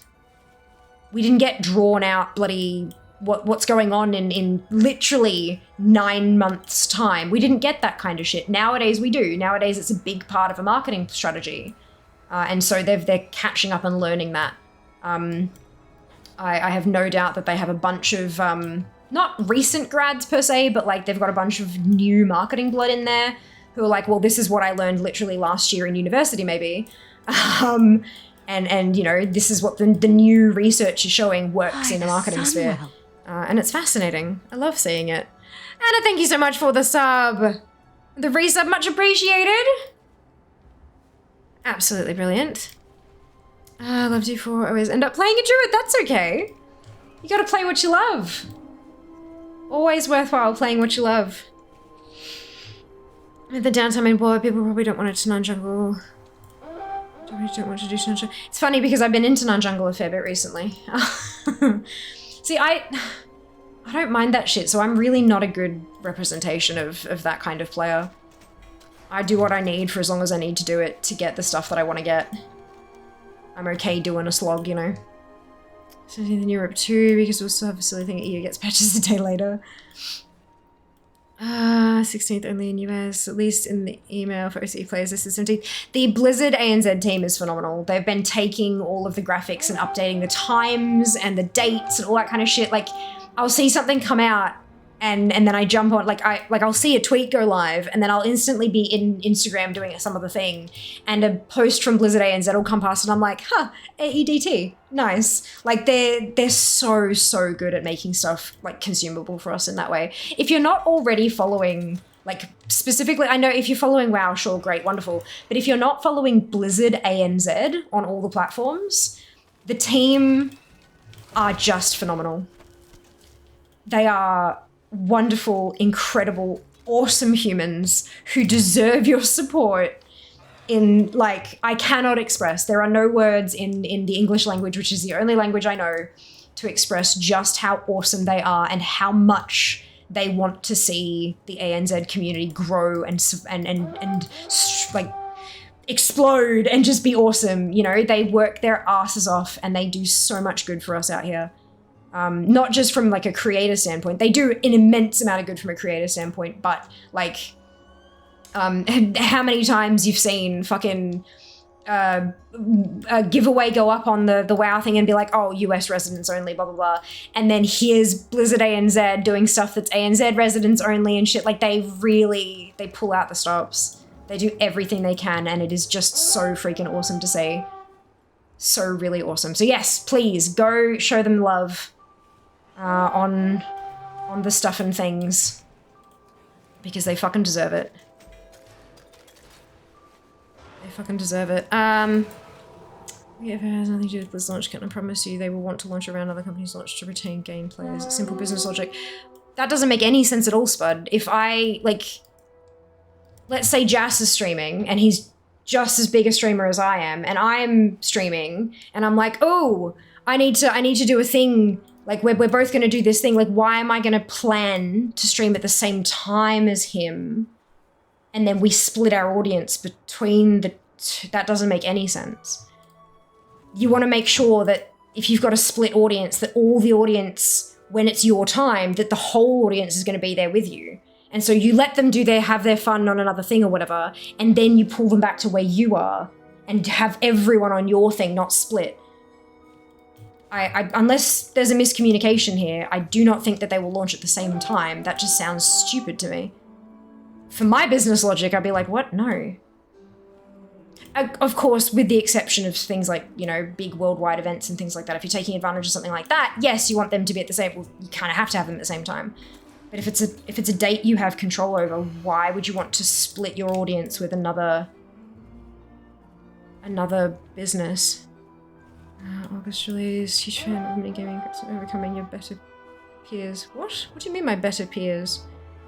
Welcome on in, Feral. I hope you're having a good day, but I'm not a big fan of backhanded compliments. Not backhanded compliments. Raising people up without, like, by shutting others down. You don't need to call people trash to say that somebody else is good. Like, overcoming my better peers? What the fuck does that mean? Yeah, nah, I'm not here for it. Oh, no counting hydrates. No X, we're counting weeks. Oh, Lord.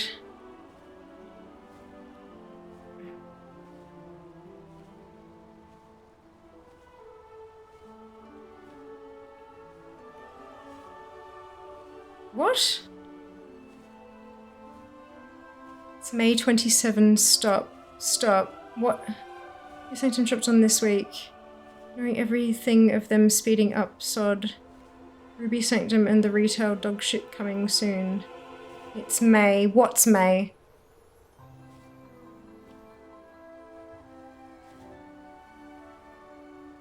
Oh, Ruby's, you're, right, okay, so you're talking about Kata, which is totally, completely different. We're talking about what you've described as the retail dog shit, the stuff that we're actually enjoying at the moment.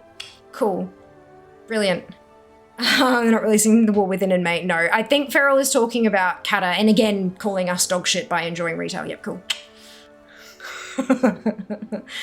Just maybe a much smaller patch. Maybe the gaps before and after won't be the usual 10 weeks. No, I don't think it'll be. I think it'll probably be. It won't be any shorter than like 8 though. I don't think that they're just gonna be like, oh hey look, and then run into something different. I think it'll actually be a proper content patch. I just don't know what's in it. Yeah, listen to play base India. Just before we didn't get servers that stay up a few days in a row. Any guesses for what the new holiday and time running events in 1027 will be? No. Just before you got hour-long queues and you liked it, yes. Week-long AVs, and I'm just looking forward to being able to dragon ride everywhere that has flight, make navigating non-DF zones so much nicer. NZ is so good, they're amazing. Legit, so amazing. Make it for world maps. You guys rock, they do. One day they reply, maybe. They have spoken in a couple of times. They were subbed to me at one point, not because they subbed, but because someone had gifted, like they got caught in a sub bomb or something. So that was kind of funny to see. But no, they're genuinely just truly awesome people. How long queue? That was short back then. Oh no. Oh dear.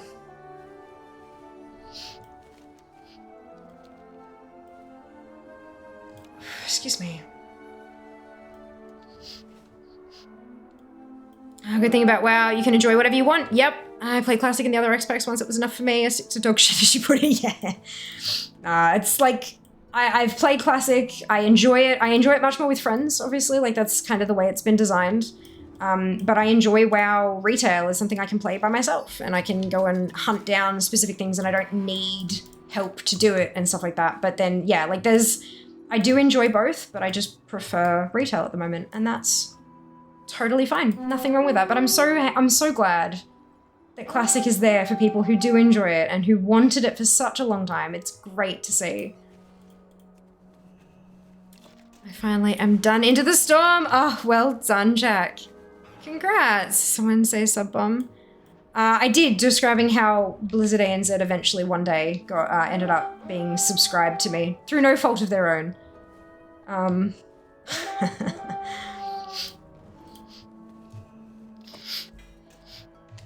By the Played sub too. Oh my god, San, Jesus Christ. 20 gifted subs, my god. Thank you so much. That is incredibly generous of you. Holy cow. Far out. Much appreciated. Congratulations to everyone who got struck by the bomb. Holy shit, indeed. I prefer playing retail. My time is limited, allows me to do multiple things in that time. Very fair. Very fair. Holy crap, indeed. Hey, Sand, you also rock? Yeah, Sand does rock. Oh my god. Far out. That is so generous of you. Thank you. Hello, Banan. Welcome on in. Hope you're doing well today. Whoa, indeed. That's it. Medicine, well. What's the Partner Plus thing in the bottom right of your screen mean? If you type exclamation Partner Plus into chat, it'll give you a link to the Twitch support article talking about it. It's a way to earn more revenue from Twitch for existing Twitch partners, basically. It's a boring one.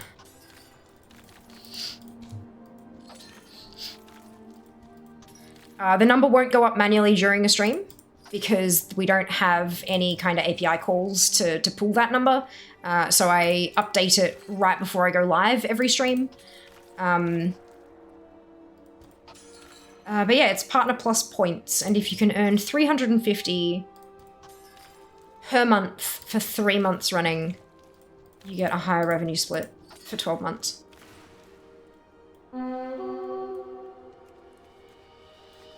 Which is, as you can imagine, incredibly helpful especially when, you know, as a full-time content creator, this is my income source. When we hit 50 chat, yes, we do. I've set up some milestones to try to, I don't know, make it a little more fun, make the journey a little more fun. The highest we've ever gotten was last month, and I think it was 150 something. So I'm not close. I'm not close. But look, hey, you got to start somewhere, right? 157 was the highest we've gotten to, and that was December. So when we start a stream and it says 50 or more, then chat gets to write a tweet within toss, of course. And then there'll be one for 100, 150, etc., etc. But I will reveal those to you as we get there, if we get there.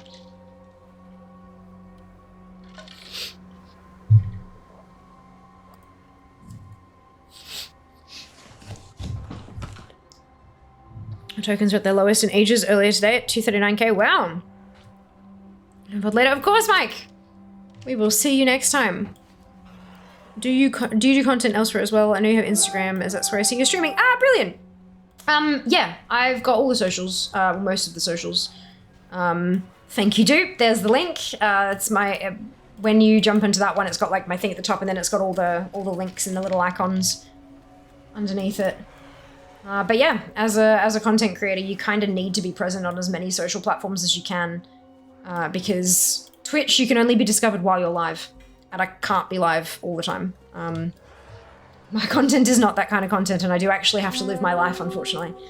So you can only be discovered while you're live, but all the other content is evergreen. It can pop up at any point in anyone's feed, kind of thing, so that helps people discover me while I'm offline. Yeah. It's, yeah, super duper important for creators to maintain that constant presence. It's a whole thing. It's a whole thing.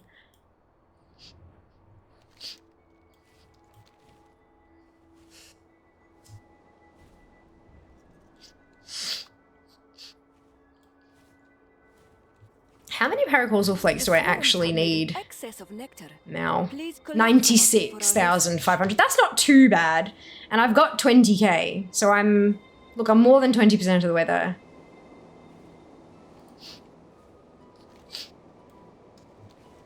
I think you would be brilliant doing YouTube videos about your collecting. Excuse my ignorance, didn't see that link in your bio's link. I do, I have YouTube. But it's an archive for Twitch VODs. YouTube videos take a significant amount of time to record, edit, all that kind of stuff. YouTube videos would be like even putting up 4 a week. It's like the amount of, you know, I stream 4 days a week. If I put up 4 YouTube videos a week, it would take me as much time to do those videos as it does streaming. It's a massive, massive time sink. Which I don't have time for, unfortunately. I do not have the time for it. It's just me. I don't have anyone who can edit for me or manage any of the other bits and pieces. It's, yeah. It's a bit unfortunate.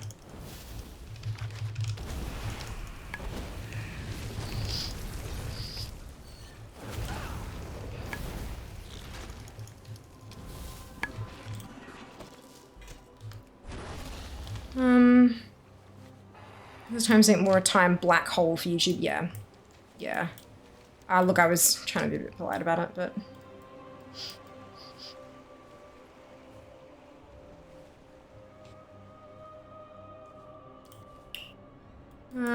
do you still do keys? Yeah, occasionally. I've got KSM for the season, so I'm done. I don't push keys. I don't try to strive for higher rankings and stuff. I just don't care enough. I get my mount and I'm done. I'm happy with that. So anyway, and this is Aerith Mortis. Hey, Mocha. Really that bad? Shit. Oh yeah, fuck yeah. YouTube, like, editing and stuff is a huge thing. Especially when you're starting out, it takes so much time. So much time. I used to do YouTube bits and pieces Not for WoW, for like makeup and beauty and things like that. And yeah, it's a big thing. The people who are able to churn out content tend to have editors at the very least. Just, no, doesn't YouTube just demonetize stuff for a lot of ridiculous reasons? No. You see people complaining about it a lot, but no. Just the people who aren't getting demonetized don't tend to walk around going, my video hasn't been demonetized, yay. Like, it's, yeah.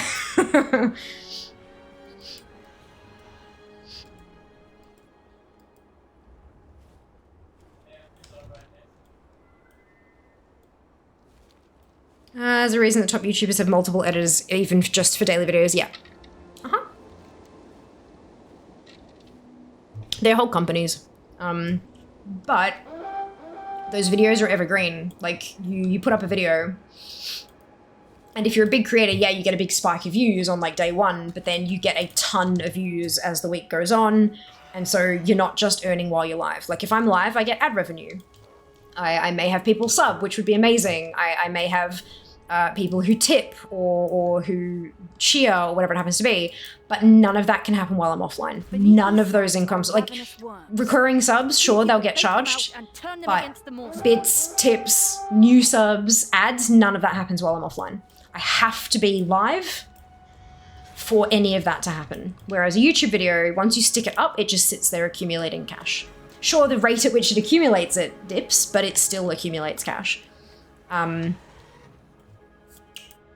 So even if you have one video that gets demonetized, while you're trying to figure out why it got demonetized, all your other videos are still bringing in ad revenue and stuff. Because again, it's evergreen. People can discover that at any time. They could be in a completely different time zone to you. It could be a video you posted 5 years ago and it's still making money. It might not be much anymore, but it's still making money. Twitch doesn't have that benefit. Which is why all of the extra, like the extraneous stuff can be so important. Building up that following and all that kind of stuff so that you can get sponsorships, because sponsorships is where you get the majority of your income from.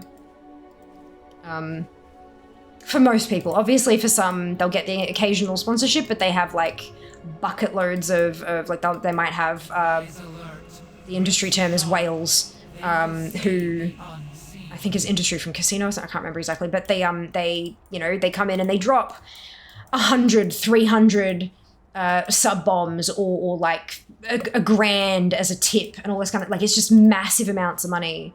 And you'll have like a small handful of those people and they're basically funding the channel kind of thing. But that kind of a channel is very rare. Most of the time, if you've got a person who is successfully living as a full-time self-sufficient content creator, like I'm barely self-sufficient as a full-time content creator at the moment. I still, like, Jas and I split things and there are still times that Jas has to pay more than half of something because I'm still finding my feet with that. Like when we moved, I'm like, right, so what am I going to do for work and stuff? And he just said, nah, this is it. Give it a shot. Go full time. But I wasn't quite to the point where I could be self-sufficient. So I'm not at the moment. I'm getting there, but I'm still getting there, you know? I'm not quite contributing half of the household income. But yeah, so my majority of my income comes from sponsorships, but they don't happen often. Especially when so much of my sponsorship income comes from Blizzard. Because Blizzard doesn't always have things to pay people to talk about, right? So it's, yeah, it's a whole, it's interesting. It's interesting. I got kicked from a channel for subbing while the streamer was offline. I had issue with missing streams, so I wanted to support them. I thought it was creepy to be on a channel and streaming not live. You ever dealt with, yeah, they don't deserve your cash. That's just fucking weird. Like, if people are gonna, like, I saw a tweet today, actually.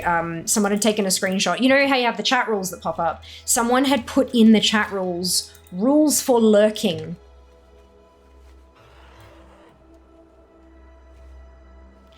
And the person who was sharing this was like, nah, nah. Like, I understand having rules for chat so you can like moderate conversation and make sure people aren't being dickheads and blah, blah, blah. But like, if people just want to come in and chill, don't tell them how they have to chill. And I can't help but agree. Like, dude, if they're going to try to control that much of, no, not worth it. Not worth the time. Right, 9:55. Do I...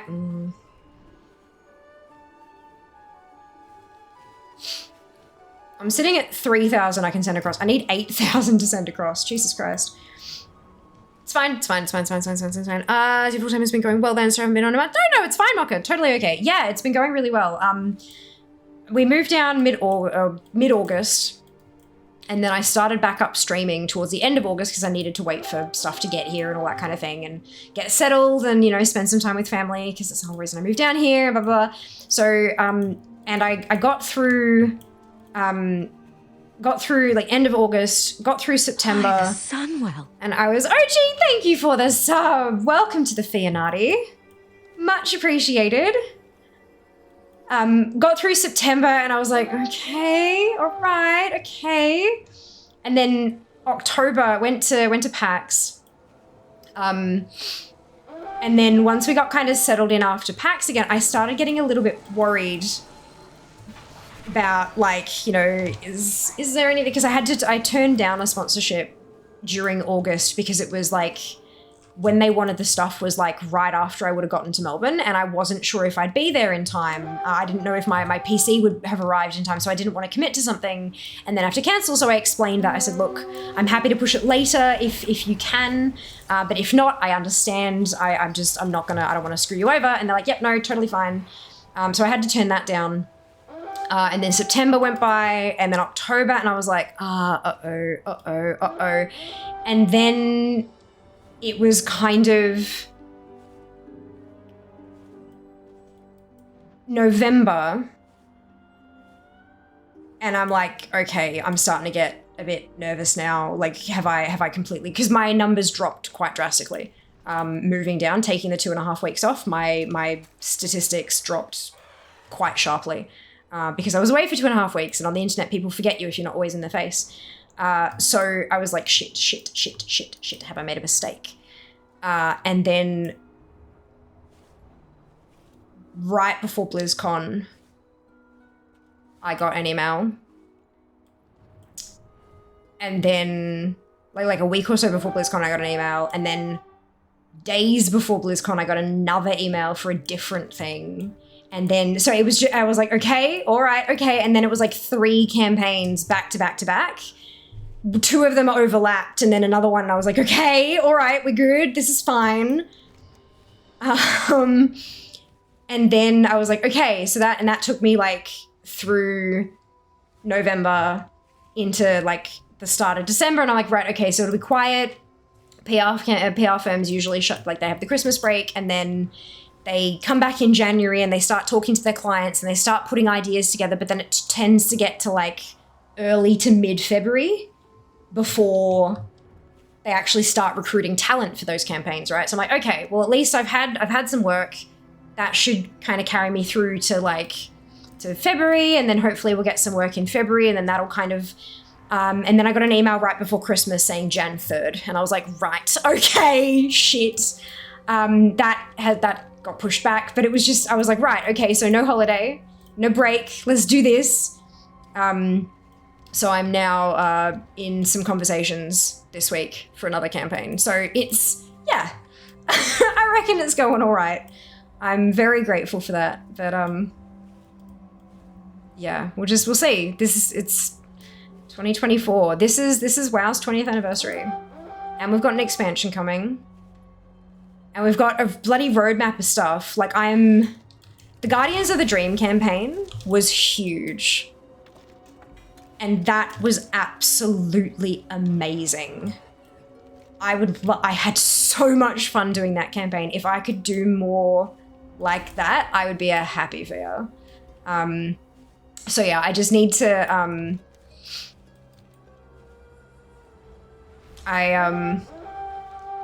yeah. Need to get onto some more shit like that. That was a lot of fun.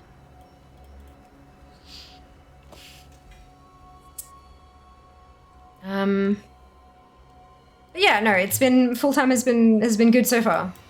So far, so good. Oh, 10. Okay, let's go back to Valdrakken then.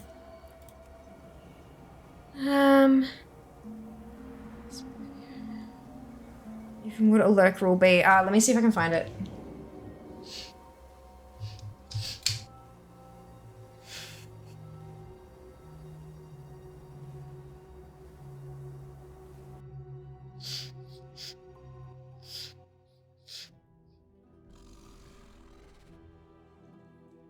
I'm just gonna keep.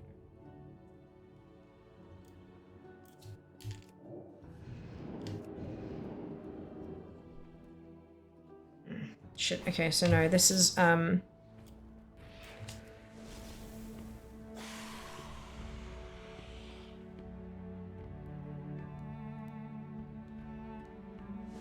I can search it.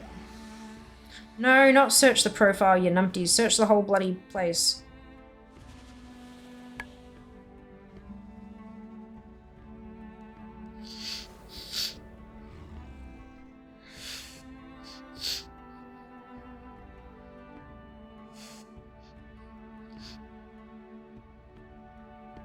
Right, so I've just typed in lurk rules, but this is from ages ago. People were talking about... here we go. Here we go.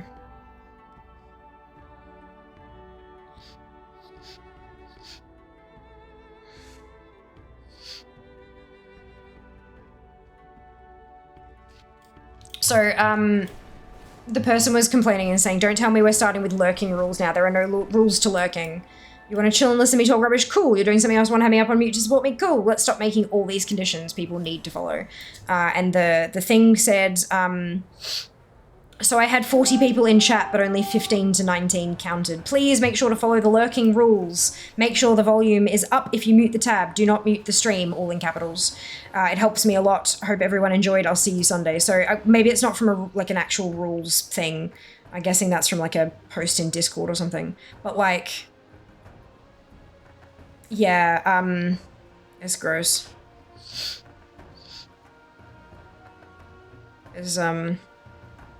It's gross. I understand people being desperate for growth and wanting viewers particularly to follow what they think needs to be followed so that they count and especially if you're on like a if you're on a push for like partner or affiliate or whatever, I get it. But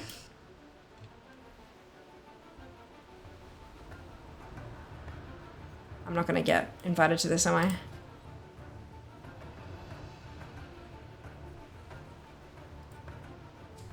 Maybe just Rift?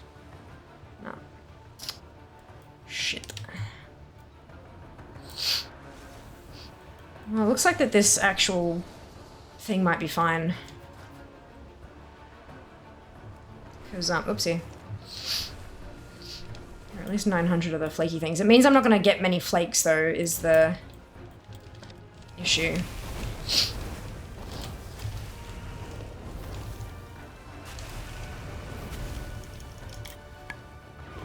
But it's the same thing that we were talking about before, how, Twitch doesn't publish what counts as a viewer for a very good reason. But, like, if you behave like a regular human would while watching Twitch, that's enough. Like, fuck. If you just want to, even if you don't count as a viewer, God, yeah, okay, that's going to mean that I can't charge as much for sponsorships. It means that I'm probably not going to get some sponsorships if you're not counting as a viewer. But that's not your problem. That's my problem.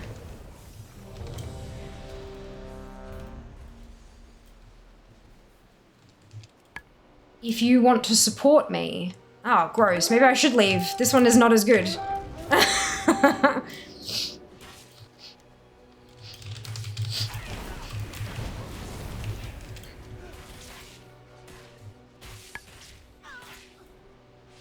It's gonna push me to a different... Oh no, there we go. But yeah, like, that's not my problem. Sorry, that's not your problem. That's my problem. Oh, fucking report in again. Time flows. Come back here and help us resolve this paradox.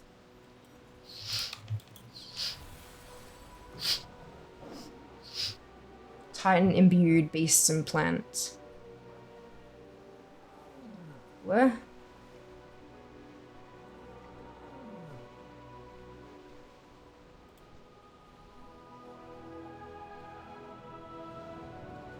I'm confused. What am I supposed to be doing here?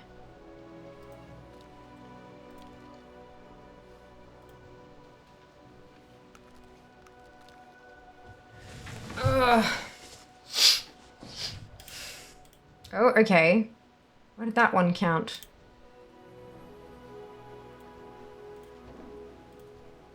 I'm very confused. So it's just... No. Okay, things that aren't demons. Alright, weird. Yeah. If you want to support a creator, be that me or somebody else, you do that in whatever way is comfortable for you. I don't want to put barriers up or hoops you have to jump through in order to support me. Nah, fuck it. Like, if you want to support me, do it in the way that is easy for you to do. I'm happy for what I can get. Is that you, June? Oh my goodness. Hello? I just renewed WoW again, 3 days past, level 3 characters 20. Well done, WoW. Well done. Since I got refunded myself, I need to give that to someone else. Oh, you don't necessarily need to, but I very much appreciate it, OG. Very much appreciate it. Responsible lurking, you expect people to chat because it's weird. There was, when I typed in lurk rules, some of the tweets that came up from like 2019 were saying, remember, you must engage in chat before going silent. It's like, what? How would you even know? Battle to restore reality awaits. I don't understand.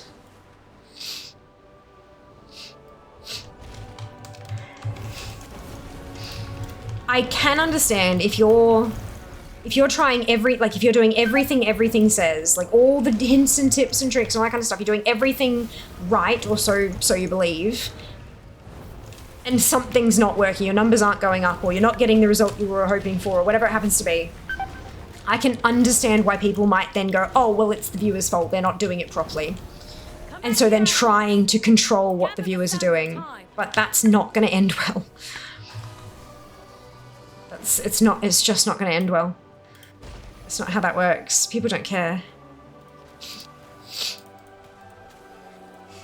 If you try to make things too difficult, they'll stop supporting you.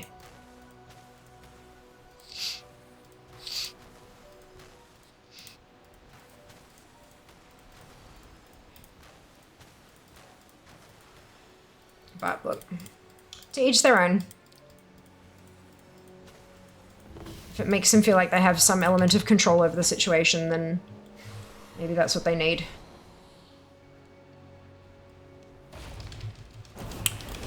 I look at people's streams all the time. I have here tonight. I walk away from the PC for long periods of time and any number of channel to leave it on where I can. Exactly, Kif. That's exactly it. And I'm so grateful for that. Thank you. Much appreciated. And thank you again, OG. You were at PAX. I was at PAX. Excellent. So I got to see this area when it was new. Ah, really? The so in ZM, yeah, ZM's very cool. To bed, of course, Kif. Rest well. Yenopties, good morning. Hello, Waffle. What are you doing today? Collecting. We're mount farming.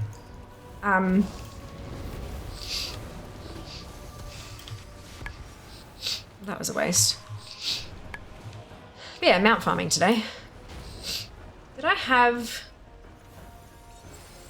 Oh no, it's not one of those buffy things.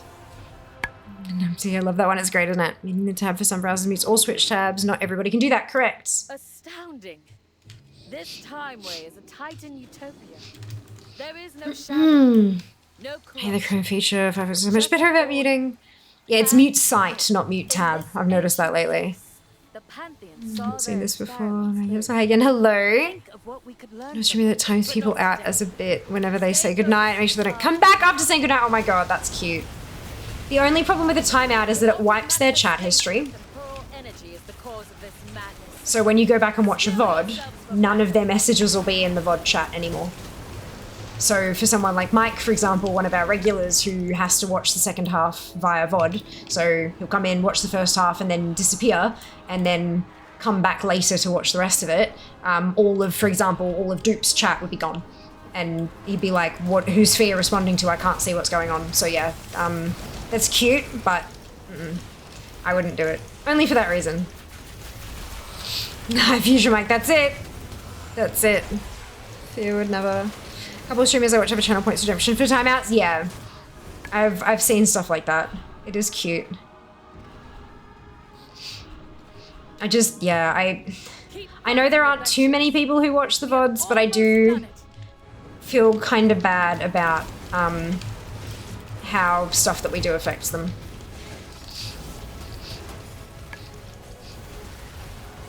Magician to time out, like, can't. Tried, can't.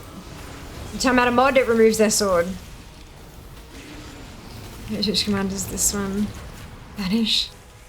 If you did to me once, Dupe, I was mortified. I did. Yeah, and you lost your sword. Oh, is that it? We're done. Did I get nothing?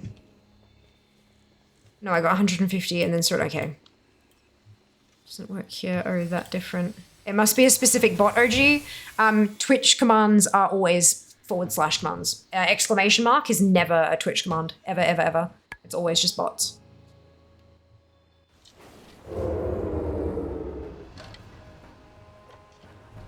That's a sound command. Is it time already? Never even maxed out my rep with Sword or me. How dare I? How very dare I? Alright, back to Autoboss. Oh, wait, hang on. What is this? Oh, yeah, more flakes. Flakies. Oh, there's one from before, too. Oh, my box of rocks. Like, you need to keep using those.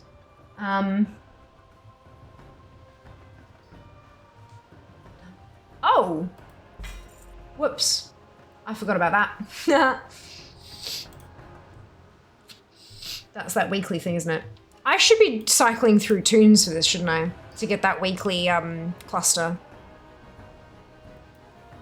Yes?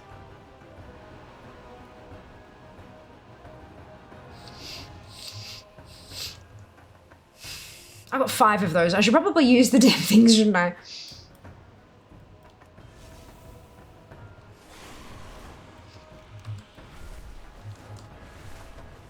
I need to give the Griffin out again. Oh no, Junie. Out of VIPs in the channel, they are. They are. Because every time they came in, people were like, is that actually your mum? Is that actually your dad? Is that a troll? I thought they were trolls to begin with. But yeah, no, they're actually my parents. And so I made sure to do that so that people knew that they were legitimately who they said they were. Congrats. Congrats! Weekly is account white. Oh. Yeah, okay. Thank you. I appreciate that. Finest goods.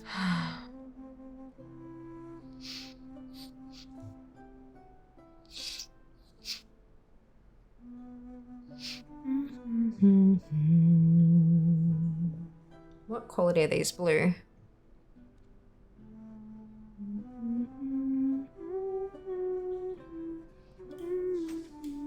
A pleasure doing business.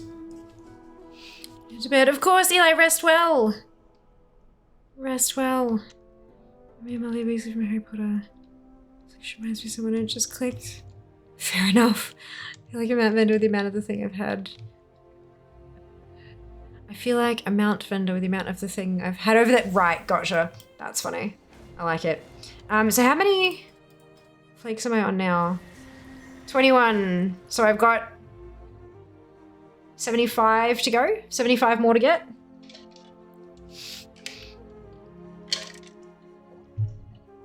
$75K more flakes to get before I can buy everything. It's gonna take a bit, I think. But we'll see how much of it drops. Because I have had a mount drop, I think. One, maybe. We'll see. How many mounts do you have? We got our 813th today. Ba-da-bum, ba-da-bum, ba-da-bum.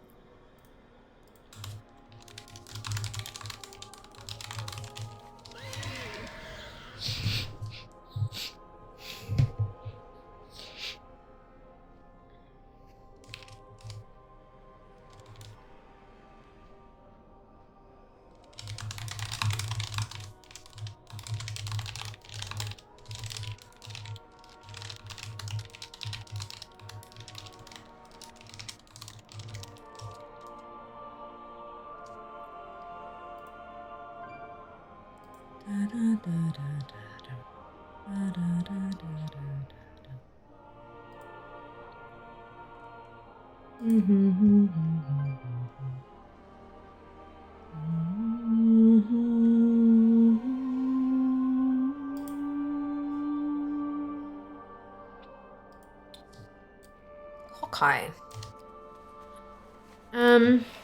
Had last week off work, let me to catch up with some WoW. I fancy all DF pet mount chains I wasn't aware of. Hey! Always surprised how much content. There's so much, isn't it, Cat? Like, my god. So much content. Should have been playing since Legion. I only have 301. I've been playing since the start of BC. And I've been, like, collecting for a lot of that. Not all of it, granted, but a lot of it. 283 for a single character. Well, this is my main. And I've got 756 for single character use. Yeah. The best thing about having a low number of mounts, though, not that 200 or 300 is a low number, that's huge. The best part about that, though, is that there's a whole bunch of easy ones you don't have yet. I don't have any easy ones left. All mine are the hard ones. I really say I really appreciate all the hard work you put into your streams. Oh, thank you, Absu. That's so sweet of you. I appreciate that. Look, I try. Sometimes it doesn't quite work as well as I hoped, but look, we're getting there. We're getting there. Why are you Hearthbound in Oribos and not Valdrakken for Shadowlands farms? I'm not Hearthbound in either place. My Hearth is set to the central encampment in Emerald Dream. I'm a mage. I'm portaling. But at that time I was playing through the Walk-in opening zones the first time with 13 years too late. Oh my gosh, Cat.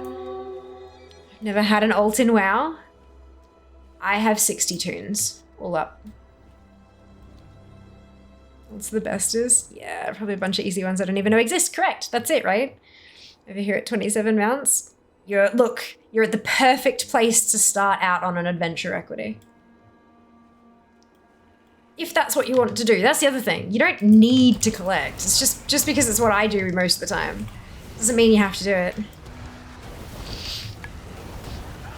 Okay, missed that, of course.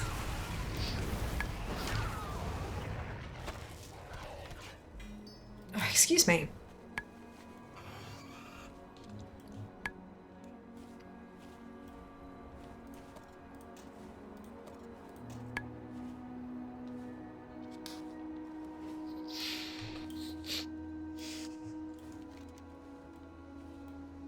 According to my spreadsheet, was the 50th character I've created, although I've deleted about half of them as I only had 1 or 2 hours. Yeah, fair.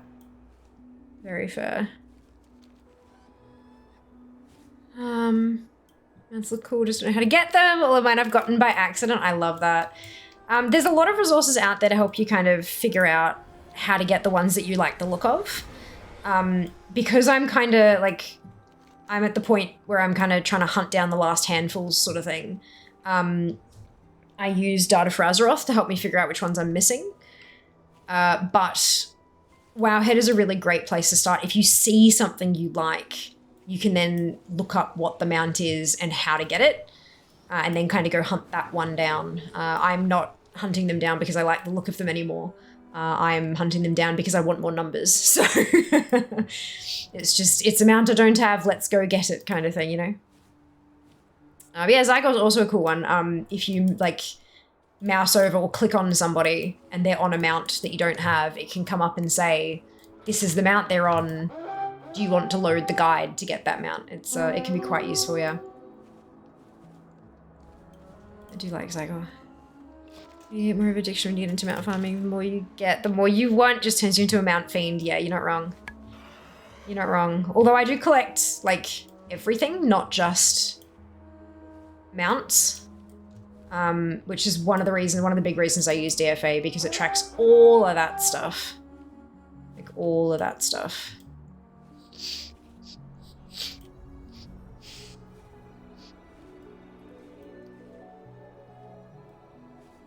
Oh, is this?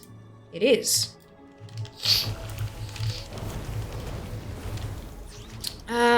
What that add-on called? Oh, it's not an add-on, it's a website. Data for Azeroth. Exclamation DFA in chat. D for data.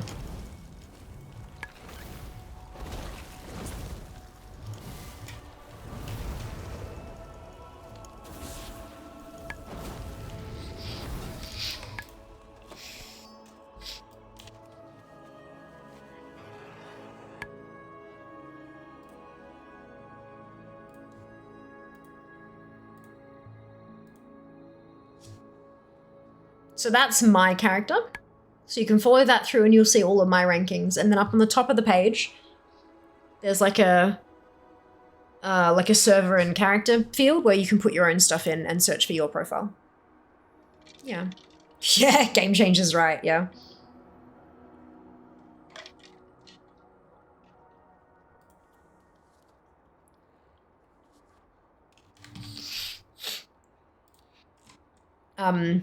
I'm actually on the About and FAQ page. I think that's where it is. Yeah, if you click on the About and FAQ at the bottom, it's got my name there in a couple of places, which is really cool. Because I support Shujin, who's the author of the site. I support Shujin on Patreon. And then I'm also under the thank you to community figures showcasing the site, which is like, I'm a community figure. Like, that feels so strange to me. It just, yeah. It's amazing. Stopping by. Hello, Coffee. Thank you for stopping by. I hope you're doing really, really well today.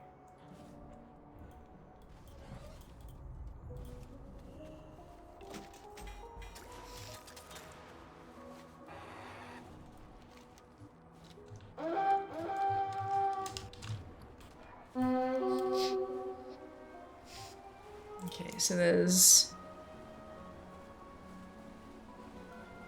chest here.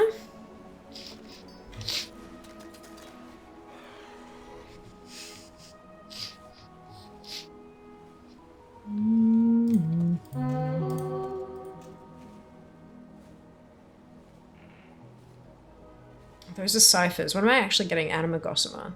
So I'm getting 25 anima per chest, which is not great, but I guess I'm supposed to be doing rares as well. So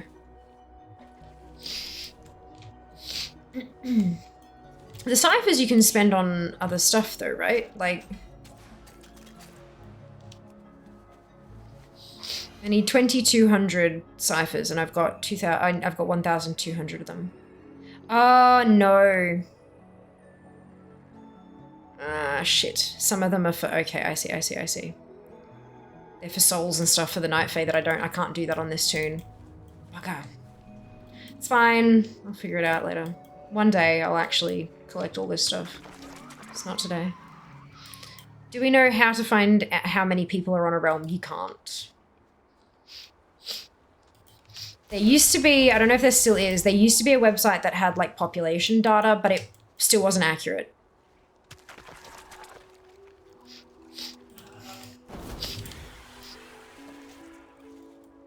It was all estimates, and that's not, because that number will change and fluctuate every minute of every day kind of thing. It's not just people logging on and off, but people making and deleting tunes and things.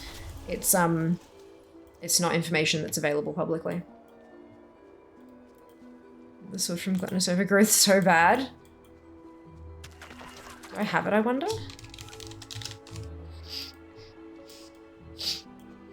Where's the last, what's it?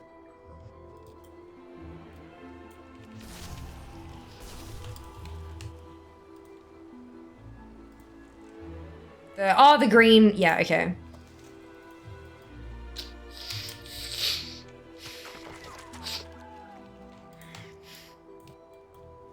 I've got a few of the colors. I don't think I've got this one. Well, clearly I don't have this one.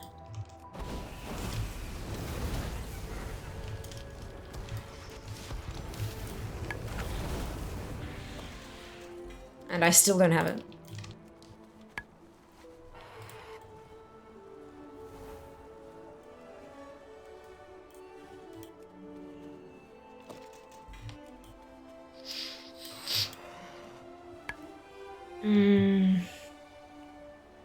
Slash who? Huh? I'm not sending ults to GMF, mostly just providing quests and tickets for all the mounts and pets this month. Hey! So usual. Long-term plan pays off, doesn't it, Cat? I haven't touched DMF in like 6 months now, and I'm starting to feel a bit guilty about it. I did have it on the thing, on the options for you guys to vote on, and I was going to put it on today, but then I thought, nah, everyone will just vote for, everyone will vote for mounts anyway, so I might as well just do mounts. But like, yeah,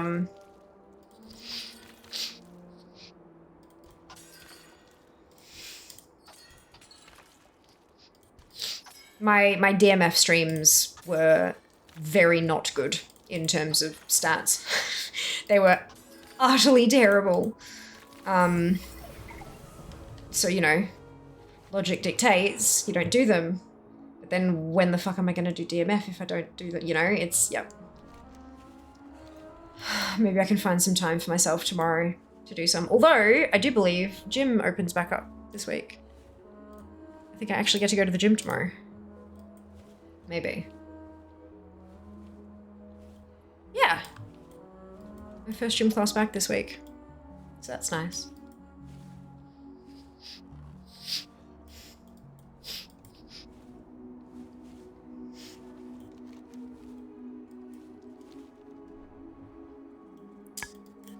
The green fire sword. It is the green fire sword. Watching you play Infinity Providers helps so much. Really?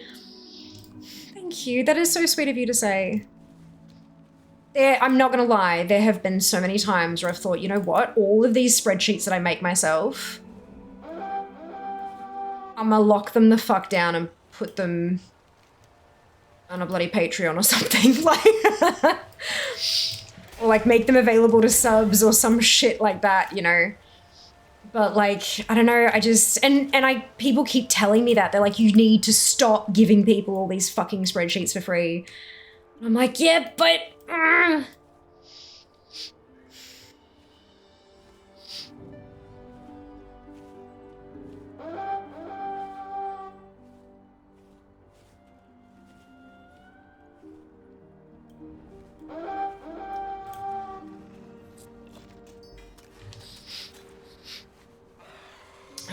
Heading to Discord. Huh? Ooh. Why are we heading to Discord?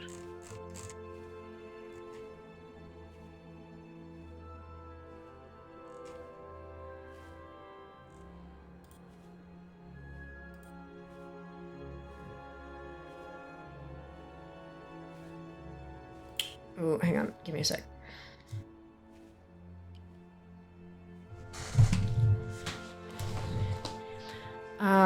Hang on, I need to do some calculations just in a second. Why am I doing calculations? Make Google do it for you, you stupid numpty. Okay,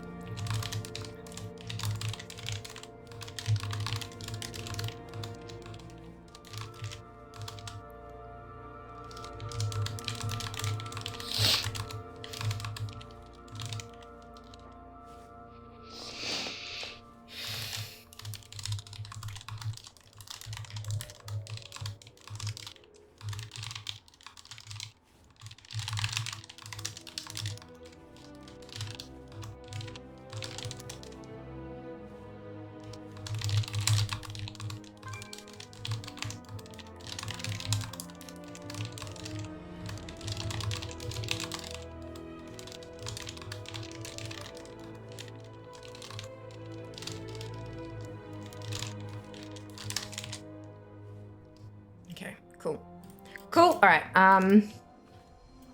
Sorry, I had an important question that needed to be answered from a very important person. Oh, right, bubble tea ideas for tomorrow. So what Dupe is talking about there, I am a bubble tea fiend. I actually have an affiliate code or a link for these guys, Bubble Tea Club. They're a DIY at-home bubble tea company. So you buy the supplies and you make bubble tea yourself at home, which is great. But I walk to the gym and it's a decent walk. It's like, it would be a lot quicker if I went directly there, but I don't. I take like a detour and go by a bubble tea place and get myself a bubble tea on the way to the gym. You know, gets me walking rather than hopping on public transport and all that kind of stuff. And it's nice to actually, you know, get moving and kind of warm up a bit before I get to the gym. And I get a bubble tea, but I don't just get one that I want. I put it up in the sub channel in Discord. And I get them to give me suggestions, and then I /roll to get myself an answer. Is Otis in here or I think Otis is the other side. So if you are a subscriber, whether or not it's from yourself or a gifted sub that you've managed to be hit by a bomb or something like that, doesn't matter. You're still a sub. A sub's a sub's a sub. So what you can do is jump into the Discord. In Discord, you can connect your Twitch account. And then that will give you automatic, after a bit, it doesn't always happen immediately, but it will give you automatic access to the sub-only Discord channel. There's a text channel and a chat channel, like a voice channel as well. And so in there, when I say, like, pick Fear's bubble tea, you can make suggestions. I'll give you a link to the store that I go to, and you can make suggestions based on their menu. And then I will randomly roll one, and I will order it, and I will let you know what I think. I post it on Instagram, and do a whole thing. So yeah. So I'll be visiting zones I've never heard of the next time I log back into WoW. Looks like I get 38 mounts, just a few thousand gold. Yes, OG! I love that for you. That's awesome news. Pre-gym workout, that's it. That's it. Instagram? I want that. Gimme that. Oh wait, I'm in Shadowlands. Yeah, boy.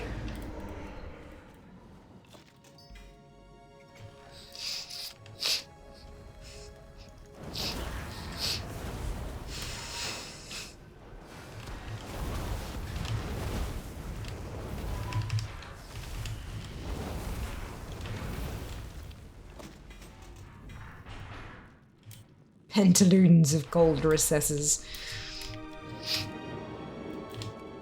Somehow I'm 91st on cast growth for alt score. Nice! Well done. Well done. What am I? I don't even remember. Second. Okay, on Sourfang. I know that place. There's a Sophia on there. Posting things and stuff. I did! Beneath these sands are ravenous worms.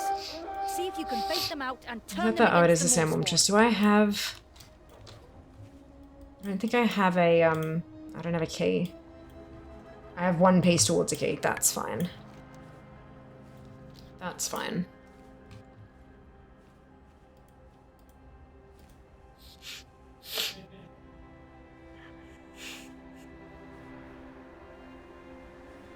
For a second there, I actually forgot why I was here farming anima, but then I remembered I need to buy the Kyrian Renown 70 thing for 7,500 anima. Good. There is a purpose. There is a purpose.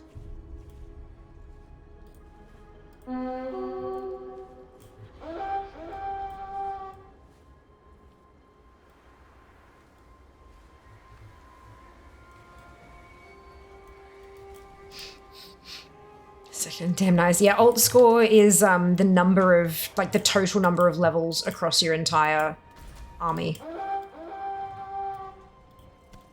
So if you have one level 70, then your alt score will be 70. If you have a level 70 and a level 11, then your alt score will be 81, yeah?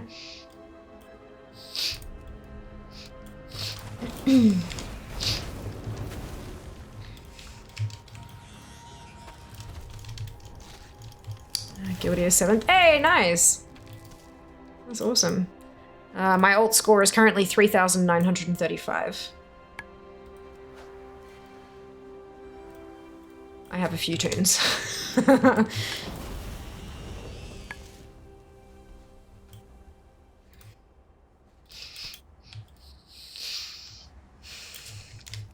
But your alt score doesn't count towards your completion score.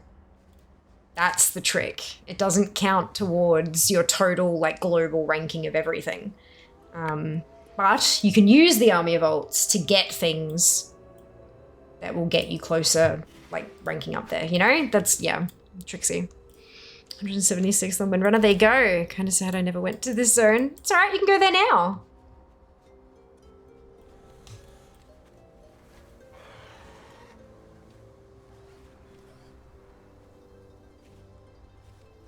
It all still exists, which is great.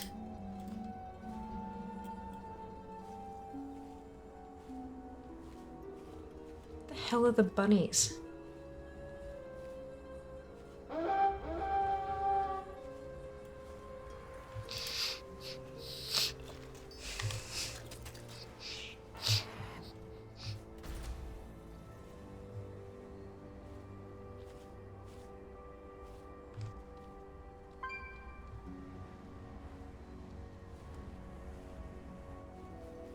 Oh, they're on them because the, yep, okay.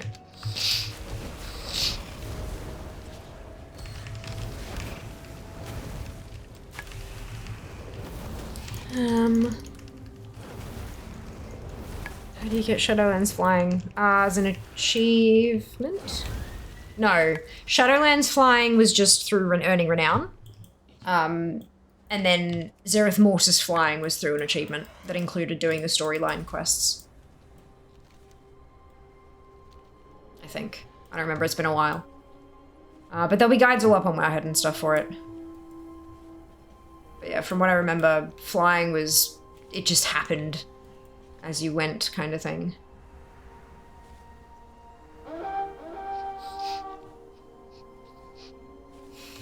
Which is good. Nice and simple.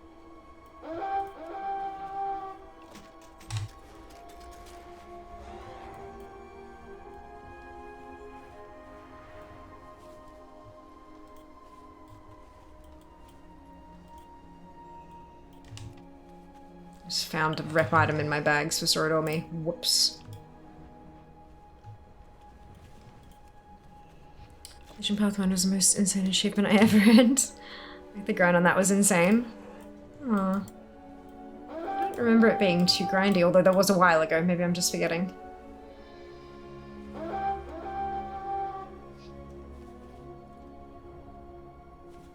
I mean, I also have Insane in the Membrane, so my level of, like, my bar for grindy is probably in a very different location to most people. His rebound at the moment is a Golden Regal Scarab. That doesn't surprise me. Wits sharp, they will see the unseen. Doesn't surprise me because not only has it only just been added, it's also stupid expensive. I wonder how Shujin is doing the data updates these days as well, because it doesn't say, like, updated on whatever date anymore. So maybe they're just allowing it to actually update as people are getting them? Maybe? Or, like, pushing it through? I don't know. It's, I'm not sure how it's working. Like, does it say 0 or does it say more than 0? Yeah, okay, so this is less than 1%. 0.0788% of accounts. So maybe Shujin has found a way to just let it update itself as people add it, kind of thing. That's kind of cool. I like that. Maybe I should ask. I'm down to only needing 206 mounts. That's pretty cool. Like, I'm almost under the 200 mark again. They're gonna bloody add more before I get my last 6. Maybe I should fuck this, like, and just kind of skip through and see if I can find some easy ones and try to get it under 200 before it bloody pops up again. I managed to get it under 200 and then they released ZM and I've never been able to get it under 200 again. It's never dropped back down under 200 ever again. I'm getting close though. 206 is not bad.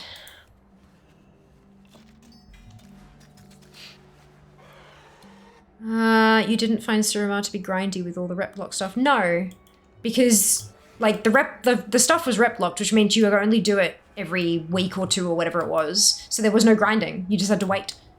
Grinding is going and going and going and going and going and going and going and going and going and going and going and going and get. Whereas Suramar was do.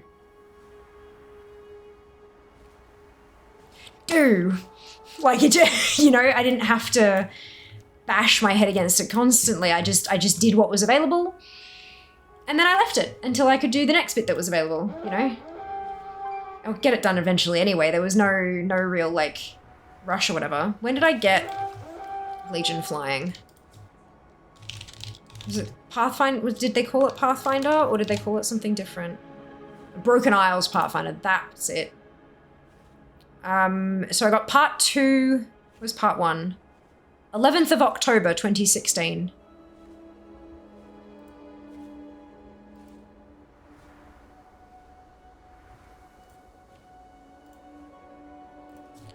Broken Isles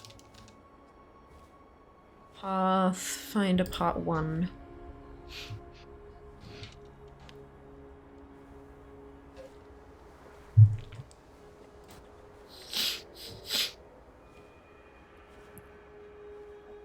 First step to unlocking flying. Conclusion, this achievement will increase your mount speed in the Broken Isles. So that was Explore, which is easy. 100 different world quests, which you just did them as you could. Class Order campaign was easy. Storyline quest for all 5 Legion zones, easy. It's Lawmaster anyway, I do Lawmaster. And then Reach Revered, that was just do world quest as you could. And then part 2 was the Suramar part. Explore Broken Shore, revealing the covered areas of the world map. Defender of the Broken Isles, repel Legion assaults upon each of the Broken Isle zones. Earn Revered with armies of Legion fall. And then they removed Breaching the Tomb. By the sun. So... Sleepy! Hello, welcome back! Thank you so much for the 19 months, Jesus Christ. Thank you. How are you going? How are you feeling? And how did you manage to get in contact with your friends and stuff? How are you going?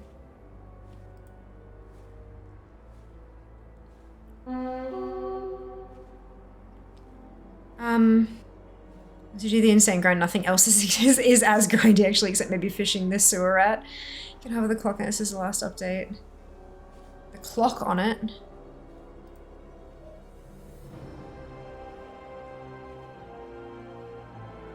That's my update though, dude. I meant the update for the stats, like the 14% of profiles. It used to have a second line in that tooltip that said as of like 1st of January 2024 kind of thing. It doesn't have that anymore. That's sorry. I should have been clearer. Not my update. The actual database update, the percentage. Because Shujin used to, like, it was only every month or like 5 weeks or so that actual percentage number got refreshed. But now that number's not there anymore, so I don't know. So there wasn't a Suramar. There wasn't a Suramar bit. It was reveal the things in the map. Quarter Fronda Suzuno, Dreamweavers. Where was Dreamweavers? It was the Nightfallen, so grinding Nightfallen rep. No, I don't remember that being that much of a pain in the butt. I just did the world quests as they came up, and that was it kind of thing.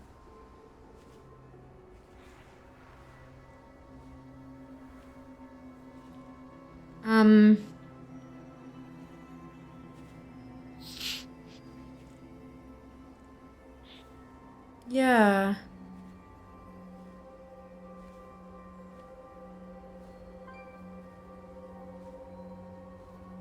Yeah,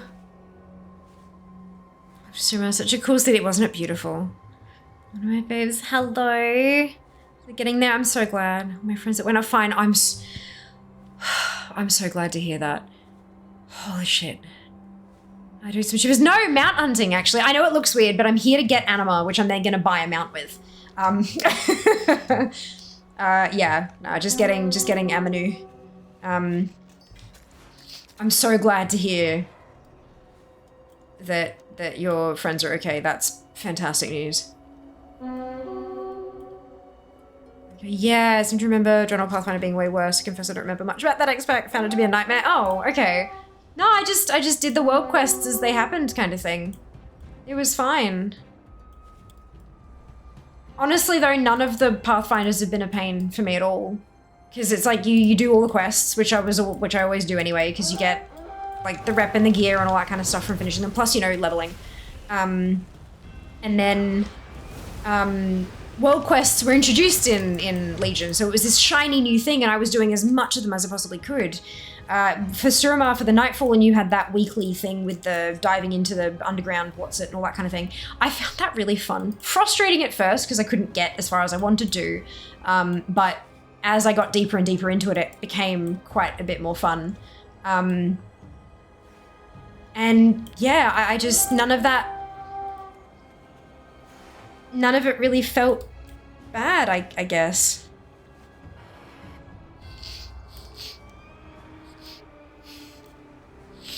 But I'm sorry that you didn't enjoy the experience, though. That sucks.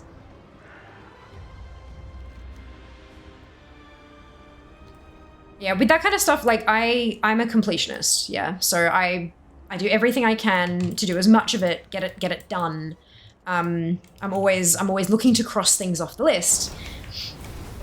But if I can't do any more of something, like if I'm like, right, okay, I need more rep for this. I can't get any more rep for this today. Okay, what's the next thing on the list that I can do? You know, like that there's always so much to do that it never really bothers me that things are time gated. Because once I've done everything I can for the week or the day or whatever, I just on to the next task on the list until that one's done, and then on to the next one until that one's, and so it's, yeah. And I'm aware that that's not, that doesn't seem to be the mindset of a lot of players. I recognize that. But it certainly takes a whole lot of weight off your shoulders when, you know, you're not feeling the pressure to get this one thing done, but you can't. I worry about things that are in my control. Some things are just not, they're completely outside my control. There ain't nothing I can do about making world quests respawn faster, so I'll just do something different, you know? That kind of a mindset. Legion was my first expansion with the game. It was a crash course on everything. Wow. Far out. Yeah, it would have been a... Oh, it's moving. Okay, so it's actually meant to be. I thought they just had a blob stuck in the air for some reason. Oopsie. What? Just... No fly zones. Yeah, Legion would have been a really interesting time to start playing, that's for sure. That's for sure. But I hope you enjoyed, even if you didn't enjoy Pathfinder specifically, I hope you enjoyed the game as, like, the expansion as a whole. I very much did. Legion was my most favorite leveling experience of any expansion to date. Until Dragonflight got here. And right the way through the first kind of week. Because I mean, I got to 70 day one. I'm one of those players. I'm one of those. I took 2 weeks off for the game and I played every day. No, that's a lie. I took 1 day off to like just kind of get my head back on straight, and then kept going. But I played 13 out of 14 days in the first 14 of them. I still played offline on that day. I didn't stream. I just didn't stream it. And this expansion will be the first expansion I don't have to take time off for, which is it'll be tricky though, because I'll have to make my own decision about when I don't stream it every day anymore, and I think that'll be really difficult. I think I might have to set myself a time limit on everyday streams and then get my mods to hold me to it.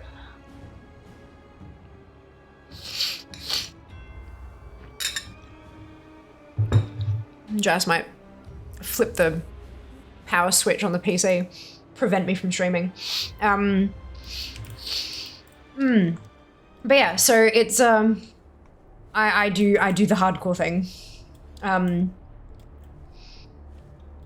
Dragonflight was just, it was so beautifully done. Jas and I leveled together. He took time off work, and not 2 weeks because he couldn't get 2 weeks off, but he took a week off work, and we went through together, and oh, for God's sake, we stopped and read through I read all the quests aloud, because I know that there are a lot of people who feel the need or who want to blast through to get to max as quickly as they can and blah, blah, blah, and they may miss out on story by doing that. Some people don't care, but some people do. Like, they want to get there quickly, but they also wish they could actually get the story as well. And so that's what I'm here for, right? They can play through at their pace and do what they need to do, and then they can tune in and listen to the story, even if they're not watching it. We talk about what's happening and discuss where we think it might be going and what's coming, and like, oh my god, all the big reveals and stuff. And it's really lovely. I very much enjoy it. And yeah, so that, and it took us, I think I hit 70, 15 minutes before the server shut down on day one. That's usually about the time that I get there. And then we go to bed, and we get up, and we go again, and we keep playing, and we keep playing, and we keep playing. But it is a quick pace, but it's not like pedal to the metal kind of blasting through it. And it's also, but it's still slow enough that it feels casual, but fast enough that I still get there, you know? And it also means that if people they can't take time off work, or they can't get on to play as much as they would like in that first week, in that first launch week, they can jump in and listen and experience the story as it was meant to be experienced to an extent, and then then they're at lesser risk of spoilers from the internet and shit, you know? We were live sitting at the thing 15 minutes prior to launch, 15 minutes prior to the game going live, or maybe more than that. I think it was only 15 minutes this time. And yeah, and it worked really well. I very much enjoyed myself, and most people seem to as well. Yeah, it was really good.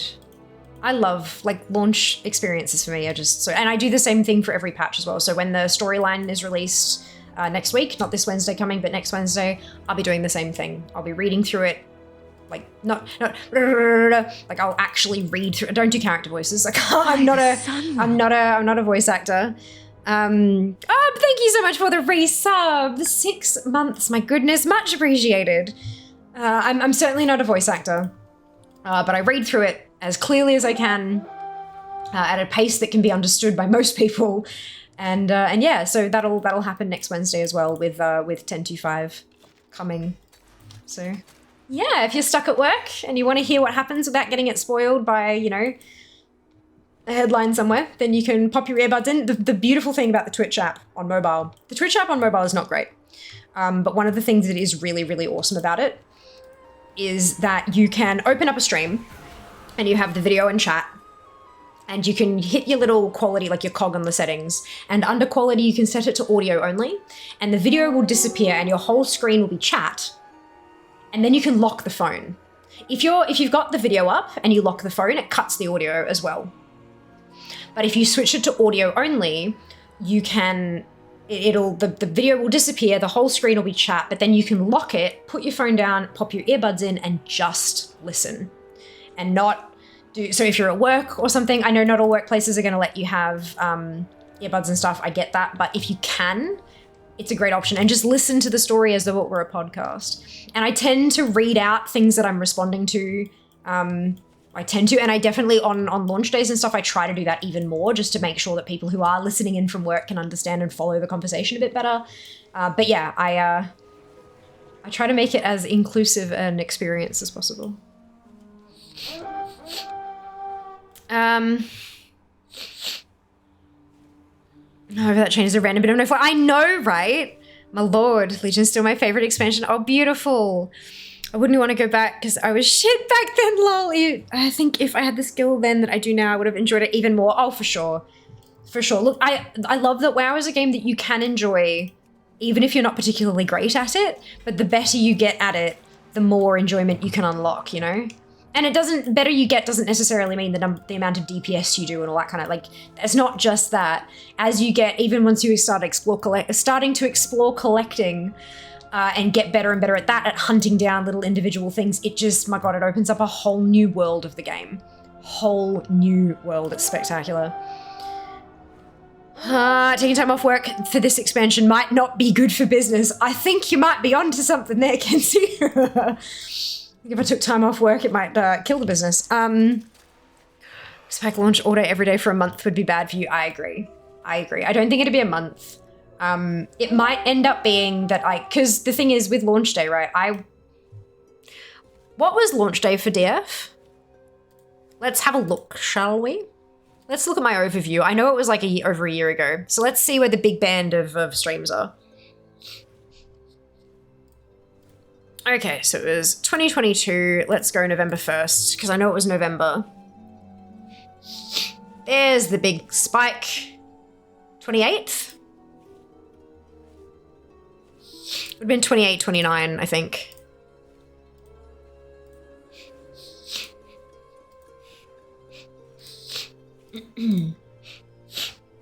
Yep, okay, there's launch day, Tuesday, November 29. So let me put this to 28.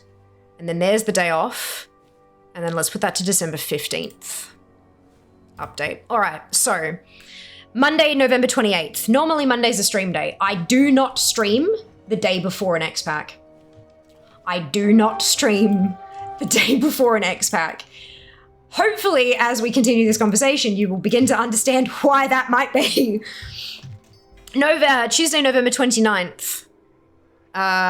Where's my time streamed?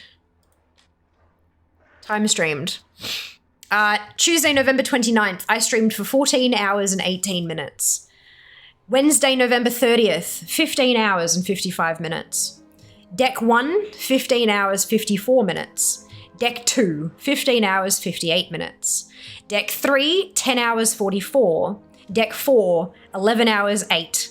Deck 5, 10 hours, 17. Deck 6, 6 hours, 14. Deck 7, 8 hours, 9. Then I took Thursday off. Then Friday was 6 hours and 2. Saturday was 7:52. Sunday was 8 hours and 2. Monday was 6 hours, 14. And then Tuesday, December 13th, I went back to work. And then the next day was 6 hours, 8 minutes. So my standard streams are my standard streams are 6 hours long. So if I bump this in a little tighter, so that's day 1. And then I went back to work. So we'll call this Monday the 12th, because then I went back to work the next day. So for those 14 days, for the first 14 days of the expansion, I streamed 136 hours and 47 minutes over 13 days because I took one day off. Yep. So I'm thinking, and then I had to go straight back to 6 hours because I was working, right? And so I was fucking exhausted and all this kind of shit. So I'm kind of feeling like what might end up happening is for the first 2 weeks, it's long streams every day. Like the first week, it's go ham. Go be live as long as you possibly can every single day. Week 2, it's be live every day, but maybe 10 hours. And then by week 3, you're looking at maybe 8 hours a day. And then by week 4, maybe we're down to regular schedule again. Like it'll be a slow, steady, or maybe I go back to my regular schedule, but instead of being 6 hours, it's 8 or 10, but I take days off. I don't know, but we'll kind of mostly play it by ear. We also don't know how much there's going to be to do. That's the other thing. We don't necessarily know exactly how much. I mean, no doubt there's probably going to be a lot, especially if we can get a bunch of you guys in, and especially if I'm doing all my solo shit in week 1 and 2, and then by the time we get to week 3, there's a bunch of you guys who are now at max level as well. And we can all go out together and hunt rares and get collectibles. And, you know, that's kind of, we'll see. Got burned out during WOD, skipped Legion altogether, came back for BFA. Sad I missed out on Legion. Legion was a spectacular expansion. Legion was absolutely spectacular. It was their best X-Pack in a long time, and that's according to popular opinion. Like for me, I've loved all of them, but Legion definitely stands out as a bloody good one. A lot of people talk about like Wrath being the pinnacle, followed by Legion. Kind of, you know, like that's the level to which we're talking. Which is this, you know, fucking high praise from some people. But look, it's fine. You made the right choices for you at that time, and that's okay. That's okay. I can aid you. The enemy is building fortifications. Demolish them. There's enough people here that I might not actually need to jump in a group, I think.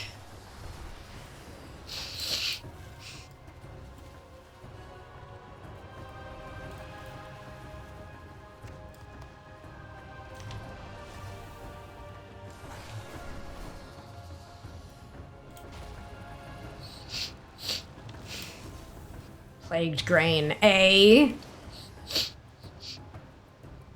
Ooh. Oh, you know what I need to use? One of these doodads. Oh, wait, have I got that already? Oh no, helping the, okay, where's this? Encapsulated destiny.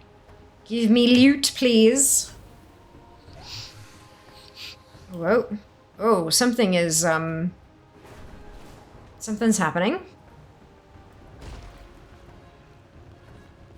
Defend our timeline against our enemies. We stand as one.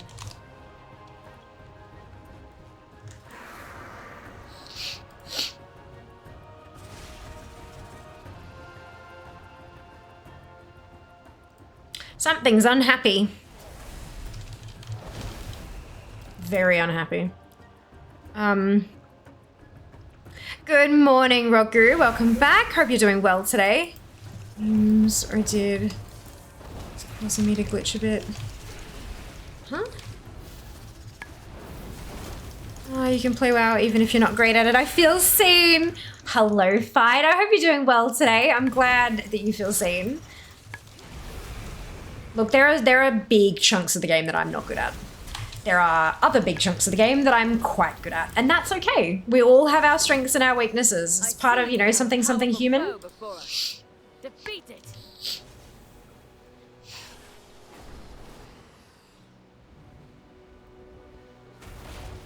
Is this, no, this is not where I'm trying to get to.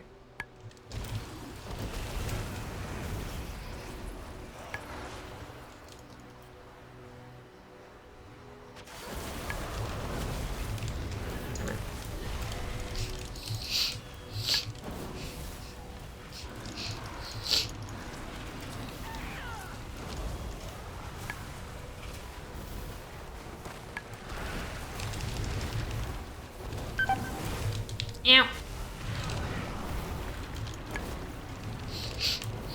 I think this is one of those steps I need help for.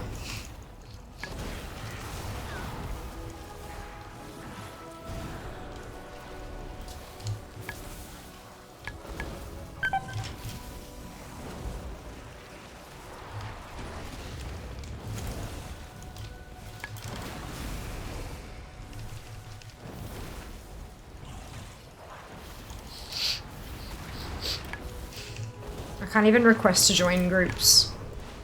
Can I request to join this one's group? Because they're on a connected realm. No, it's an invite. Okay, bugger. We will need something special for this task. We shall achieve our goal together.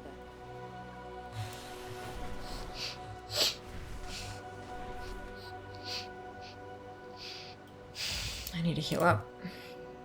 Let's see, do you think I may have used Straws Eclipse?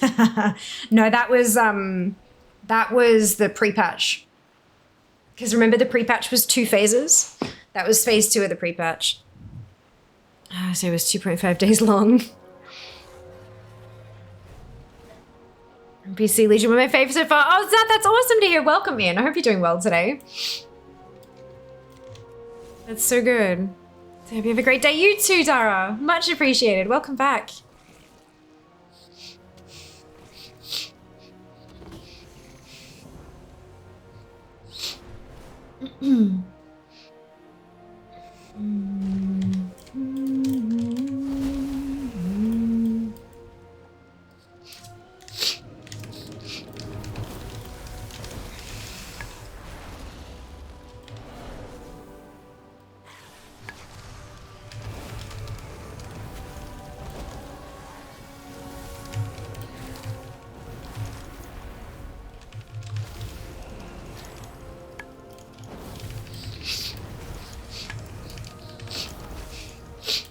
man. Am I still missing achievements? Oh shit, so many pets. Yeah, okay, I'll get them eventually. That'll happen. I see we have a powerful foe before us. Defeat it! Na na na.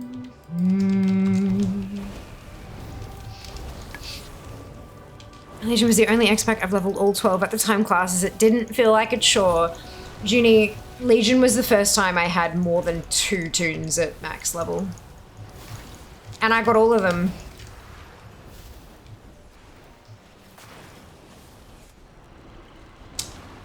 Where is it? There. 2017. I got all of them done as well. It was the first time I ever had more than 2 tunes at max level. Legion is where I started hardcore mount farming as well. Legion's when I got Ashes. It was my first mount that I really pushed for. Legion is when I got Ashes. I can't believe that's nearly 7 years ago.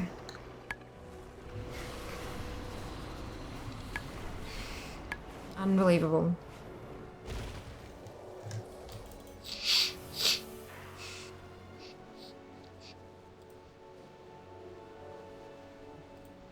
No, this one?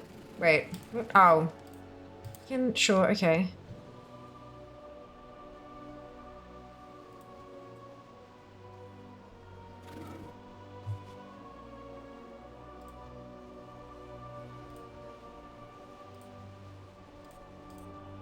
Again, this one then.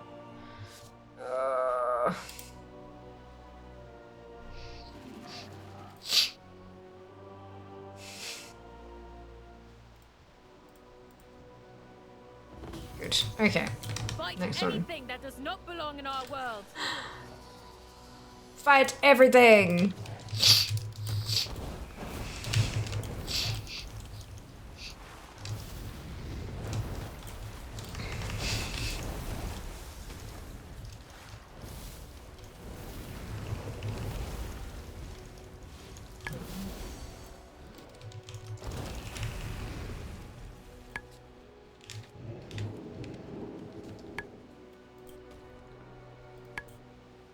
Just a little... Yep.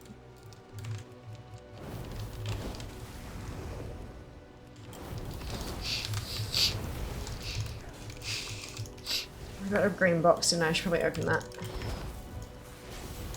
Before I forget to. Before I forget that it exists.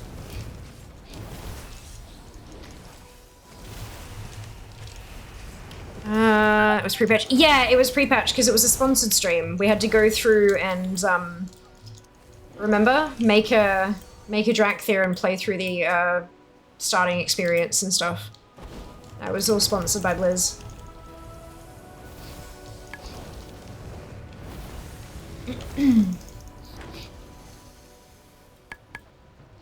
INTP is a total of 996 mounts I can obtain. I'm a 1000% positive, never heard of half of what I'm missing. That doesn't surprise me.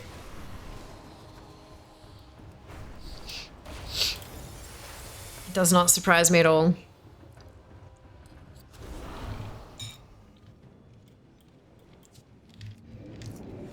I guess this one might actually be easier with fewer people.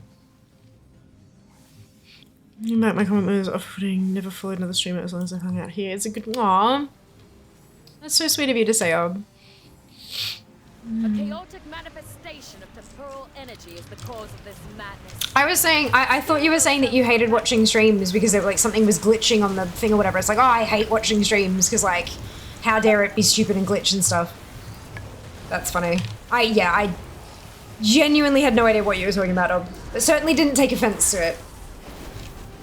Okay, maybe this is not easier with fewer people. We watched the time when the Lich King and his armies succeeded in scourging the world. Life stands no chance in this Azeroth. Only death and undeath. Trouble this time, love. Move quickly. Our own Azeroth is counting on us.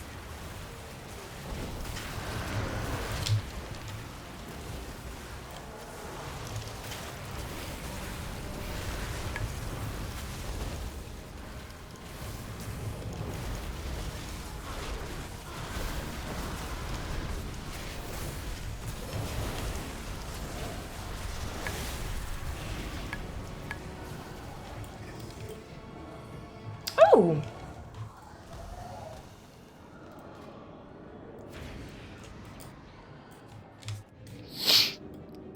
Tabard. So. She says 96,500 that I need. But if I learn that.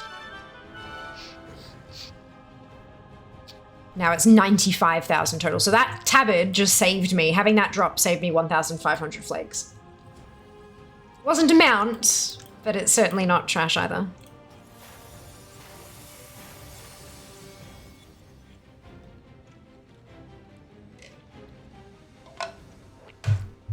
I only chase like 10 mounts a week. 2 of them come from Northern.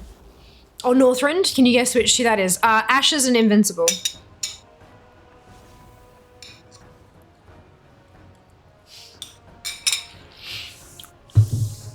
I'm gonna need a healer for some part. Hey Blashy, welcome on in. Thank you for joining us. No, that one you don't really need a healer for. I was saying that because that particular time rift, because it's the Lich King, the defiles, if you stand in them, they grow. And the more people standing in them, the faster they grow. What I was saying was that it might be easier with fewer people. I don't think I mentioned a healer. I might have, but I don't remember. But yeah, no, all good, all good. We successfully defeated this stuff. Back to farming, what's it say? No cognitive dissonance, that's okay, Ob, not a worry. But it makes it quicker. Ashes, invisible ashes. Timeless proto, invisible, yep, good, right? Timeless proto. If I might have been earlier, possibly. Possibly. Sorry about that. I genuinely can't remember. It's great with you guys, you have a chat log. I can scroll back and see what you guys said. My brain doesn't have that, unfortunately. Wouldn't it be lovely? Maybe. Maybe there are some things we'd rather forget, but oops. I also need 41 of the time pod things. That'll be fine. No, Mim's head, of course. I need the ability to control F my brain. You're not wrong. I absolutely would love the ability to control F my brain. That would be great. That mount drop. You are not prepared. Hello, Bara. Thank you so much for the raid. Welcome on in. Hope you're doing well today. If you need to go do post-stream self-care shenanigans, please do. Otherwise, we are very happy to have you all here. Welcome in, raiders. If you haven't been here before, I'm Fia. It is so lovely to meet you. Welcome to Mount Farm Monday. Hope you're all having a lovely day. Thank you very much for the shout out. Mim's head clip. Oh, right. Oh, I remember that. Oh, no. Hang on. I remember that dropping.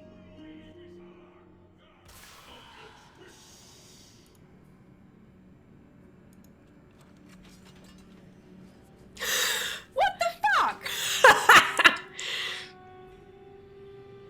Sorry, that was really loud. It fucking dropped.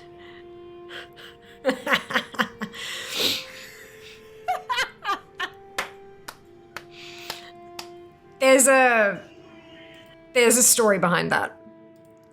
Right, so Mim's head was part of my luckiest week ever in World of Warcraft. It was one fateful October. It was Hallow's End at the time, and we did Mount Farm Monday. So on Mount Farm Monday, we went and visited Arthas on his frozen throne.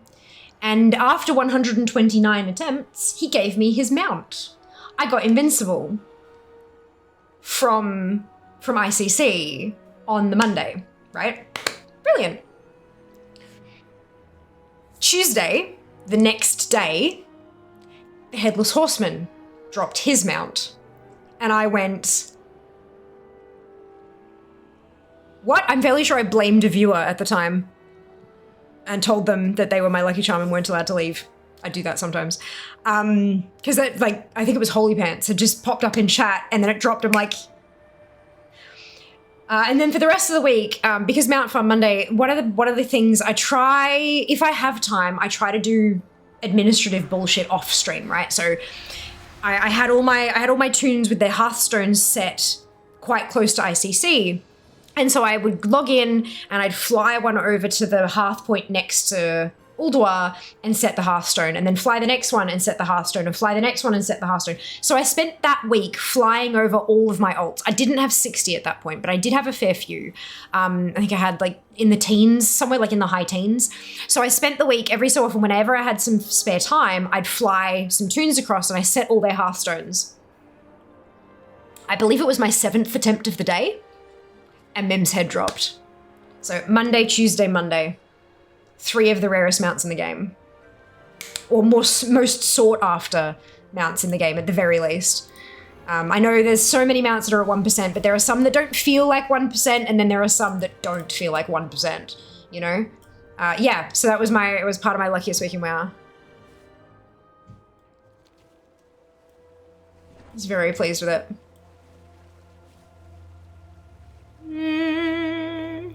One day I'll successfully remember to go try for the polar bear consistently. Oh my god, yeah, right? You have a bunch of tunes. That's like, this is why I have an army. Instead of trying once a day for 2 fucking months, I can technically go in there and do it 60 times in one day. Makes things like Mount Farm Monday. It's not Mount Farm every day, it's Mount Farm Monday. So I do a whole bunch of grinding on the one day, but because I'm getting all those attempts across multiple tunes, it's like condensing all that time down, kind of. Yeah, it's, look, I try to convince myself. Right, so I'm at 7K now. I just need to get 1 more 1,000 on the board. And then I can convert it all to boxes and send it over to my Curian tune and go buy that mount. And that will be 2 mounts today.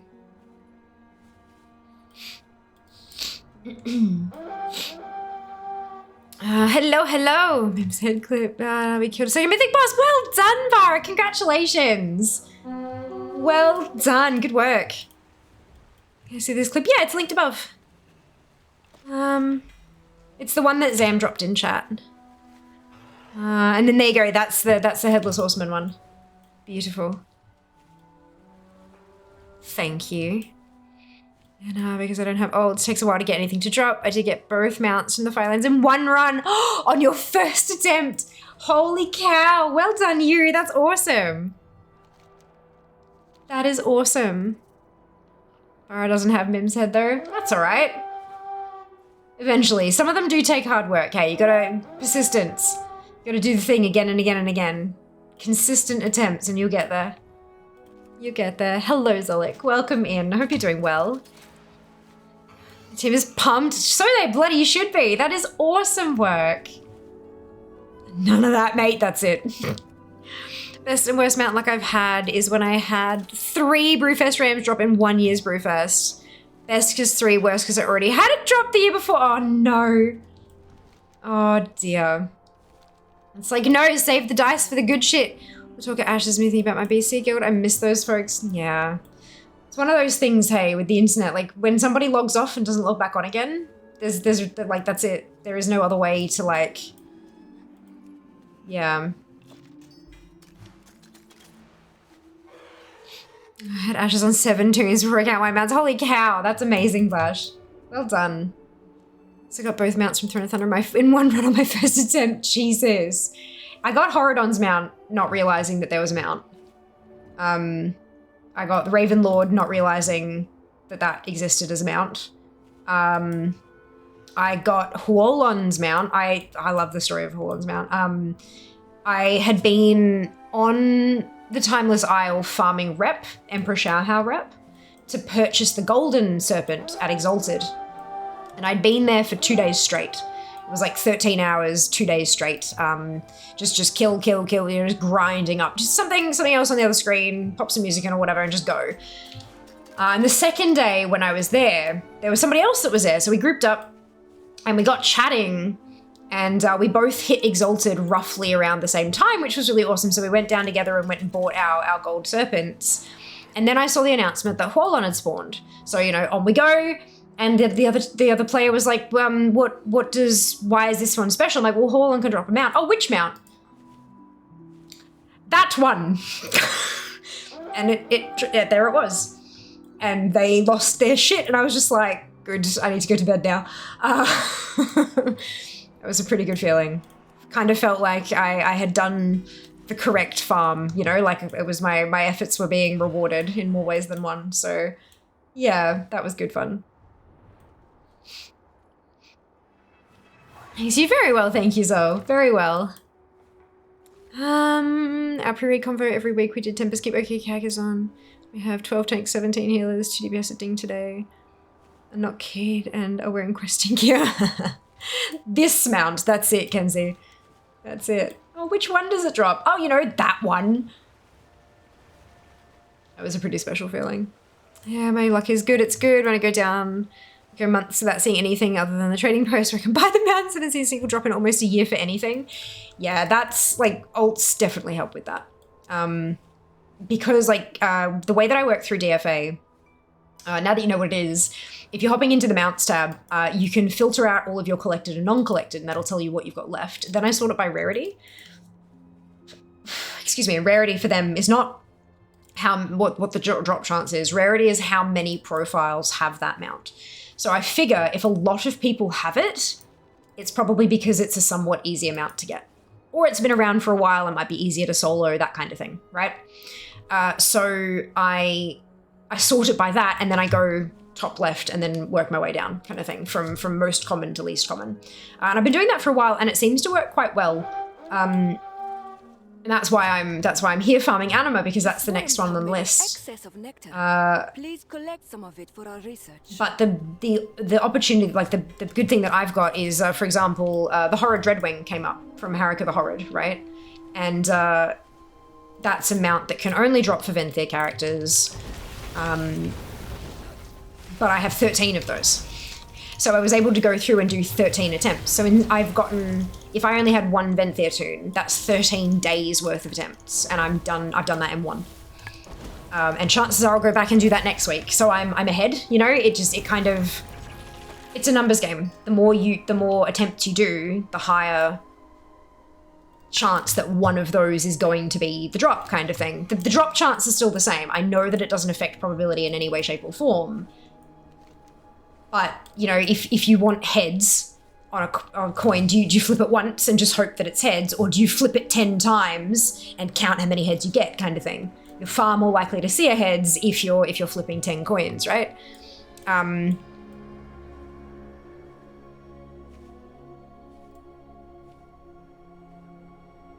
Oh, that's the LFR one, I think. Maybe? Oh no, that's on his monk. Never mind. Grats, Jazz. I'm like, why is he only just getting this thing? It's on an alt, that's why. But yeah, so I am a collector. You know, I do Mythic Plus, I get my KSM, I raid occasionally. I do all that kind of stuff, but my first and foremost is collecting. And having an army of tunes most certainly helps me do that more efficiently. Not necessarily faster, just more efficiently. I think you should ban Zolik immediately, even though he's an officer in arbitrary in one of my mods. He's mega sus. Oh dear. You have so many alts. Have all of them gotten the free anima from switching covenants? What do you mean free anima? No, but I had none of them are switch covenants at all. It's easy to do this. I just fly around in circles while I chat.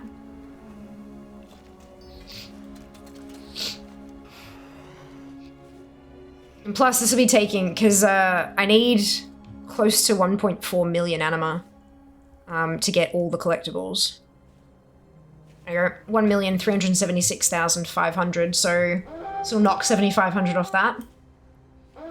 I'll get there. Hi, my name's Fia, and I'm an alcoholic. That's it. That's it.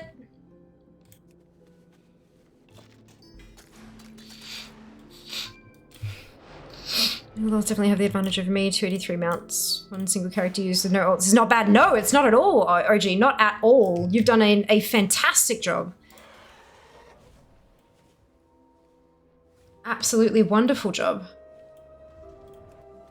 Simple Armory is awesome for collecting. Welcome on in, Heron. I hope you're doing well today. Thank you for joining us.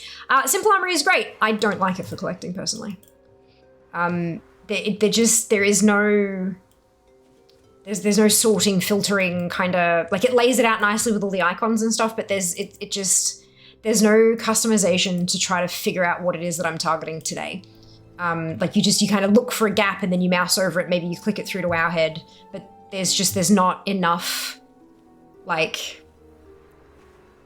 that's all you can really do. There's not enough functionality to it for me personally. Great to glance over and have a look at somebody's collection. I've got my Simple Armory thing. If you type ! Simple Armory into chat, you'll get a link to my Toons one. But for deciding on what to farm next and planning out my farming and all that kind of stuff, it's not very useful to me personally.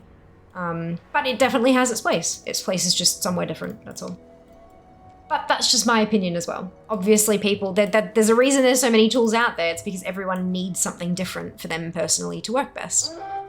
And that's okay. I'm glad there are so many tools out there for different people to use. Personally, I use ATT, so all the things being the in-game add-on thing, and Data for Azeroth. Data for Azeroth for me is just has far more functionality for planning out my collecting. But it has a lot more information than Simple Armory. It's not as simple. So definitely can be overwhelming at first glance. My collector, she's so scratching at her neck. Y'all got any more of them rare mounts? Welcome back, Tick. Hope you're doing well today. Must be inside the thing. Oh no, wait, is that a...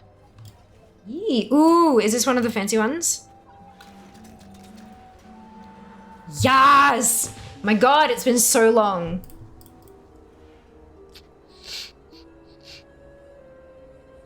I fucked up. Oh, no. No, I didn't.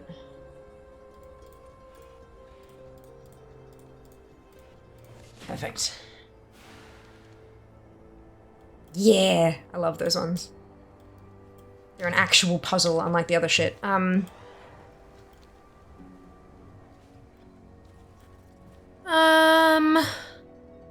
500 gold for 1k anima. 4 times per tune for the renown boost, I think might be less. Sounds nice until you realize you'd have to spend over 500k gold to get everything, and you'd need 250 tunes. Yeah.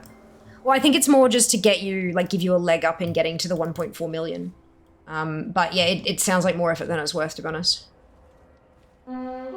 Personally. But that's alright, to each their own. If that's something that people are using to get more anima into their pockets to get the collectibles, then more power to them. That's awesome.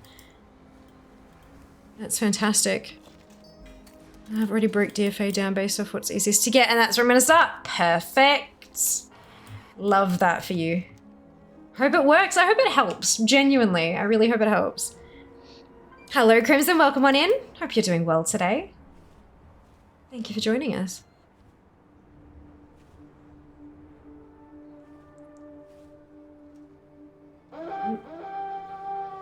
I think I might be done.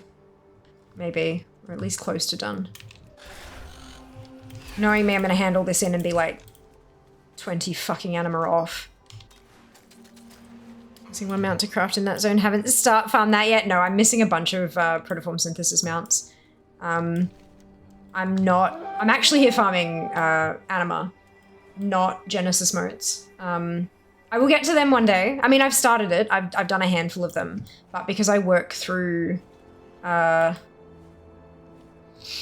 percentage on DFA. When's my next protoform synthesis mount coming up? Paracausal, Curian, Necrolords, Tormentors, Researchers Under Fire, shit. Using Necro-Ray Egg. Another Necro-Ray Egg. Death's Advanced Paragon, Iskara Tusker, Paracausal Flakes, Fallen Charger, Gross, Paracausal Flakes, Unbound Abomination, Fleshwing Honeyback, Geiger, Nalthor, Collector's Edition, that's for War Within. I do the CEs, the physical CEs, which is why I haven't digitally pre-ordered. Loam Niffin, Coveted Bauble, Wave, Blade, and Koanor Unshackled. Gross! Theros, Secret Finding, Venari, Champion Seal, Kyrian Covenant, Archivist Codex, Tasty Mushroom, Dream Surge Coalescence, Glory of Nathria Raider. That will be one we have to plan together. Vicious Saddle. Why was there a Vicious Saddle on my first goddamn page?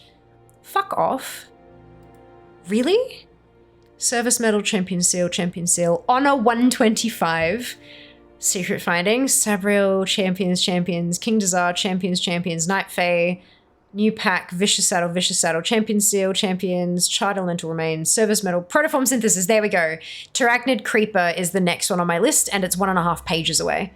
So like 60 on the list-ish. But those numbers change all the time. If more people collect it, it'll go at a higher percentage and it'll go higher on the list. So there you go. A few things I have to do before I get back to Genesis Moat farming, but I'm okay with that.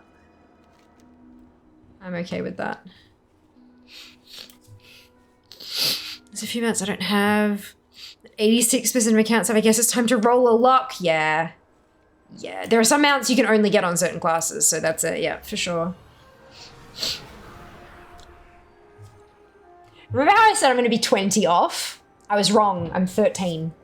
7,987 anima. I'm 13 anima off being able to... God damn it, Fia. God damn it.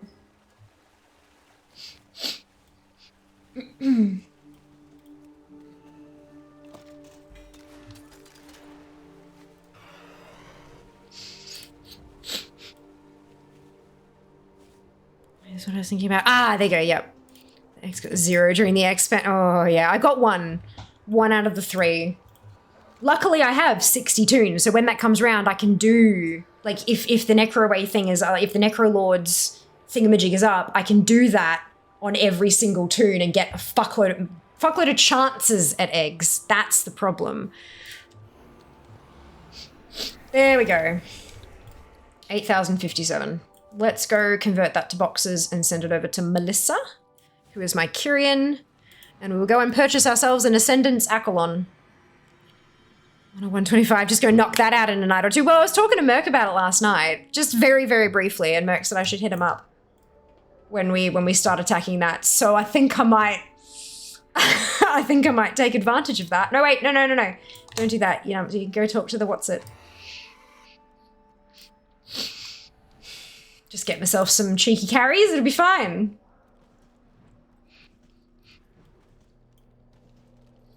Honestly, though, that could be a hilarious collaboration.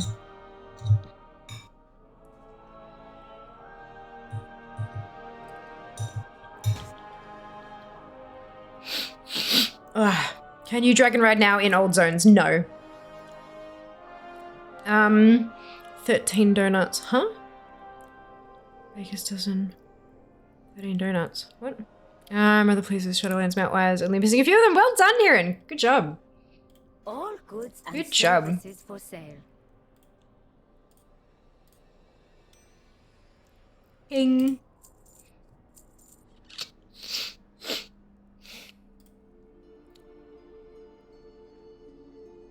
Yeah, okay, that's all.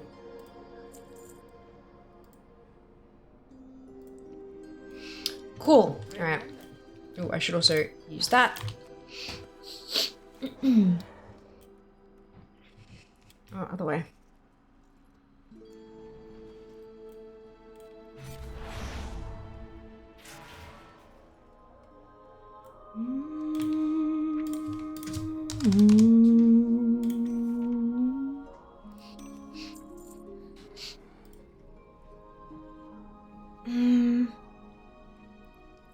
The 17th.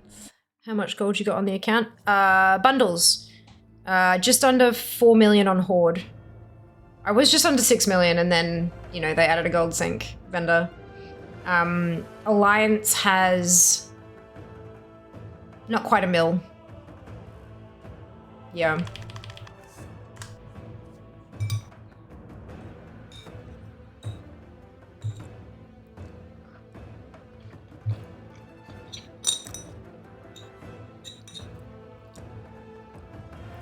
$100K. That's fine. Everyone's got to start somewhere.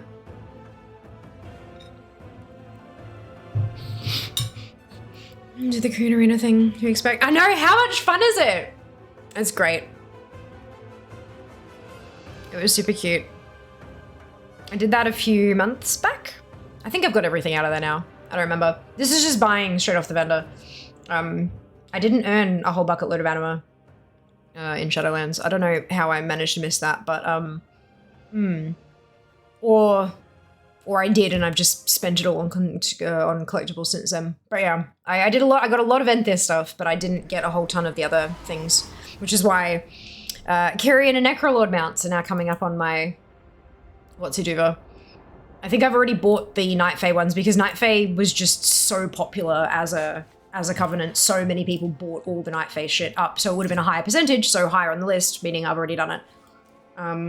Yeah.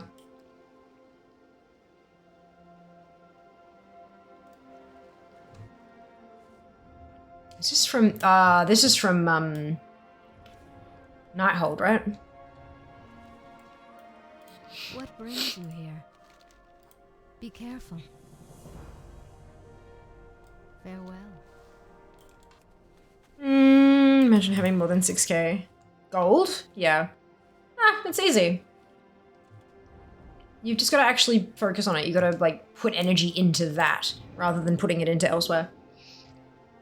Gold just doesn't, you know, it doesn't earn interest. It doesn't just accumulate. But if you play the game, it does drop at quite alarming amounts. Especially the newer zones, like playing through and doing your weekly stuff in Emerald Dream and things like that gets you a surprising amount of gold. Not, you know, hundreds of thousands, but a fair bit of gold. Yes, I'm going to Orbos. We'll just quest at level 70 for a while. Doing the original Dragonflight quests at level 70 won't get you that much. Like, you're not getting thousands and thousands of gold per quest or any of that kind of stuff. There are more time-efficient ways to earn gold. Hey, grats, Jas! Reigns of the Evening Sun Dream Saber. Good job.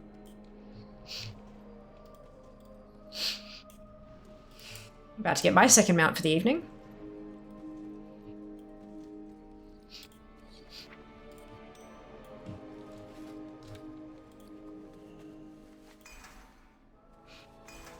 I don't need to buy mount skill anymore. You don't? No. I got 1k tip on a crafting order a few days ago. Well done! Awesome sauce.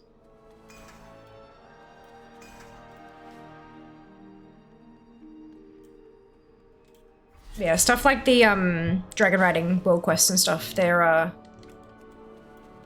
500 gold a bucket, you know, 500 gold per world quest. They don't take long to do. You can do them on normal. You don't have to do them on like the challenge mode or any of that kind of shit. You just go through on normal. Takes you a minute. 500 gold, fly to the next one. If you've got alts, every toon that's 60 plus, you don't have to be 70 to do those. Every toon that is 60 and up can go through and do those. Quite a few thousand in one sesh. Be nice, next extension the ripping currency is account wide. Certainly will be. I'm looking forward to more details about all that. I'm trying not to bank on too much stuff because we don't really have too much information about it. So I would very much like for them to lay it all out. It'll be good. Warbands is like the thing I'm looking forward to. I've got 60 fucking characters. Like, give me warbands.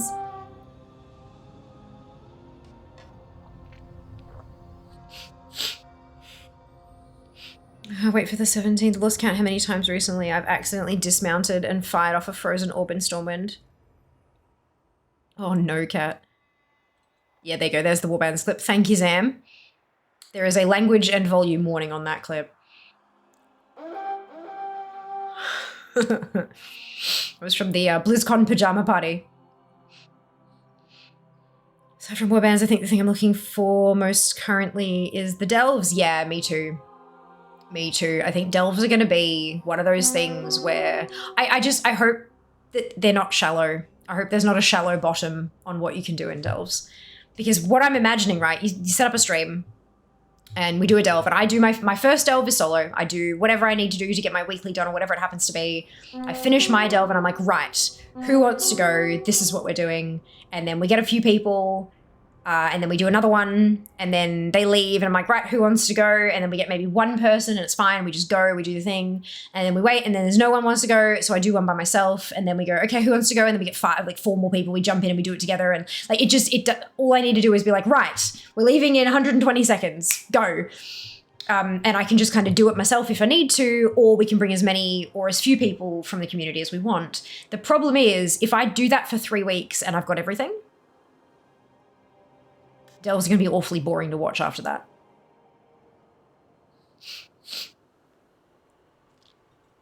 So that's kind of, I'm a little bit nervous. I'm looking forward to them, but I want to see.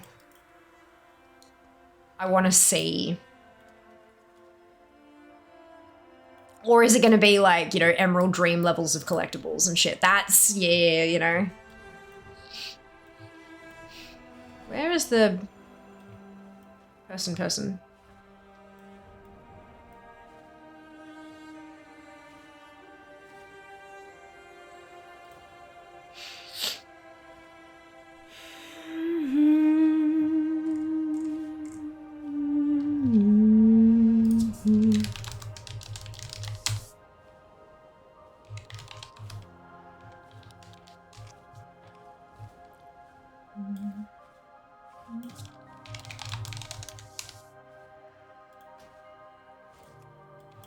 Fucking, are you joking?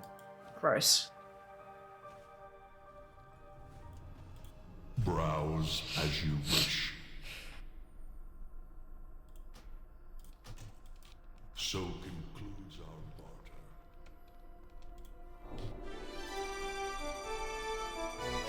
It's very pretty. Like, look at that.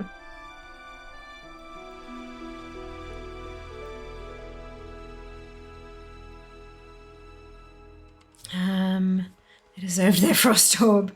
But it was really catching me. I'm sorry to hear that, Scarlet. I hope you can find something that'll take you away from what's burning you out. Maybe do something else for a bit. Hello, player. What? Tried to play Sod? I didn't just try. I successfully played Sod Black. Yes, we've played Sod. She said, fuck, well, looks like my first. Oh, what was that gonna be as good as it sounds? Hell yes. Yeah, the dog yesterday came home with us. Fantastic! Congratulations! Sleep time, of course. Rest well, Bara. Thank you so much again for the raid. Thank you. Much appreciated. Thank you for the revenue. Thank you for the lurk. What do you think about Sod? Yeah, it was fun. It was fun. I enjoy it with friends, but these days I spend more time playing solo because I have especially the shit that I'm doing and stuff. But yeah, no, I enjoyed it. When I was playing it with my friends, I enjoyed it. My friends are not super available these days though, unfortunately.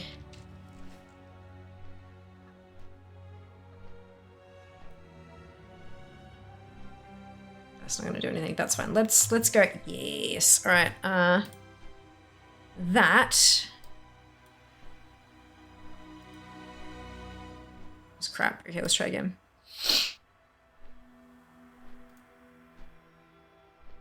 Yeah, there we go. What number is that? Is that 814? Shit. Mount 814.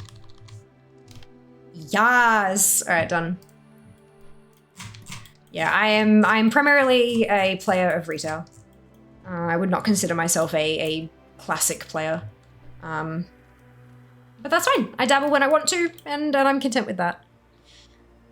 I'm glad it is there for people who very much enjoy it. Okay, well, I'm actually gonna hit refresh on Fear. I think my next one is the same deal except Necrolords. So, back to the anima hunting. So I'm not sure I'm gonna play next phases. That's alright, you don't have to. I'm glad you liked it, that's great. So the mods, good job? Absolutely, the mods are wonderful, aren't they? Let's do good stuff. Banana, banana, banana. Okay, now I need to go in and refresh the monk I just logged off.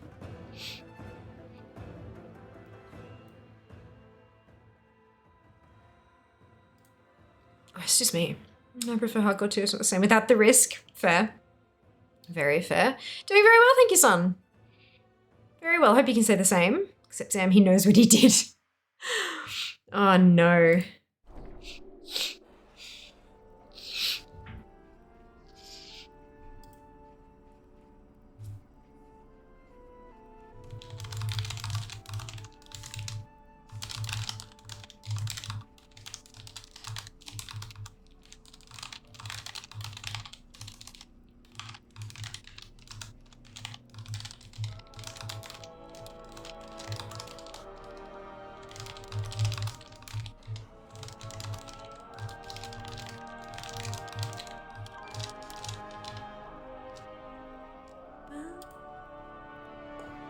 Right, okay, that's refreshed. That should now say 814. Yes, if you jump on my DFA page, you will now see 814 mounts. 204 to go! At least until they add more. Cool. Back to the grind. Actually, so Necrolords is Alexia. How many Animu do she have? 65. But I do have like 3k. I could, nah, fuck it. The 3k, they'll need that eventually, no doubt. No doubt, no doubt, no doubt. I would like for there to be able to be a way to actually guarantee that I will hit 1,000 and then clean out the character. That would be nice. I would like that. I know everything I did, and they are plenty. What do you primarily do in retail? I collect. I primarily collect. Item is not ready yet. Why? But the timer. Oh, minute 30. Okay, it says there.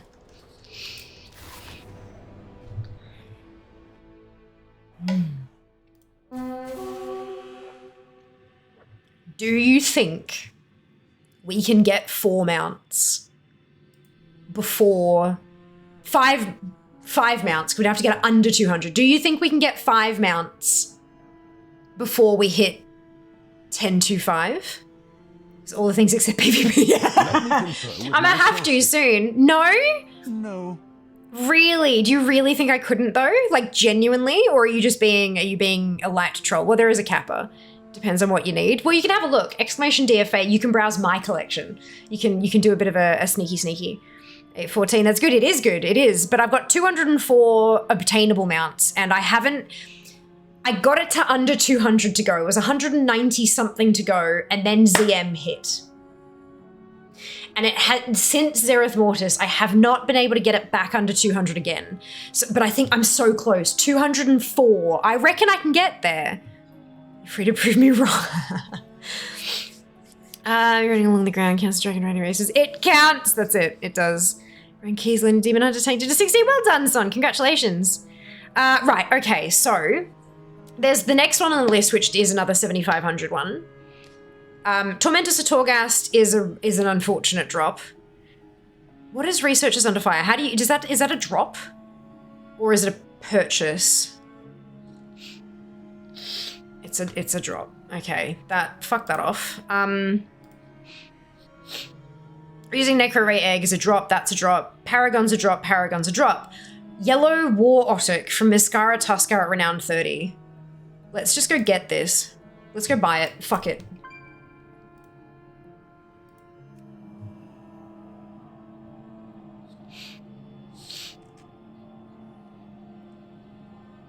In the center of the caverns. Yeah, no, I know what it is. I was just wondering if it was a drop or if you earned currency and then bought it, but it's unfortunately it's a drop.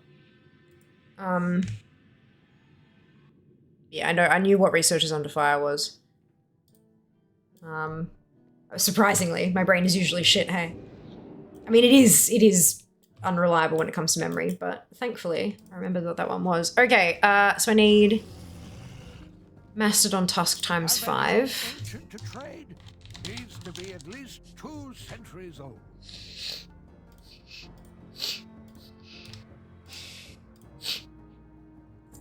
And I need Aquatic Maw.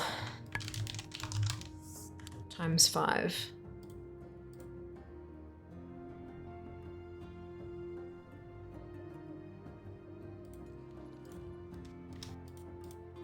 And then 1,000 Dragon Isles resources, but I've got plenty of those. I'm not gonna say it not possible. I think you're gonna need a bit of luck personally. I think you get those 5 mounts. Look, I reckon we might be able to get it. Let's see.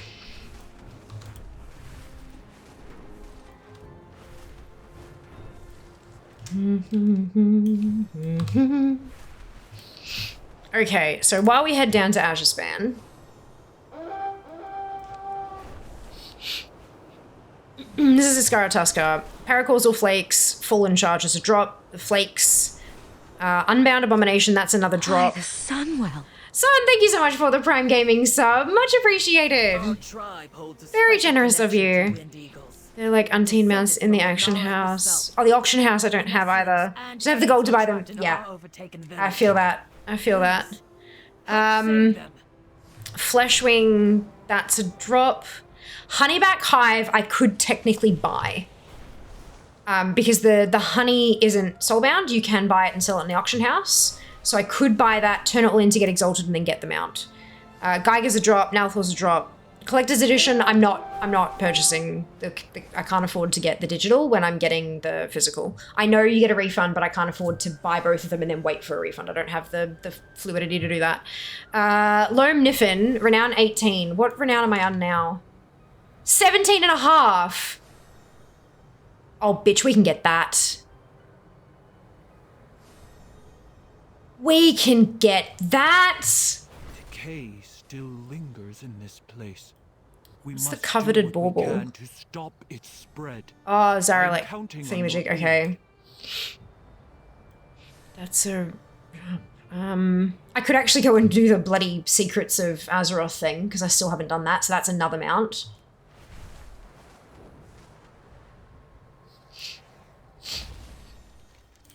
And I haven't done it on stream because I don't want people sitting in chat going, oh, you gotta go here. I'm fucking spoiling the bullshit. I want to figure it out myself. No, it's not here. It's over here. Welcome, welcome.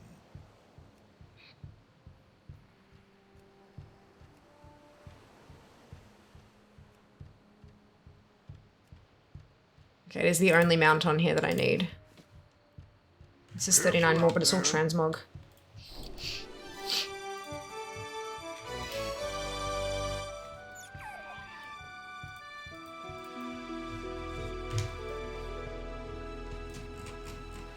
This is a cutie pie. Look at him.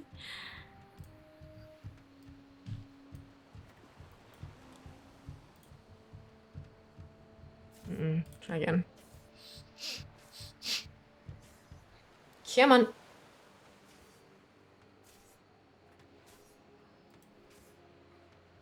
Yes. And that is mount 815.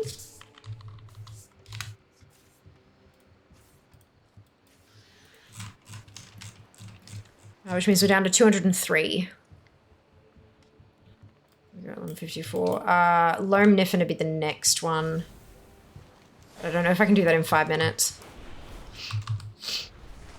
That's alright, I can just port back up to Valdraken.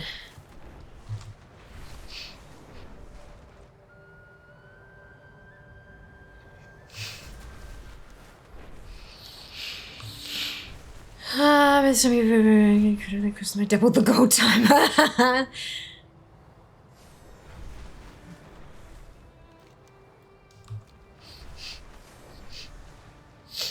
Nah.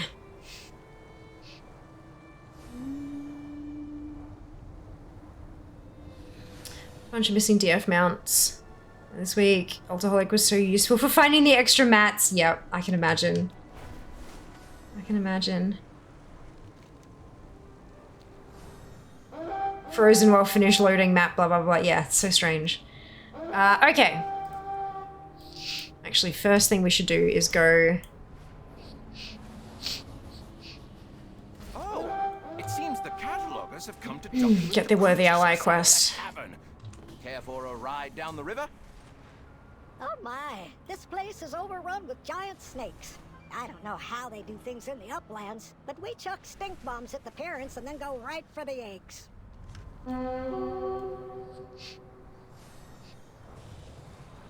Okay.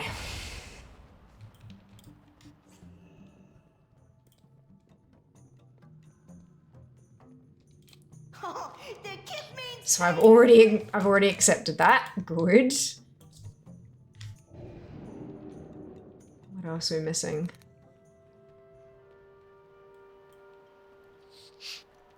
See anything that tickles your fancy? Or your nose?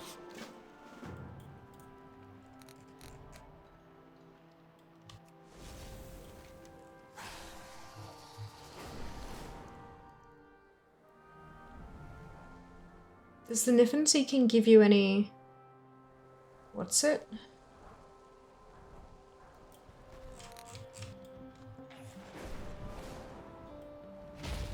There's treasure everywhere. Just gotta snip it out.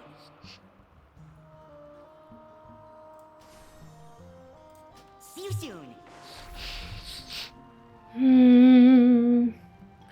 Is that all it needs? I've got one of those. Wanna what? If you makes you feel better, I'd rather watch you struggle than ruin anything for you. No, it's fine. I understand people want to help. It comes from a place of wanting to help, but sometimes we don't want help, but people sometimes don't think to check kind of thing. It's just, it's a little unfortunate, but that's all right. It's very rare that I end up actually doing something off stream for myself. So Secrets of Azeroth will be one of those things that I get to do some gaming for a bit, just to not to create content or to do anything like that, just to play a game, you know? So it's pretty rare I get to do something like that. So it'll be nice. Then Ruin, doing the Secrets of Azeroth on stream and having people backseat game it right the way through.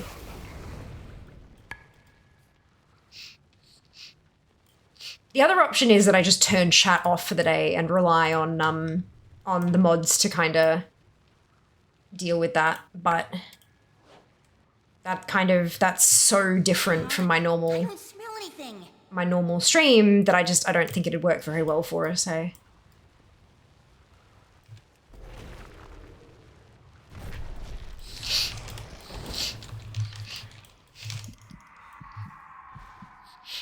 These guys was a fun one. I remember doing that. It sucked. No, I love puzzles. Yeah, and that's why I don't want people to like spoil it for me, because eventually I will get there. Eventually I will absolutely get there. Puzzle games are like one of my favorite things to do. Oh, he's in there. Right, okay. I might have to come out of here and come back, because I've just realized what the time is, but we'll see. I don't smell anything. I don't smell anything. Emote only stream. Yeah, no, I would, we'd lose so many people. I don't smell anything.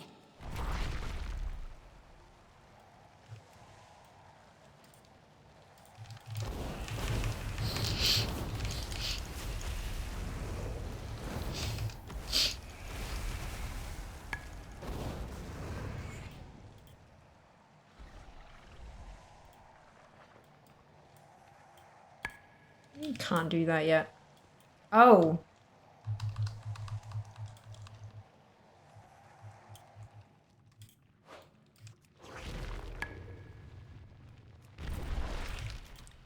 Oops.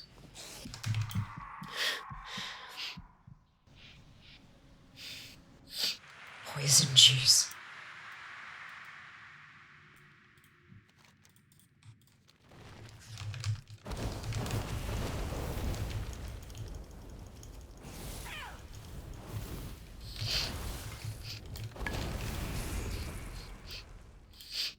There's the muddy key. I don't smell anything. I don't smell anything. I don't smell anything.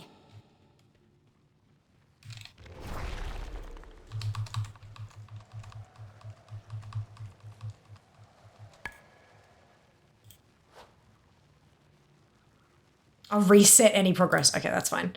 All right, let's go do another rift.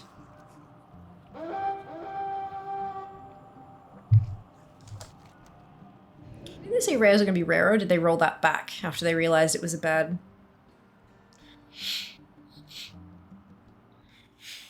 God, there's so many markers all over my map since I just did not spend any time in the caverns. Like, I have this issue. I'm not sure how many of you feel the same way, especially as collectors. When an expansion hits, I abandon everything and I play it hard. But then when something like 10.1 or 10.2 or whatever comes, I go in there and I kind of do that for a couple weeks and then I sort of go back to the other stuff that I was already working on. Because like I do everything I can in the expansion and then I go back to the old expansion stuff, right? And then a new thing comes out, I'm like, oh yeah, this is nice, but I'm halfway through that project. So and I get distracted and I don't come back to it. Emerald Dream was the first time I've actually stuck with a new content area, and I'm at 94% complete across 13 classes. Like, clearly I'm capable of doing the damn thing. I just need to do the damn thing. So yeah, I think moving forward, I'm gonna do the best that I can to actually focus on current content stuff as much as possible. Just so that I don't have to come back to it later like I am with this kind of stuff, you know? But look, we'll see how it goes. Oh, I should use one of these. Guarantee myself a reward. Then you must have loved doing Lucid Nightmare. Endless Halls. Oh, I've got a story for you, OG. Lucid Halls pissed me off. Or the Endless Halls, rather. Endless Halls made me very, very, very angry. And not for the reason you might think. Clickbait. Hey, whoever came up with that idea? No. So what happened with me? I watched people doing it. I had another creator I was watching was in there for 13 hours, disconnected, and got kicked out and it reset. I watched somebody spend 8 hours in there doing their thing and trying to figure it out. I watched people clocking up hour after hour after hour, and I'm like, oh my god, this is going to be so much fun. Like, I could see what they were doing, and I was learning all these little tricks and things, and I'm like, you know what, this is going to be amazing. I'm going to do it on stream. It's going to be like this epic, like a long, like a proper stream event where it's going to be a longer stream, extended times, all this. It's going to be so good. I can't wait. So we went in there. It took me 45 minutes.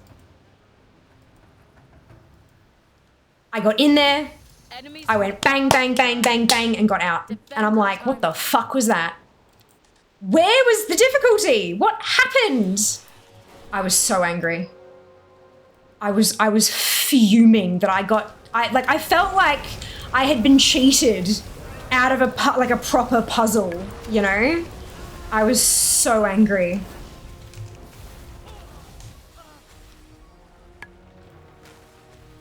I was so angry. Hashtag clickbait, that's it. It's in there for like 3 hours. See, 3 hours would have been perfect for me. Immerse myself in this puzzle, crack the code, get myself in there and out and stuff, and also along the way teaching other people like the little tips and tricks that my puzzle brain could find. That would have been spectacular. But no, 45 minutes in and out. I was so angry. About the jellyfish mount. The hive mind? Yeah, done. I did that on stream as well.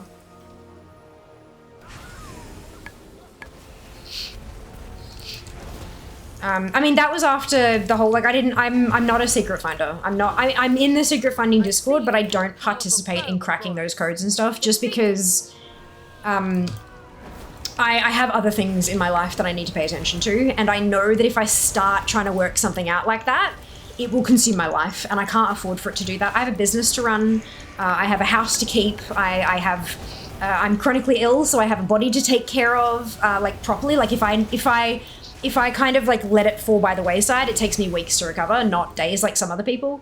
So I'm just, like, I have too many other things that I have to do. I cannot afford to let myself be consumed by secret hunting.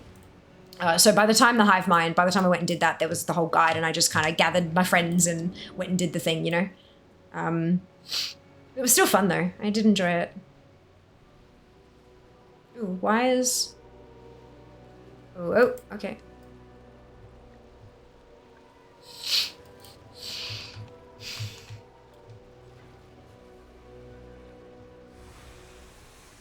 No drain life. Bugger off. I forgot its name. Yeah, the hive mind. The jellyfish brain. Enjoy your lurk. Deal with the demons. I have to movement disorder. Understand that weeks to recovery. Yeah, last time I streamed, it must have took 4 months to heal. Probably Jesus fuck. Yeah, no, oof. I'm so sorry to hear that. That blows. Yeah, I getcha. Yeah, so it's kind of like even when I'm doing hardcore, you know, streaming 12-hour days and all that kind of stuff, I still have to make sure that I'm paying attention. I can't really do 24-hour streams anymore. I can't do all that kind of, yeah, so I need to make sure that I stick to a fairly proper schedule just to keep everything on track, you know, as I'm sure you know. Yeah, it is what it is. But it's probably for the best that I don't get involved in the secret hunting, but I am amazed at what they do and all the work that they put in it and all that. It's fantastic. But something like an implemented secret that you're meant to be able to find, like, that's not like hidden in the code, it's hidden right in front of you with a quest chain, that kind of thing, yeah, that sounds like fun. I'll do that.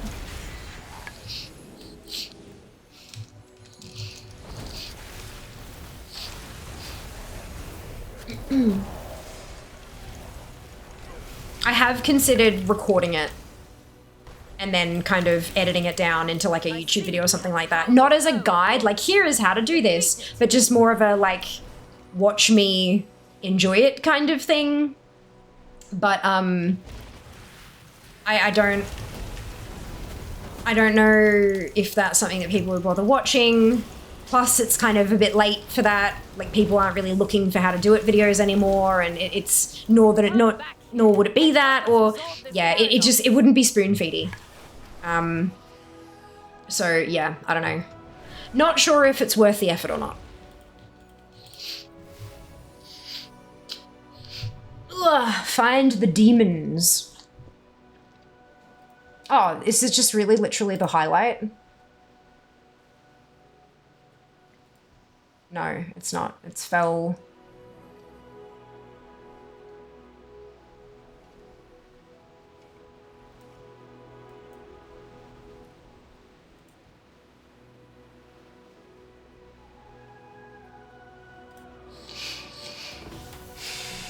Boring. Okay.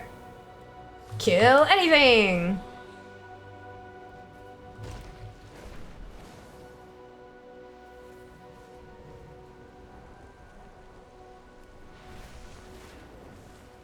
I just don't want to be by myself because I know I'll end up getting killed.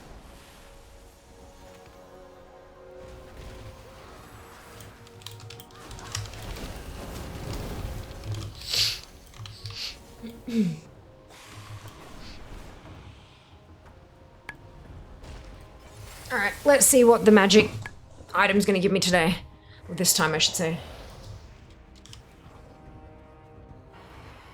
In this time way. It all sucks the same, honestly. Pain is my opinion. Yeah, absolutely. This realm to its core. Absolutely. But hundreds and hundreds of man hours trying to figure that stuff out. If not thousands, that's it, right? It's amazing. I love it. I'm so thankful to people who figure that stuff out. But for me, I don't have the time. I've definitely got the brain power, but I don't have the time. Fractured causality. Time to strike it down. I'd love that shit, but yeah, a bit too much.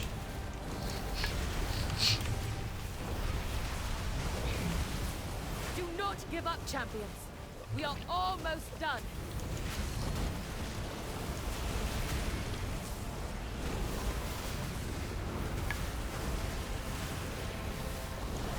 Well done. The device is ready. Now we return to our It's a fucking trinket. Paracausal fragment of Azeroth.